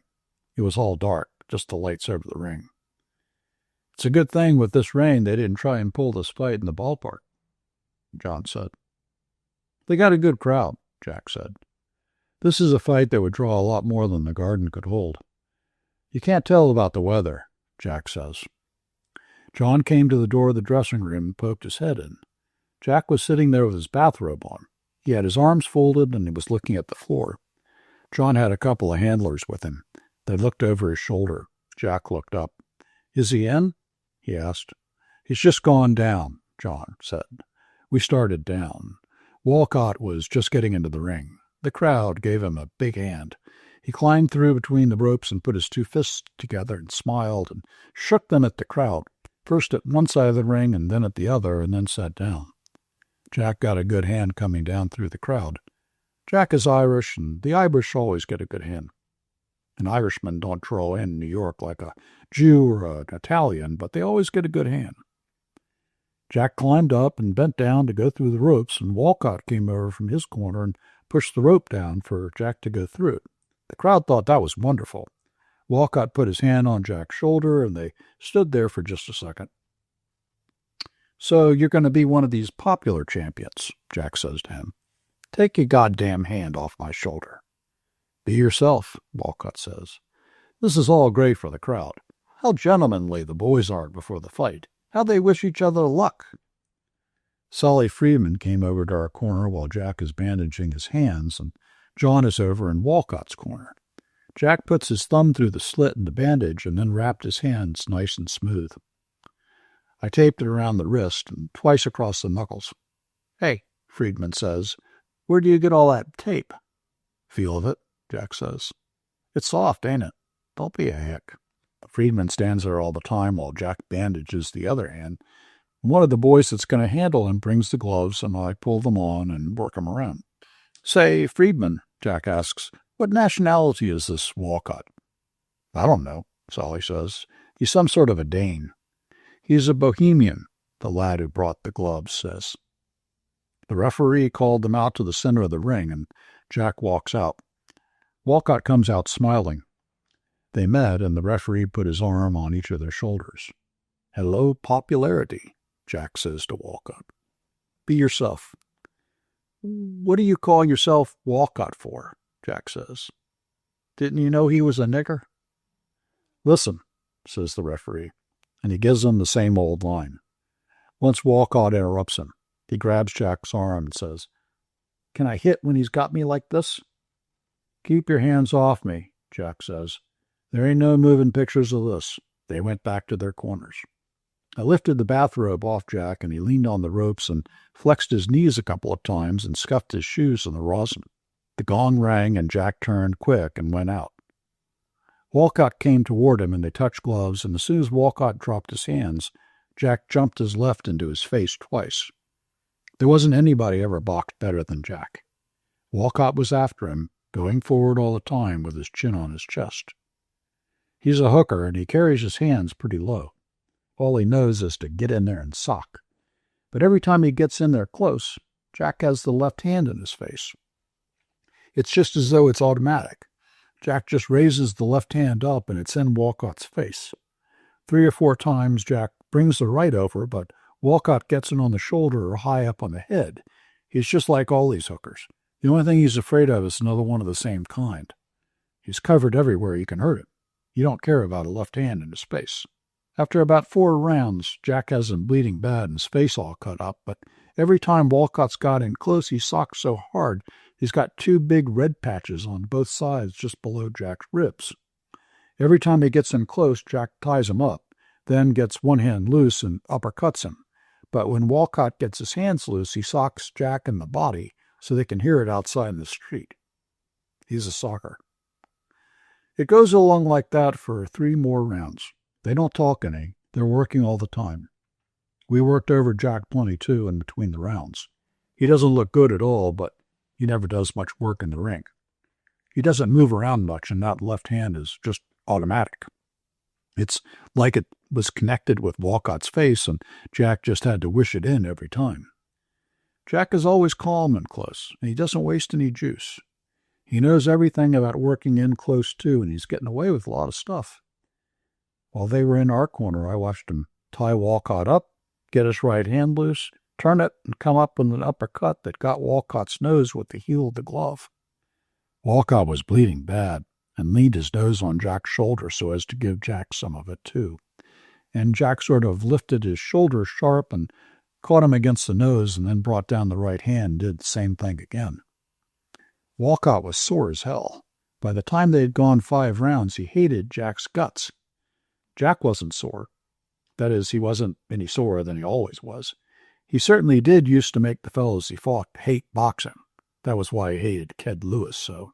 He never got the kid's goat. Kid Lewis always had about 3 new dirty things Jack couldn't do. Jack was as safe as a church all the time he was in there, as long as he was strong. He certainly was treating Walcott rough. The funny thing was, it looked as though Jack was an open, classic boxer. That was because he had all that stuff, too. After the 7th round, Jack says, "My left's getting heavy." From then on, he started to take a beating. It didn't show at first, but instead of him running the fight, it was Walcott who was running it. Instead of being safe all the time, now he was in trouble. He couldn't keep him out with the left hand now. It looked as though it was the same as ever, only now, instead of Walcott's punches just missing him, they were hitting him.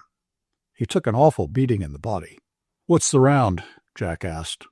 "The 11th. "I can't stay," Jack says. "My legs are going bad." Walcott had just been hitting him for a long time. It was like a baseball catcher pulls the ball and takes some of the shock off. From now on, Walcott commenced to land solid. He certainly was a socking machine. Jack was just trying to block everything now. It didn't show what an awful beating he was taking. In between the rounds, I worked on his legs. The muscles would flutter under my hands all the time I was rubbing them. He was sick as hell. "How's it go?"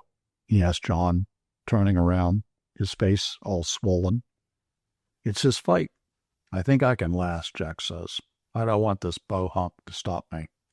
It was going just the way he thought it would. He knew he couldn't beat Walcott. He wasn't strong anymore. He was all right, though. His money was all right, and now he wanted to finish it off right to please himself. He didn't want to be knocked out. The gong rang, and we pushed him out. He went out slow. Walcott came right out after him. Jack put the left in his face, and Walcott took it, came in under it, started working on Jack's body. Jack tried to tie him up, and it was just like trying to hold on to a buzzsaw. Jack broke away from it and missed with the right. Walcott clipped him with the left hook, and Jack went down. He went down on his hands and knees and looked at us. The referee started counting. Jack was watching us and shaking his head. At 8, John motioned to him. You couldn't hear on account of the crowd. Jack got up. The referee had been holding Walcott back with one arm while he counted. When Jack was on his feet, Walcott started toward him. "Watch yourself, Jimmy," I heard Solly Friedman yell to him. Walcott came up to Jack looking at him. Jack stuck the left hand at him. Walcott just shook his head. He backed Jack up against the ropes, measured him, and then hooked the left very light to the side of Jack's head and socked the right into his body as hard as he could sock, just as low as he could get it. He must have hit him 5 inches below the belt. I thought the eyes would come out of Jack's head. They stuck way out. His mouth come open. The referee grabbed Walcott. Jack stepped forward. If he went down, there went $50,000. He walked as though all his insides were going to fall out. It wasn't low, he said. It was an accident. The crowd were yelling so you couldn't hear anything. I'm all right, Jack says. They were right in front of us. The referee looks at John, and then he shakes his head. Come on, you Pollock son of a bitch, Jack says to Walcott. John was hanging onto the ropes. He had a towel ready to chuck in. Jack was standing just a little way out from the ropes. He took a step forward. I saw the sweat come out on his face, like somebody had squeezed it, and a big drop went down his nose. Come on and fight, Jack says to Walcott. The referee looked at John and waved Walcott on. Go in there, you slob, he says. Walcott went in. He didn't know what to do either. He never thought Jack could have stood it. Jack put the left in his face. There was such a hell of a lot of yelling going on. They were right in front of us. Walcott hit him twice. Jack's face was the worst thing I ever saw. The look on it. He was holding himself and all his body together, and it all showed on his face. All the time he was thinking and holding his body in where it was busted. Then he started to sock. His face looked awful all the time. He started to sock with his hands low down by his side, swinging at Walcott. Walcott covered, and Jack was swinging wild at Walcott's head. Then he swung the left and hit Walcott in the groin, and the right hit Walcott right bang where he'd hit Jack, way below the belt. Walcott went down and grabbed himself there and rolled and twisted around. The referee grabbed Jack and pushed him back toward his corner. John jumps into the ring. There was all this yelling going on. The referee was talking with the judges, and then the announcer got into the ring with the megaphone and says, Walcott on a foul. The referee is talking to John, and he says, What could I do? Jack wouldn't take the foul. Then when he's groggy, he fouls him. He'd lost it anyway, John says. Jack's sitting on the chair. I've got his gloves off, and he's holding himself in down there with both of his hands. When he's got something supporting it, his face doesn't look so bad. Go over and say you're sorry, John says into his ear. It'll look good. Jack stands up, and sweat comes out all over his face. I put the bathrobe around him, and he holds himself in with one hand under the bathrobe and goes across the ring. They've picked Walcott up, and they're working on him. There are a lot of people in Walcott's corner. Nobody speaks to Jack. He leans over Walcott.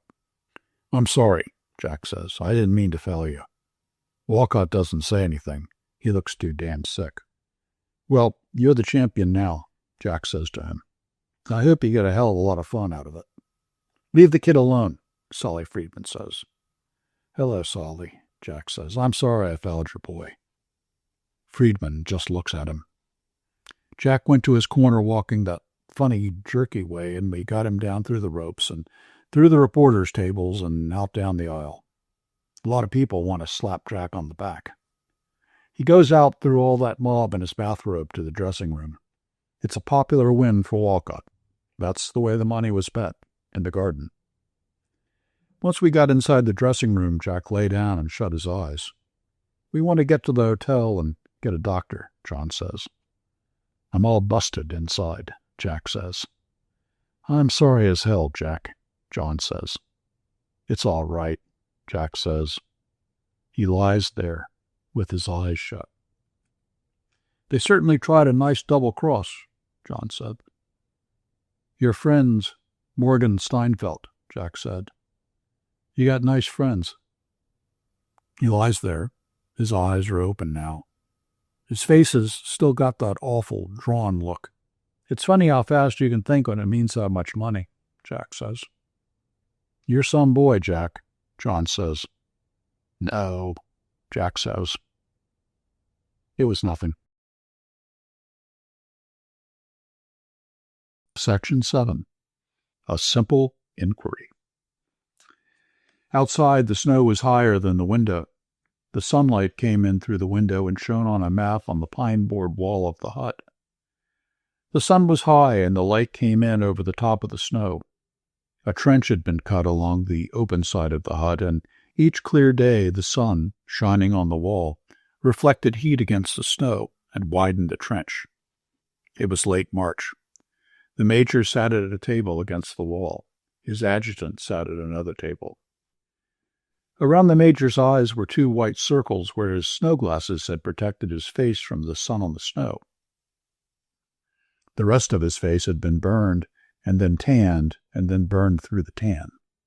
His nose was swollen, and there were edges of loose skin where blisters had been. While he worked at the papers, he put the fingers of his left hand into a saucer of oil, and then spread the oil over his face, touching it very gently with the tips of his fingers. He was very careful to drain his fingers on the edge of the saucer, so there was only a film of oil on them. And after he had stroked his forehead and his cheeks, he stroked his nose very delicately between his fingers. When he had finished, he stood up, took the saucer of oil, and went into the small room of the hut where he slept. "I'm going to take a little sleep," he said to the adjutant. In that army, an adjutant is not a commissioned officer. "You will finish up." "Yes, Signor Maggiore," the adjutant answered. He leaned back in his chair and yawned. He took a paper-covered book out of the pocket of his coat and opened it, then laid it down on the table and lit his pipe. He leaned forward on the table to read and puffed at his pipe. Then he closed the book and put it back in his pocket. He had too much paperwork to get through. He could not enjoy reading it until it was done. Outside, the sun went behind a mountain, and there was no more light on the wall of the hut. A soldier came in and put some pine branches, chopped into irregular lengths, into the stove. "Be soft, Panin," the adjutant said to him. "The major is sleeping." Panin was the major's orderly. He was a dark-faced boy, and he fixed the stove, putting the pine wood in carefully, shut the door, and went into the back of the hut again. The adjutant went on with his papers. "Tonani," the major called. "Signor Maggiore, send Panin in to me." "Panin," the adjutant called. Panin came into the room. "The major wants you," the adjutant said. Panin walked across the main room of the hut toward the major's door. He knocked on the half-open door. "Signor Maggiore?" "Come in," the adjutant heard the major say, "and shut the door." Inside the room, the major lay on his bunk. Panin stood beside the bunk. The major lay with his head on the rucksack that he had stuffed with spare clothing to make a pillow. His long, burned, oiled face looked at Panin. His hands lay on the blankets. "You are 19?" he asked. "Yes, Signor Maggiore." "You have ever been in love?" "How do you mean, Signor Maggiore? In love? With a girl?" "I have been with girls." "I did not ask that. I asked if you had been in love with a girl." "Yes, Signor Maggiore." "You are in love with this girl now? You don't write her. I read all your letters." "I am in love with her," Panin said, "but I do not write her." "You are sure of this?" "I am sure." "Tonani," the major said in the same tone of voice, "can you hear me talking?" There was no answer from the next room. "He cannot hear," the major said. "And you are quite sure that you love a girl?" "I am sure." "And," the major looked at him quickly, "that you are not corrupt?" "I don't know what you mean, corrupt." "All right," the major said. "You needn't be superior." Panin looked at the floor. The major looked at his brown face, down and up him, and at his hands. Then he went on, not smiling. "And you don't really want—" The major paused. Panin looked at the floor. "That your great desire isn't really—" Panin looked at the floor. The major leaned his head back on the rucksack and smiled. He was really relieved. Life in the army was too complicated. "You're a good boy," he said. "You're a good boy, Panin, but don't be superior, and be careful someone else doesn't come along and take you." Panin stood still beside the bunk. Don't be afraid, the major said. His hands were folded on the blankets. I won't touch you. You can go back to your platoon if you like, but you had better stay on as my servant. You've less chance of being killed. Do you want anything of me, Signor Maggiore? No, the major said. Go on and get on with whatever you are doing. Leave the door open when you go out. Panine went out, leaving the door open. The adjutant looked at him as he walked awkwardly across the room and out the door. Panine was flushed and moved differently than he had moved when he brought in the wood for the fire. The adjutant looked after him and smiled. Panine came in with more wood for the stove. The major, lying on his bunk, looked at his cloth-covered helmet and his snow glasses that hung from a nail on the wall, heard him walk across the floor. The little devil, he thought. I wonder if he lied to me. Section 8. 10 Indians. After one 4th of July, Nick, driving home late from town in the big wagon with Joe Garner and his family, passed 9 drunken Indians along the road. He remembered there were 9 because Joe Garner, driving along in the dusk, pulled up the horses, jumped down on the road, and dragged an Indian out of the wheel rut. The Indian had been asleep, face down in the sand. Joe dragged him into the bushes and got back up on the wagon box. That makes 9 of them, Joe said, just between here and the edge of town. Them Indians, said Mrs. Garner. Nick was on the back seat with the 2 Garner boys. He was looking out from the back seat to see the Indian where Joe had dragged him alongside of the road. Was it Billy Tabashaw? Carl asked. No. His pants looked mighty like Billy. All Indians wear the same kind of pants. I didn't see him at all, Frank said. Pa was down into the road and back up again before I seen a thing. I thought he was killing a snake.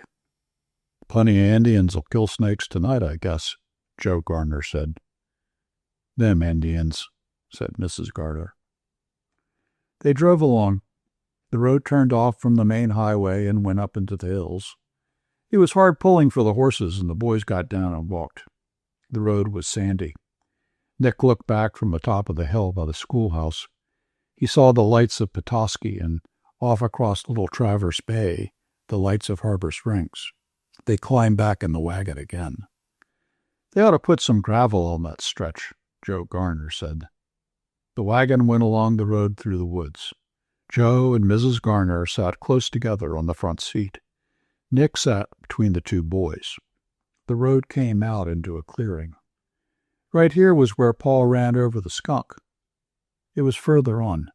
It don't make no difference where it was, Joe said without turning his head. One place is just as good as another to run over a skunk. I saw 2 skunks last night, Nick said. Where? Down by the lake. They were looking for dead fish along the beach. They were coons, probably, Carl said. They were skunks. I guess I know skunks. You ought to, Carl said. You got an Indian girl. Stop talking that way, Carl, said Mrs. Garner. Well, they smell about the same. Joe Garner laughed.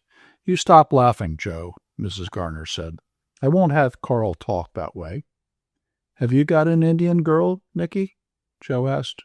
No. He has 2, Pa, Frank said. Prudence Mitchell's his girl. She's not. He goes to see her every day. I don't. Nick, sitting between the 2 boys in the dark, felt hollow and happy inside himself to be teased about Prudence Mitchell. She ain't my girl, he said. Listen to him, said Carl. I see 'em together every day. Carl can't get a girl, his mother said. Not even a squaw. Carl was quiet. Carl ain't no good with girls, Frank said. You shut up. You're all right, Carl, Joe Garner said. Girls never got a man anywhere. Look at your pa. Yes, that's what you would say. Mrs. Garner moved close to Joe as the wagon jolted. Well, you had plenty of girls in your time. I'll bet Pa wouldn't have ever had a squaw for a girl. Don't you think it, Joe said. You better watch out to keep Prudy, Nick. his wife whispered to him, and Joe laughed. "What are you laughing at?" asked Frank. "Don't you say it, Garner," his wife warned. Joe laughed again. "Nicky can have Prudence," Joe Garner said. "I got a good girl." "That's the way to talk," Mrs. Garner said. The horses were pulling heavily in the sand. Joe reached out in the dark with the whip. "Come on, pull into it. You'll have to pull harder than this tomorrow." They trotted down the long hill, the wagon jolting. At the farmhouse, everybody got down. Mrs. Garner unlocked the door, went inside, and came out with a lamp in her hand. Carl and Nick unloaded the things from the back of the wagon. Frank sat on the front seat to drive to the barn and put up the horses. Nick went up the steps and opened the kitchen door. Mrs. Garner was building a fire in the stove.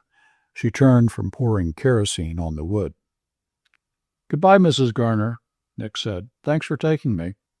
"Oh, shucks, Nicky. I had a wonderful time." "We'd like to have you. Won't you stay and eat some supper?" "I better go. I think Dad probably waited up for me." "Well, get along then. Send Carl up to the house, will you?" "All right. Good night, Nicky." "Good night, Mrs. Garner." Nick went out in the farmyard and down to the barn. Joe and Frank were milking. "Good night," Nick said. "I had a swell time." "Good night, Nick," Joe Garner called. "Aren't you going to stay and eat?" "No, I can't. Will you tell Carl his mother wants him?" "All right. Good night, Nicky." Nick walked barefoot along the path through the meadow below the barn. The path was smooth, and the dew was cool on his bare feet. He climbed a fence at the end of the meadow, went down through a ravine, his feet wet in the swamp mud, and then climbed up through the dry beech woods until he saw the lights of the cottage. He climbed over the fence and walked around to the front porch. Through the window, he saw his father sitting by the table, reading in the light from a big lamp. Nick opened the door and went in. "Well, Nicky," his father said, "was it a good day?" "I had a swell time, Dad. It was swell 4th of July. "Are you hungry?" "You bet." "What did you do with your shoes?" "I left them in the wagon at Garner's." "Come on out to the kitchen." Nick's father went ahead with the lamp. He stopped and lifted the lid of the icebox. Nick went on into the kitchen. His father brought in a piece of cold chicken on a plate and a pitcher of milk and put them on the table before Nick. He put down the lamp. "There's some pie, too," he said. "Will that hold you?" "It's grand." His father sat down in a chair beside the oilcloth-covered table. He made a big shadow on the kitchen wall. "Who won the ball game?" "Petoskey, 5-3. His father sat watching him eat and filled his glass from a milk pitcher. Nick drank and wiped his mouth on his napkin. His father reached over to the shelf for the pie. He cut Nick a big piece. It was huckleberry pie. "What did you do, Dad?" "I went out fishing in the morning." "What did you get?" "Only perch." His father sat watching Nick eat the pie. "What'd you do this afternoon?" Nick asked. "I went for a walk up by the Indian camp." "Did you see anybody?" "The Indians were all in town getting drunk." "Didn't you see anybody at all?" "I saw your friend, Prudy." "Where was she?" "She was in the woods with Frank Washburn. I ran onto them. They were having quite a time." His father was not looking at him. "What were they doing?" "I didn't stay to find out."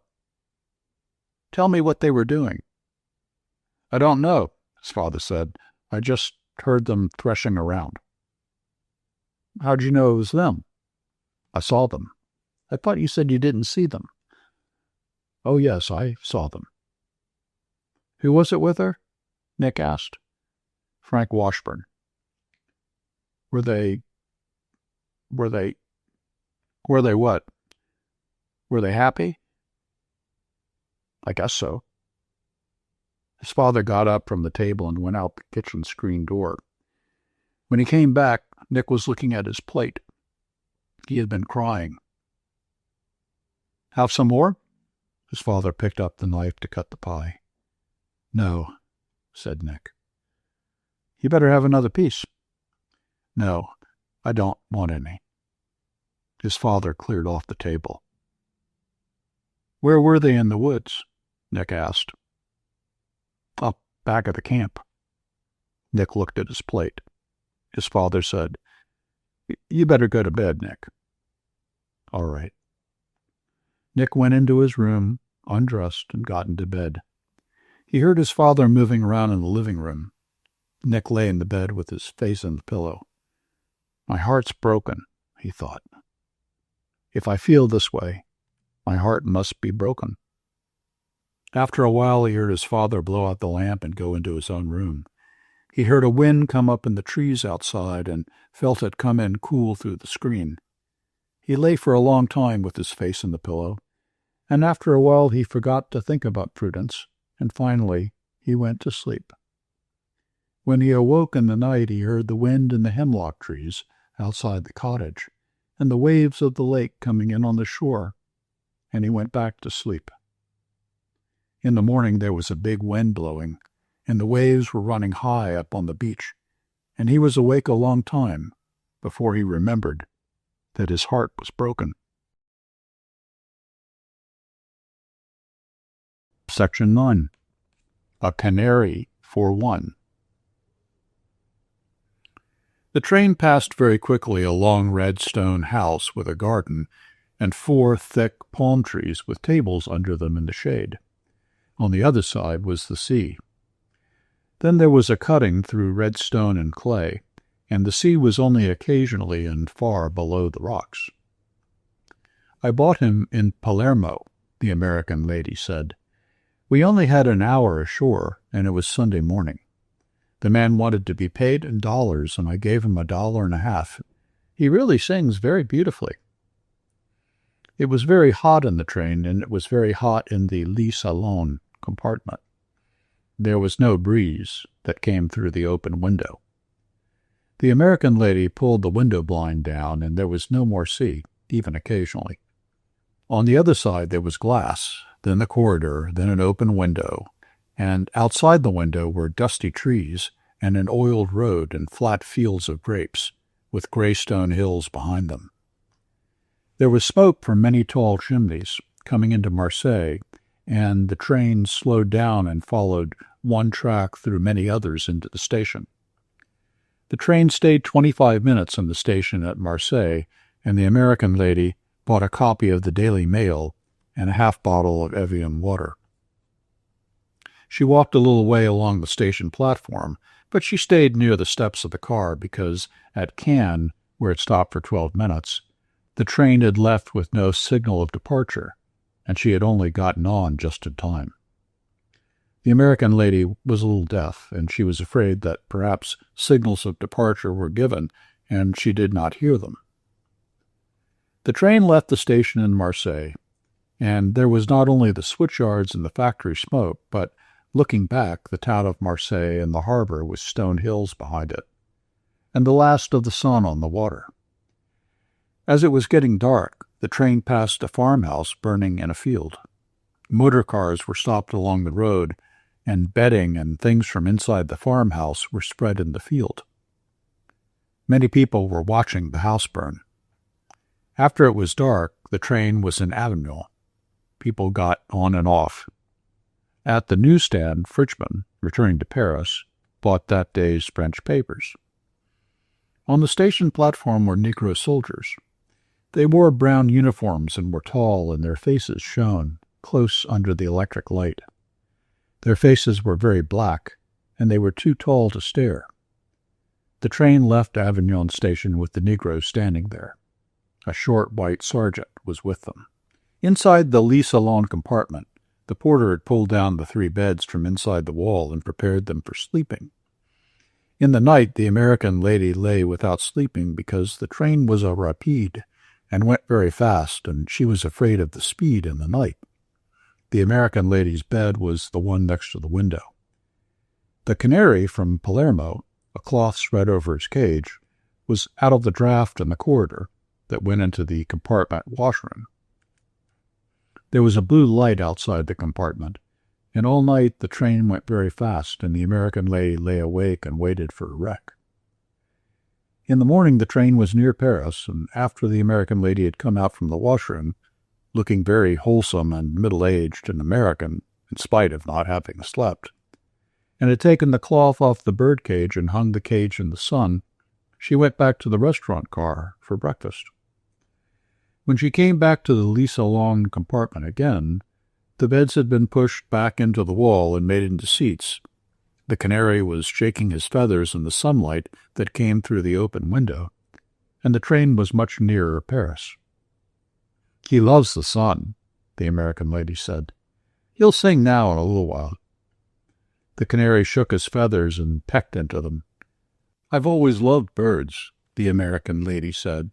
"I'm taking him home to my little girl. There, he's singing now." The canary chirped, and the feathers on his throat stood out.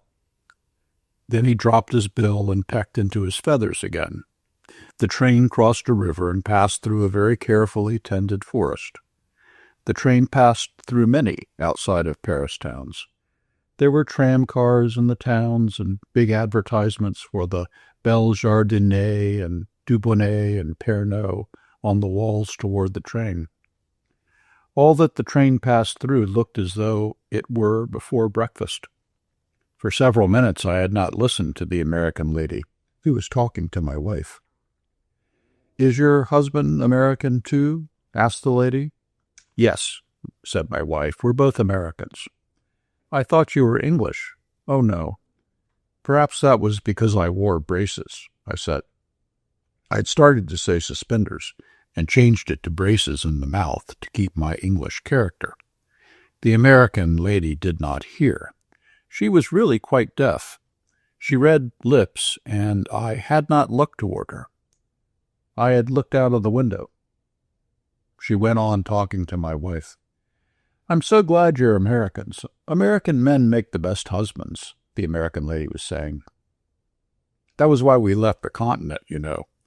My daughter fell in love with a man in Vevey." She stopped. "They were simply madly in love." She stopped again. "I took her away, of course." "Did she get over it?" asked my wife. "I don't think so," said the American lady. "She wouldn't eat anything, and she wouldn't sleep at all. I've tried so very hard, but she doesn't seem to take an interest in anything. She doesn't care about things. I couldn't have her marrying a foreigner." She paused. "Someone, a very good friend, told me once, 'No foreigner can make an American girl a good husband.'" "No," said my wife. "I suppose not." The American lady admired my wife's traveling coat, and it turned out that the American lady had bought her own clothes for 20 years now from the same maison de couturier in the Rue Saint-Honoré. They had her measurements, and a vendeuse who knew her and her tastes picked out the dresses for her, and they were sent to America. They came to the post office near where she lived uptown in New York, and the duty was never exorbitant, because they opened the dresses there in the post office to appraise them, and they were always very simple-looking and with no gold lace or ornaments that would make the dresses look expensive. Before the present vendeuse, named Thérèse, there had been another vendeuse named Amélie. Altogether, there had been only these two in the 20 years. It had always been the same couturier. Prices, however, had gone up. The exchange, though, equalized that. They had her daughter's measurements now, too. She was grown up, and there was not much chance of their changing now. The train was now coming into Paris. The fortifications were leveled, but grass had not grown. There were many cars standing on tracks, brown wooden restaurant cars and brown wooden sleeping cars that would go to Italy at 5 o'clock that night, if that train still left at 5. The cars were marked Paris-Rome, and cars with seats on the roofs that went back and forth to the suburbs, with, at certain hours, people in all the seats and on the roofs, if that were the way it were still done. And passing were the white walls and many windows of houses. Nothing had eaten any breakfast.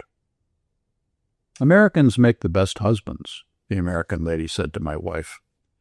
I was getting down the bags. American men are the only men in the world to marry. How long ago did you leave Vevey? Asked my wife. 2 years ago this fall. It's her, you know, that I'm taking the Canary to. Was the man your daughter was in love with a Swiss? Yes, said the American lady. He was from a very good family in Vevey. He was going to be an engineer. They met there in Vevey. They used to go on long walks together. I know Vevey, said my wife. We were there on our honeymoon. Were you really? That must have been lovely. I had no idea, of course, that she'd fall in love with him. It was a very lovely place, said my wife. Yes, isn't it lovely? Where did you stop there? We stopped at the Trois Couronnes, said my wife. It's such a fine old hotel, said the American lady. Yes, said my wife. We had a very fine room, and in the fall the country was lovely. Were you there in the fall? Yes, said my wife. We were passing 3 cars that had been in a wreck. They were splintered open, and the roofs sagged in. Look, I said, there's been a wreck. The American lady looked and saw the last car. I was afraid of just that all night, she said. I have terrific presentiments about things sometimes. I'll never travel on a rapide again at night. There must be other comfortable trains that don't go so fast. Then the train was in the dark of the Gare de Lyon, and then stopped, and porters came up to the windows. I handed bags through the windows, and we were out on the dim longness of the platform, and the American lady put herself in charge of one of 3 men from Cook's, who said, Just a moment, madame, and I'll look for your name. The porter brought a truck and piled on the baggage, and my wife said goodbye, and I said goodbye to the American lady, whose name had been found by the man from Cook's on a typewritten page in a sheaf of typewritten pages which he replaced in his pocket. We followed the porter with the truck down the long cement platform beside the train. At the end was a gate, and a man took the tickets. We were returning to Paris to set up separate residences. Section 10. An Alpine Idyll. It was hot coming down into the valley, even in the early morning. The sun melted the snow from the skis we were carrying and dried the wood. It was spring in the valley, but the sun was very hot. We came along the road into Galtour, carrying our skis and rucksacks. As we passed over the churchyard, a burial was just over. I said, Grüß Gott, to the priest, as he walked past us coming out of the churchyard. The priest bowed. It's funny a priest never speaks to you, John said. You'd think they'd like to say, Grüß Gott. They never answer, John said. We stopped in the wood and watched the sexton shoveling in the new earth. A peasant, with a black beard and high leather boots, stood beside the grave. The sexton stopped shoveling and straightened his back. The peasant in the high boots took the spade from the sexton and went on filling in the grave, spreading the earth evenly as a man spreading manure in a garden. In the bright May morning, the grave filling looked unreal. I could not imagine anyone being dead. Imagine being buried on a day like this, I said to John. I wouldn't like it. Well, I said, we don't have to do it. We went on up the road past the houses of the town to the inn. We had been skiing in the Silvretta for a month, and it was good to be down in the valley. In the Silvretta, the skiing had been all right, but it was spring skiing. The snow was good only in the early morning and again in the evening. The rest of the time it was spoiled by the sun. We were both tired of the sun. You could not get away from the sun. The only shadows were made by rocks or by the hut that was built under the protection of a rock beside a glacier. And in the shade, the sweat froze in your underclothing. You could not sit outside the hut without dark glasses. It was pleasant to be burned black, but the sun had been very tiring. You could not rest in it. I was glad to be down away from snow. It was too late in the spring to be up in the Silvretta. I was a little tired of skiing. We had stayed too long. I could taste the snow water we had been drinking melted off the tin roof of the hut. The taste was a part of the way I felt about skiing. I was glad there were other things besides skiing, and I was glad to be down, away from this unnatural high mountain spring. into this May morning in the valley. The innkeeper sat on the porch of the inn, his chair tipped back against the wall. Beside him sat the cook. "Ski heil," said the innkeeper. "Heil," we said, and leaned the skis against the wall and took off our packs. "How was it up above?" asked the innkeeper. "Schön. A little too much sun." "Yes, there's too much sun this time of year." The cook sat on his chair. The innkeeper went in with us and unlocked his office and brought out our mail. There was a bundle of letters and some papers. "Let's get some beer," John said. "Good. We'll drink it inside." The proprietor bought 2 bottles, and we drank them while we read the letters. "We better have some more beer," John said. A girl brought it this time. She smiled as she opened the bottles. "Many letters," she said. "Yes, many." "Prosit," she said, and went out, taking the empty bottles. I'd forgotten what beer tasted like. "I hadn't," John said. "Up in the hut I used to think about it a lot." "Well," I said, "we've got it now." You oughtn't to ever do anything too long. No, we were up there too long. "Too damn long," John said. "It's no good doing a thing too long." The sun came through the open window and shone through the beer bottles on the table. The bottles were half full. There was a little froth on the beer in the bottles, not much because it was very cold. It collared up when you poured it into the tall glasses. I looked out of the open window at the white road. The trees beside the road were dusty. Beyond was a green field and a stream. There were trees along the stream and a mill with a water wheel. Through the open side of the mill I saw a long log and a saw in it, rising and falling. No one seemed to be tending it. There were 4 crows walking in the green field. 1 crow sat in a tree watching. Outside on the porch, the cook got off his chair and passed into the hall that led back into the kitchen. Inside, the sunlight shone through the empty glasses on the table. John was leaning forward with his head on his arms. Through the window I saw 2 men come up the front steps. They came into the drinking room. One was the bearded peasant in the high boots. The other was the sexton. They sat down at the table under the window. The girl came in and stood by their table. The peasant did not seem to see her. He sat with his hands on the table. He wore his old army clothes. There were patches on the elbows. "What will it be?" asked the sexton. The peasant did not pay any attention. "What will you drink?" "Schnapps," the peasant said. "And a 1/4 liter of red wine," the sexton told the girl. The girl brought the drinks, and the peasant drank the schnapps. He looked out of the window. The sexton watched him. John had his head forward on the table. He was asleep. The innkeeper came in and went over to the table. He spoke in dialect, and the sexton answered him. The peasant looked out of the window. The innkeeper went out of the room. The peasant stood up. He took a folded 10,000 kronen note out of a leather pocketbook and unfolded it. The girl came up. "Alice," she said. "Alice," he said. "Let me buy the wine," the sexton said. "Alice," the peasant repeated to the girl. She put her hand in the pocket of her apron, brought it out full of coins, and counted out the change. The peasant went out the door. As soon as he was gone, the innkeeper came into the room again and spoke to the sexton. He sat down at the table. They talked in dialect. The sexton was amused. The innkeeper was disgusted. The sexton stood up from the table. He was a little man with a mustache. He leaned out of the window and looked up the road. "There he goes in," he said. "In the ruin?" "Ja." They talked again, and then the innkeeper came over to our table. The innkeeper was a tall man and old. He looked at John asleep. "He's pretty tired." "Yes, we were up early."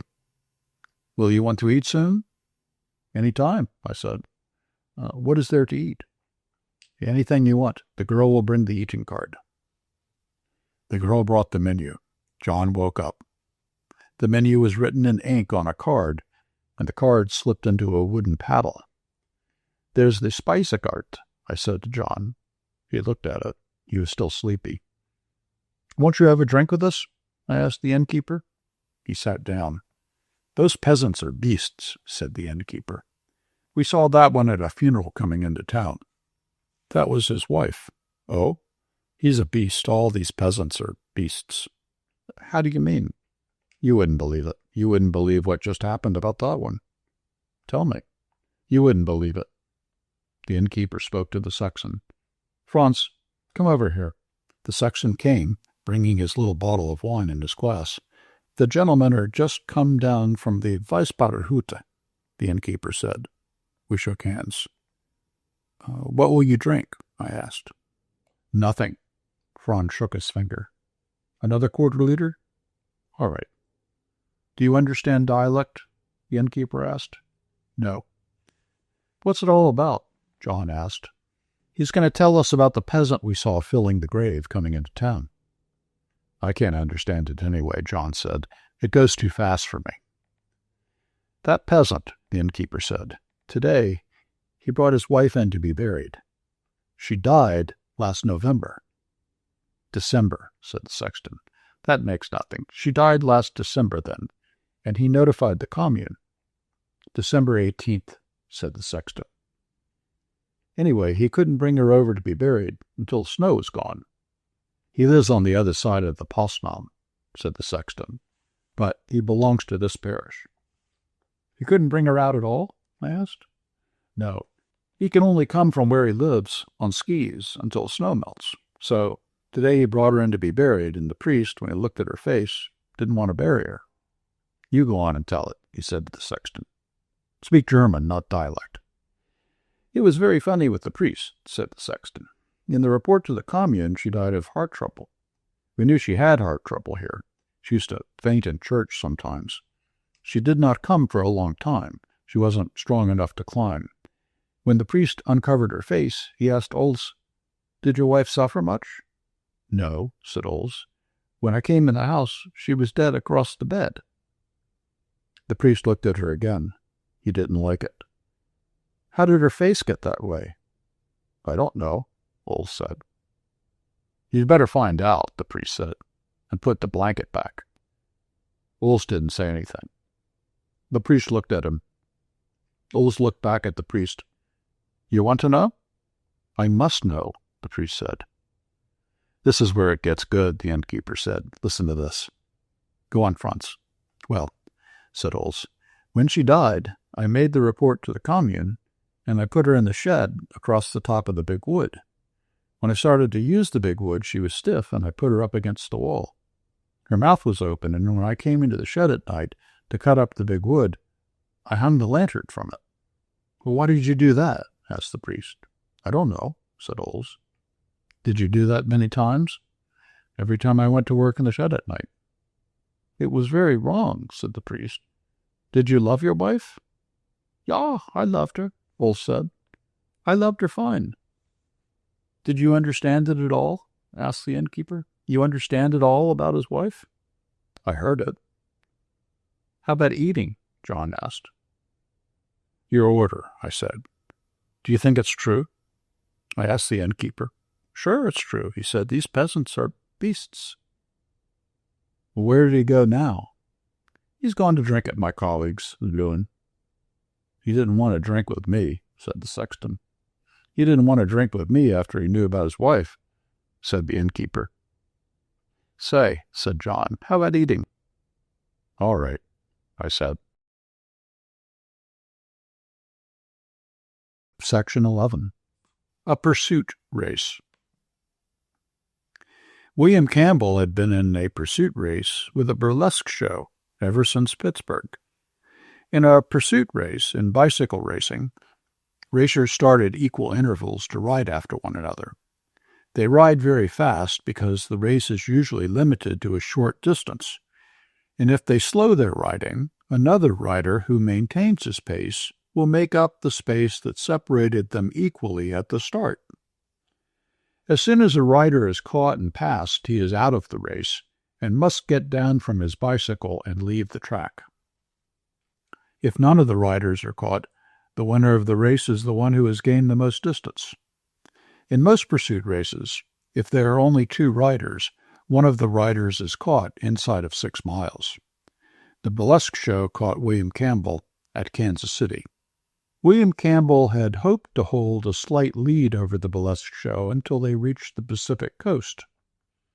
As long as he preceded the burlesque show as advance man, he was being paid. When the burlesque show caught up with him, he was in bed. He was in bed when the manager of the burlesque troupe came into his room, and after the manager had gone out, he decided that he might as well stay in bed. It was very cold in Kansas City, and he was in no hurry to go out. He did not like Kansas City. He reached under his bed for a bottle and drank. It made his stomach feel better. Mr. Turner, the manager of the burlesque show, had refused to drink. William Campbell's interview with Mr. Turner had been a little strange. Mr. Turner had knocked on the door. Campbell had said, "Come in." When Mr. Turner came into the room, he saw clothing on a chair, an open suitcase, the bottle on a chair beside the bed, and someone lying in the bed, completely covered by the bedclothes. "Mr. Campbell," Mr. Turner said. "You can't fire me," William Campbell said from underneath the covers. It was warm and white and close under the covers. "You can't fire me because I've got down off my bicycle." "You're drunk," Mr. Turner said. "Oh, yes," William Campbell said, speaking directly against the sheet and feeling the texture with his lips. "You're a fool," Mr. Turner said. He turned off the electric light. The electric light had been burning all night. It was now 10 o'clock in the morning. "You're a drunken fool. When did you get into this town?" "I got into this town last night," William Campbell said, speaking against the sheet. He found that he liked to talk through a sheet. "Did you ever talk through a sheet?" "Don't try to be funny. You aren't funny." "I'm not being funny. I'm just talking through a sheet." "You're talking through a sheet, all right." "You can go now, Mr. Turner," Campbell said. "I don't work for you any more." "You know that, anyway." "I know a lot," William Campbell said. He pulled down the sheet and looked at Mr. Turner. "I know enough so I don't mind looking at you at all. Do you want to hear what I know?" "No." "Good," said William Campbell. "Because, really, I don't know anything at all. I was just talking." He pulled the sheet up over his face again.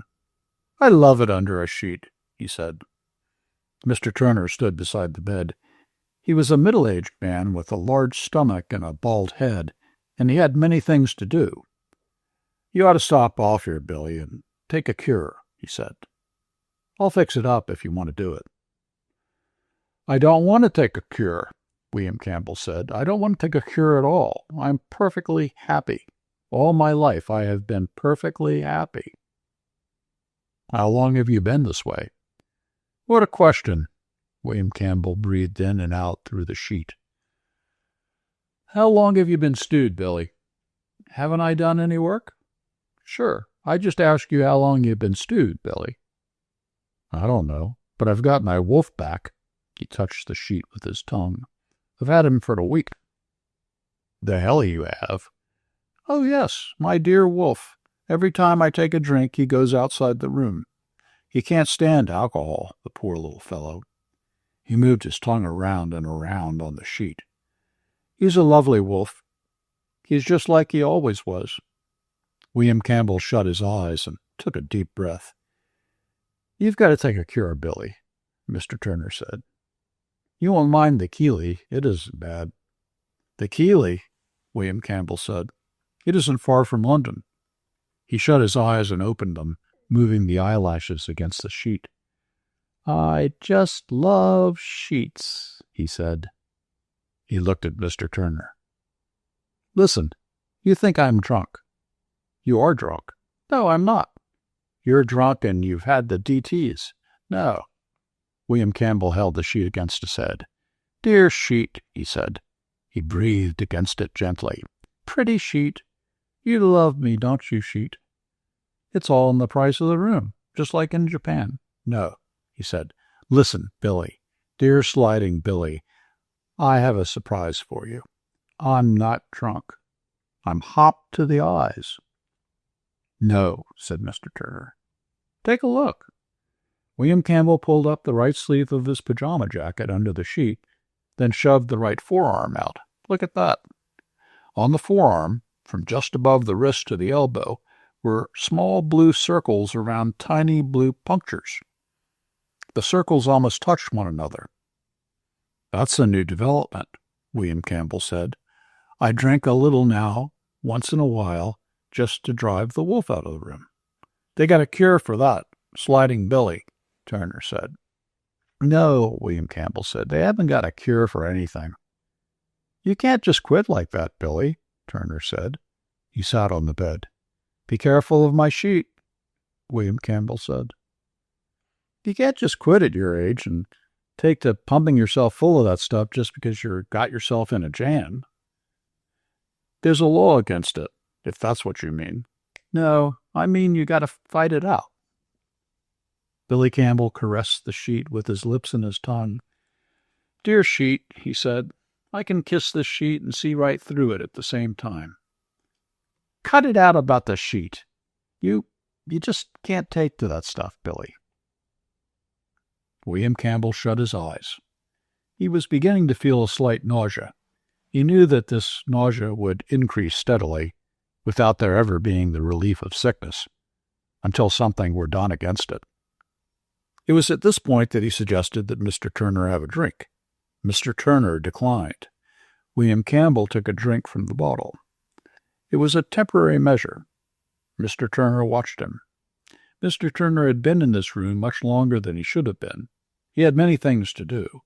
Although living in daily association with people who used drugs, he had a horror of drugs, and he was very fond of William Campbell. He did not wish to leave him. He was very sorry for him, and he felt a cure might help. He knew there were good cures in Kansas City, but he had to go. He stood up. "Listen, Billy," William Campbell said, "I want to tell you something. You're called Sliding Billy. That's because you can slide. I'm called just Billy. That's because I could never slide at all. I can't slide, Billy. I can't slide. It just catches. Every time I try it, it catches." He shut his eyes. "I can't slide, Billy. It's awful when you can't slide." "Yes," said Sliding Billy Turner. "Yes, what?" William Campbell looked at him.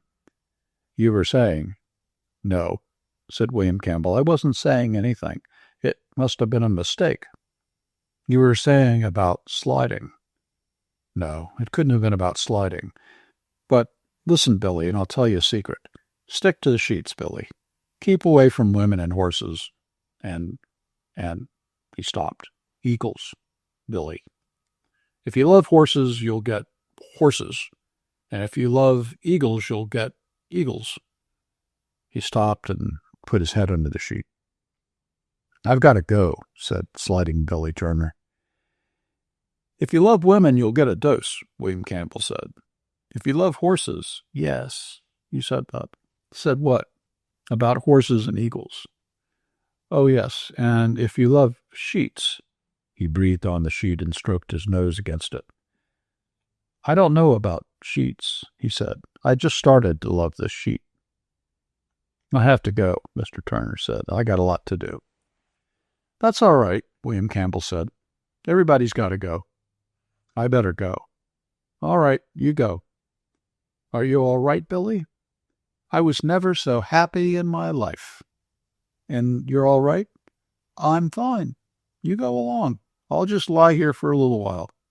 Around noon I'll get up." But when Mr. Turner came up to William Campbell's room at noon, William Campbell was sleeping. And as Mr. Turner was a man who knew what things in life were very valuable, he did not waken. Section 12. Today is Friday. 3 Roman soldiers are in a drinking place at 11 o'clock at night. There are barrels around the wall. Behind the wooden counter is a Hebrew wine cellar. The 3 Roman soldiers are a little cockeyed. First Roman soldier: "You tried the red?" Second soldier: "No, I ain't tried it." First soldier: "You better try it." Second soldier: "All right, George, we'll have a round of the red." Hebrew wine cellar. Here you are, gentlemen. You'll like that. He sets down an earthenware pitcher that he has filled from one of the casks. That's a nice little wine. First soldier. Have a drink of it yourself. He turns to the third Roman soldier who is leaning on a barrel. What's the matter with you? Third Roman soldier. I got a gut ache. Second soldier. You've been drinking water. First soldier. Try some of the red. Third soldier. I can't drink the damn stuff. It makes my gut sour. First soldier. You've been out here too long. Third soldier. Hell, don't I know it. First soldier. Say, George, can't you give this gentleman something to fix up his stomach? Hebrew wine cellar. I got it right here. The third Roman soldier tastes the cup that the wine cellar's mixed for him. Third soldier. Hey, what do you put in that? Camel chips? Wine cellar. You drink that right down, Lieutenant. That'll fix you up right. Third soldier. Well, I couldn't feel any worse. First soldier. Take a chance on it. George fixed me up fine the other day. Wine cellar. You were in bad shape, Lieutenant. I know what fixes up a bad stomach. The third Roman soldier drinks the cup down. Third Roman soldier. Jesus Christ! He makes a face. Second soldier. That false alarm. First soldier. Oh, I don't know. He was pretty good in there today. Second soldier. Why didn't he come down off the cross? First soldier. He didn't want to come down off the cross. That's not his play. Second soldier. Show me a guy that doesn't want to come down off the cross. First soldier. Ah, hell. You don't know anything about it. Ask George there. Did he want to come down off the cross, George? Wine cellar. I'll tell you, gentlemen, I wasn't out there. It's a thing I haven't taken any interest in. Second soldier. Listen, I've seen a lot of them, here and other places. Any time you show me one that doesn't want to get down off the cross when the time comes, I'll climb right up there with him. First soldier. I thought he was pretty good in there today.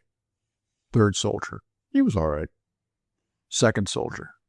You guys don't know what I'm talking about. I'm not saying whether he was good or not. What I mean is, when the time comes. When they first start nailing him, there isn't none of them wouldn't stop it if they could. First soldier. Didn't you follow it, George? Wine cellar. No, I don't take any interest in it, Lieutenant. First soldier. I was surprised how he acted. Third soldier. The part I don't like is nailing them on. You know, that must get to you pretty bad. Second soldier. It isn't that it's so bad as when they first lift him up. He makes a lifting gesture with his two palms together. When the weight starts to pull on him. That's when it gets him. Third Roman soldier. It takes some of them pretty bad. First soldier. Ain't I seen him? I seen plenty of them. I tell you, he was pretty good in there today. The second Roman soldier smiles at the Hebrew wine cellar. Second soldier. You're a regular Christer, big boy. First soldier. Sure, go on and kid him, but listen. I'll tell you something. He was pretty good in there today. Second soldier. What about some more wine? The wine cellar looks up expectantly. The third Roman soldier is sitting with his head down. He does not look so well. Third soldier. I don't want any more. Second soldier. Just for two, George. The wine cellar puts out a pitcher of wine, a size smaller than the last one. He leans forward on the wooden counter. First Roman soldier. You see his girl? Second soldier. Wasn't I standing right by her? First soldier. She's a nice looker. Second soldier. I knew her before he did. He winks at the wine cellar. First soldier. I used to see her around town. Second soldier. She used to have a lot of stuff. He never brought her no good luck. First soldier. Oh, he ain't lucky. But he looked pretty good to me in there today. Second soldier. What became of his gang? First soldier. Oh, they faded out. Just the women stuck by him. Second Roman soldier. They were a pretty yellow crowd. When they seen him go up there, they didn't want any of it. First soldier. The women stuck all right.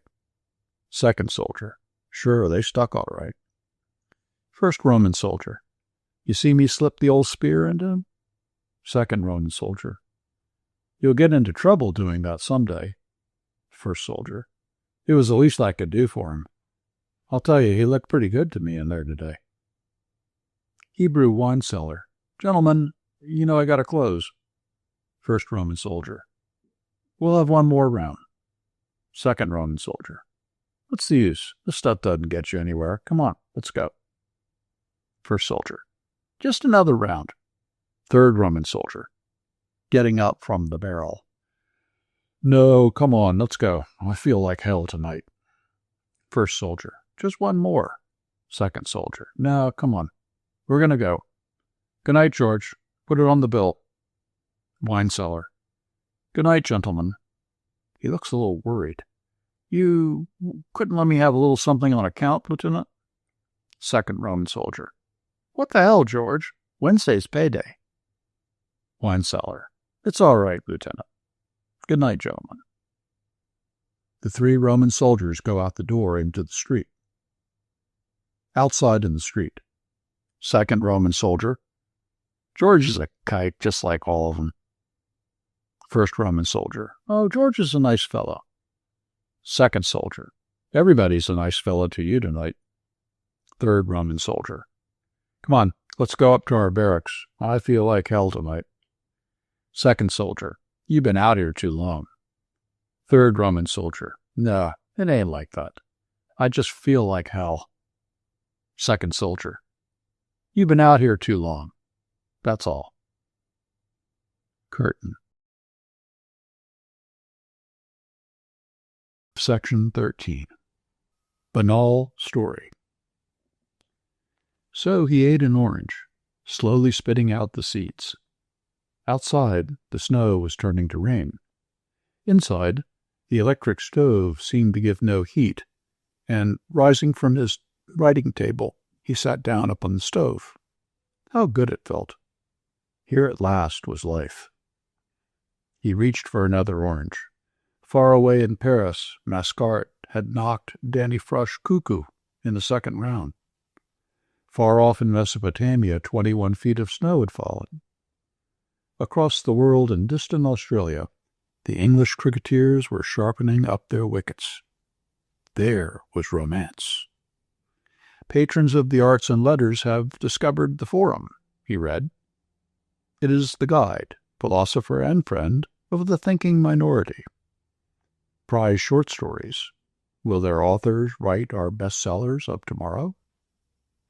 You will enjoy these warm, homespun American tales, bits of real life on the open ranch, in crowded tenement or comfortable home, and all with a healthy undercurrent of humor.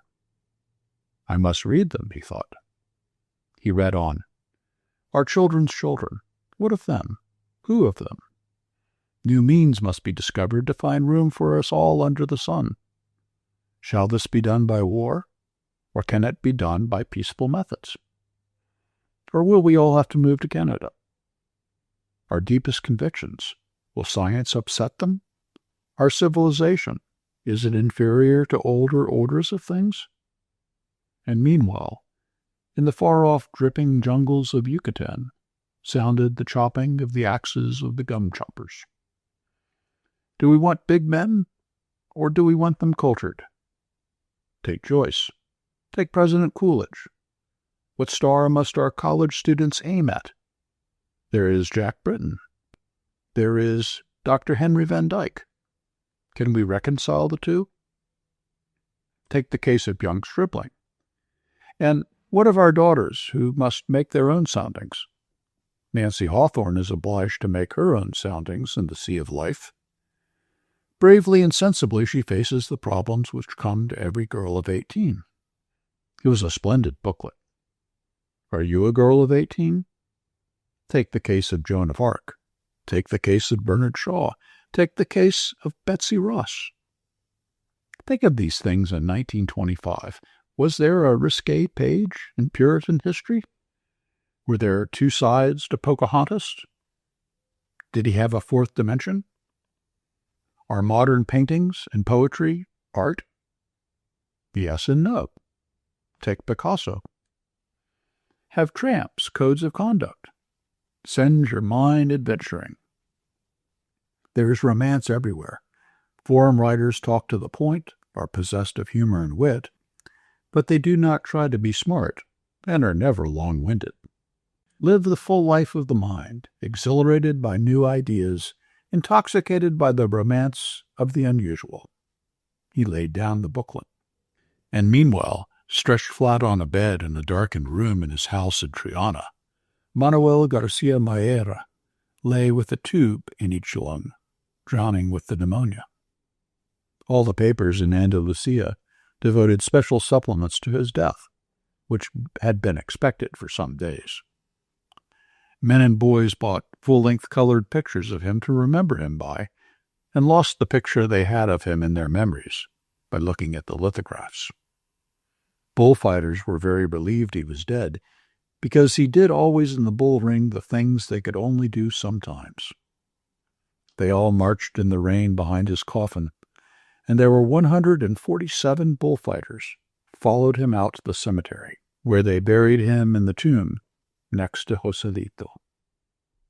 After the funeral, everyone sat in the cafes out of the rain, and many colored pictures of Maera were sold to men who rolled them up and put them away in their pockets. Section 14. Now I Lay Me. That night we lay on the floor in the room, and I listened to the silkworms eating. The silkworms fed in racks of mulberry leaves, and all night you could hear them eating and a dropping sound in the leaves. I myself did not want to sleep because I had been living for a long time with the knowledge that if I ever shut my eyes in the dark and let myself go, my soul would go out of my body. I had been that way a long time, ever since I had been blown up at night and felt it go out of me and go off and then come back. I tried never to think about it, but it had started to go since in the nights, just at the moment of going off to sleep, and I could only stop it by a very great effort. So while now I am fairly certain that it would not really have gone out, yet then, that summer, I was unwilling to make the experiment. I had different ways of occupying myself while I lay awake. I would think of a trout stream I had fished along when I was a boy, and fish its whole length very carefully in my mind. Fishing very carefully under all the logs, all the turns of the bank, the deep holes and the clear, shallow stretches, sometimes catching trout and sometimes losing them. I would stop fishing at noon to eat my lunch, sometimes on a log over the stream, sometimes on a high bank under a tree, and I always ate my lunch very slowly and watched the stream below me while I ate. Often I ran out of bait because I would only take 10 worms with me in a tobacco tin when I started. When I had used them all, I had to find more worms, and sometimes it was very difficult digging in the bank of the stream where the cedar trees kept out the sun, and there was no grass, but only the bare, moist earth. And often I could find no worms. Always, though, I found some kind of bait, but one time in the swamp I could find no bait at all, and had to cut up one of the trout I had caught and use him for bait. Sometimes I found insects in the swamp meadows, in the grass or under ferns, and used them. There were beetles and insects with legs like grass stems, and grubs in old rotten logs, white grubs with brown pinching heads that would not stay on the hook and emptied into nothing but cold water, and wood ticks under logs where sometimes I found angleworms that slipped into the ground as soon as the log was raised. Once I used a salamander from under an old log. The salamander was very small and neat and agile and a lovely color. He had tiny feet that tried to hold onto the hook, and after that one time, I never used a salamander, although I found them very often. Nor did I use crickets, because of the way they acted about the hook. Sometimes the stream ran through an open meadow, and in the dry grass I would catch grasshoppers and use them for bait, and sometimes I would catch grasshoppers and toss them into the stream and watch them float along, swimming on the stream and circling on the surface as the current took them, and then disappear as a trout rose. Sometimes I would fish 4 or 5 different streams in the night, starting as near as I could get to their source and fishing them downstream. When I had finished too quickly and the time did not go, I would fish the stream over again, starting where it emptied into the lake and fishing back upstream, trying for all the trout I had missed coming down. Some nights, too, I made up streams, and some of them were very exciting, and it was like being awake and dreaming.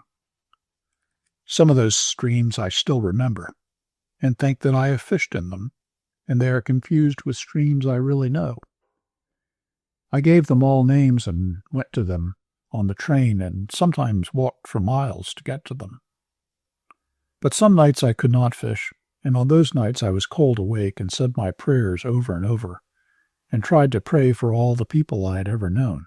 That took up a great amount of time, for if you try to remember all the people you have ever known, going back to the earliest thing you remember, which was, with me, the attic of the house where I was born, and my mother and father's wedding cake in a tin box hanging from one of the rafters, and in the attic jars of snakes and other specimens that my father had collected as a boy and preserved in alcohol, the alcohol sunken in the jars, so the backs of some of the snakes and specimens were exposed and had turned white.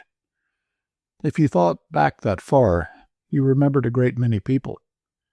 If you prayed for all of them, saying a Hail Mary and an Our Father for each one, it took a long time, and finally it would be light, and then you could go to sleep, if you were in a place where you could sleep in the daylight. On those nights I tried to remember everything that had ever happened to me, starting with just before I went to the war and remembering back from one thing to another. I found I could only remember back to that attic in my grandfather's house. Then I would start there and remember this way again until I reached the war. I remembered after my grandfather died, we moved away from that house and to a new house designed and built by my mother. Many things that were not to be moved were burned in the backyard, and I remember those jars from the attic being thrown in the fire, and how they popped in the heat and the fire flamed up from the alcohol. I remember the snakes burning in the fire in the backyard. But there were no people in that, only things. I could not remember who burned the things even, and I would go on until I came to people and then stop and pray for them. About the new house, I remembered how my mother was always cleaning things out and making a good clearance. One time when my father was away on a hunting trip, she made a good, thorough cleaning out in the basement and burned everything that should not have been there. When my father came home and got down from his buggy and hitched the horse, the fire was still burning in the road beside the house. I went out to meet him. He handed me his shotgun and looked at the fire. "What's this?" he asked. "I've been cleaning out the basement, dear," my mother said from the porch. She was standing there smiling to meet him. My father looked at the fire and kicked at something. Then he leaned over and picked something out of the ashes. "Get a rake, Nick," he said to me. I went to the basement and brought a rake, and my father raked very carefully in the ashes. He raked out stone axes and stone skinning knives and tools for making arrowheads and pieces of pottery and many arrowheads. They had all been blackened and chipped by the fire. My father raked them all out very carefully and spread them on the grass by the road. His shotgun in its leather case and his game bags were on the grass where he had left them when he stepped down from the buggy. "Take the gun and the bags in the house, Nick, and bring me a paper," he said. My mother had gone inside the house. I took the shotgun, which was too heavy to carry, and banged against my legs, and the 2 game bags and started toward the house. "Take them one at a time," my father said. "Don't try and carry too much at once." I put down the game bags and took in the shotgun and brought out a newspaper from the pile in my father's office. My father spread all the blackened, chipped stone implements on the paper and then wrapped them up. The best arrowheads went all to pieces, he said. He walked into the house with a paper package, and I stayed outside on the grass with the 2 game bags. After a while, I took them in. In remembering that, there were only 2 people, so I would pray for them both. Some nights, though, I could not remember my prayers even. I could only get as far as on earth as it is in heaven, and then have to start all over and be absolutely unable to get past that. Then I would have to recognize that I could not remember and give up saying my prayers that night and try something else. So on some nights I would try to remember all the animals in the world by name, and then the birds, and then fishes, and then countries and cities, and then kinds of food and the names of all the streets I could remember in Chicago. And when I could not remember anything at all anymore, I would just listen. And I do not remember a night on which you could not hear things.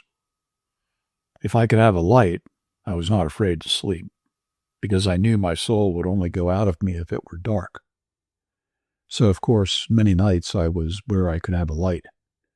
And then I slept because I was nearly always tired and often very sleepy. And I'm sure many times, too, that I slept without knowing it. But I never slept knowing it, and on this night I listened to the silkworms. You can hear silkworms eating very clearly in the night, and I lay with my eyes open and listened to them. There was only one other person in the room, and he was awake, too. I listened to him being awake for a long time.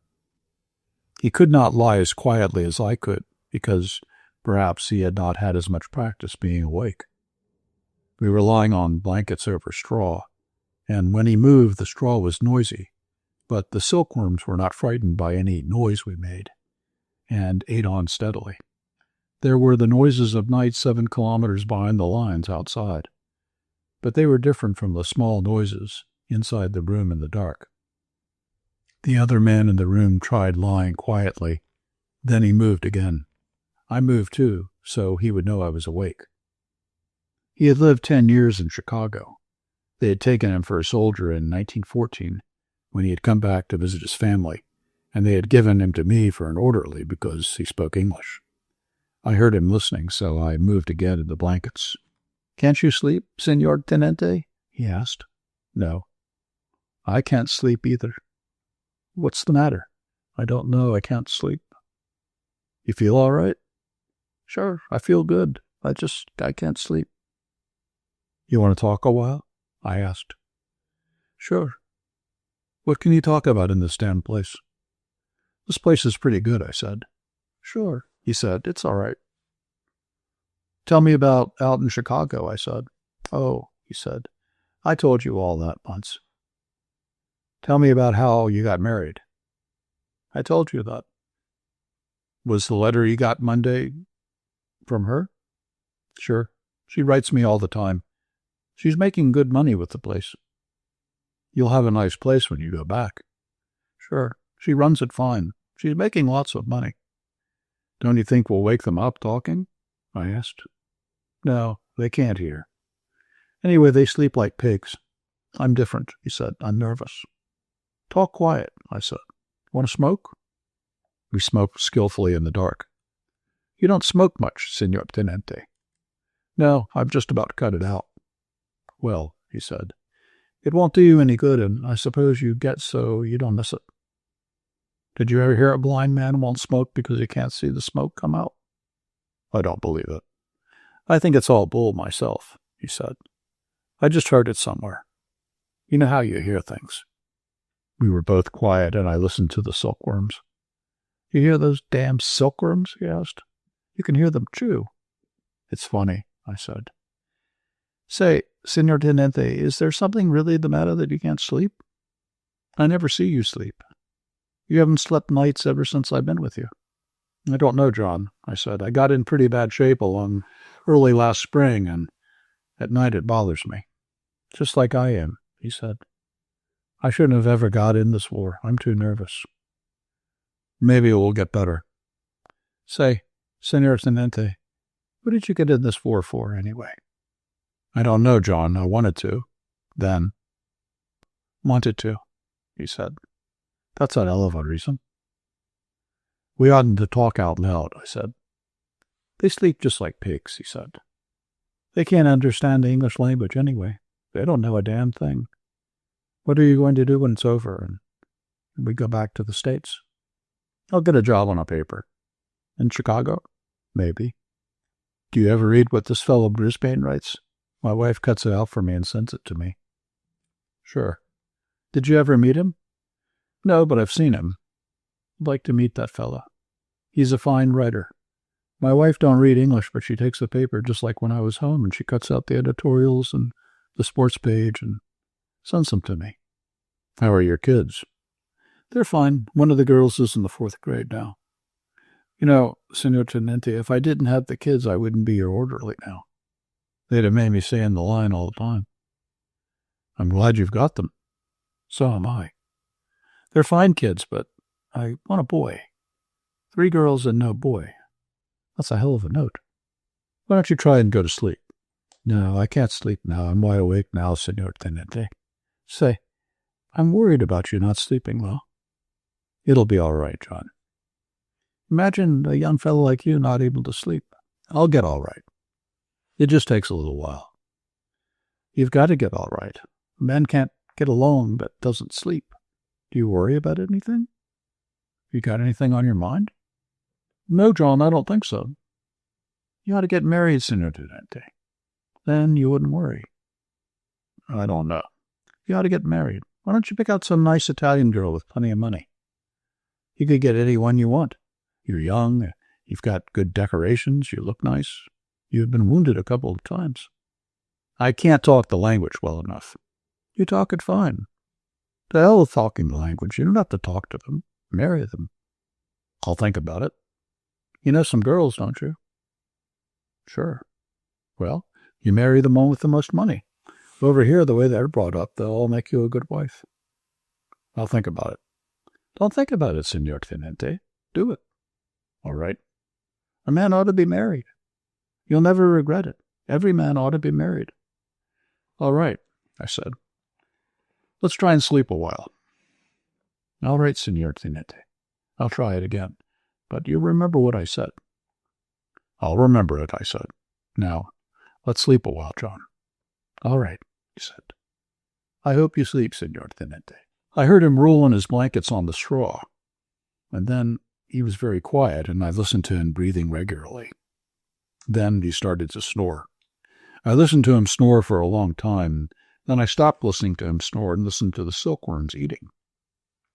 They ate steadily, making a dropping in the leaves. I had a new thing to think about, and I lay in the dark with my eyes open and thought of all the girls I'd ever known and what kind of wives they would make. It was a very interesting thing to think about, and for a while it killed off trout fishing and interfered with my prayers. Finally, though, I went back to trout fishing because I found that I could remember all the streams, and there was always something new about them, while the girls, after I had thought about them a few times, blurred, and I could not call them into my mind, and finally they all blurred and all became rather the same, and I gave up thinking about them almost altogether. But I kept on with my prayers, and I prayed often for John in the nights, and his class was removed from active service before the October offensive. I was glad he was not there because he would have been a great worry to me. He came to the hospital in Milan to see me several months after, and was very disappointed that I had not yet married. And I know he would feel very badly if he knew that, so far, I had never married. He was going back to America, and he was very certain about marriage, and knew it would fix up everything. End of Men Without Women.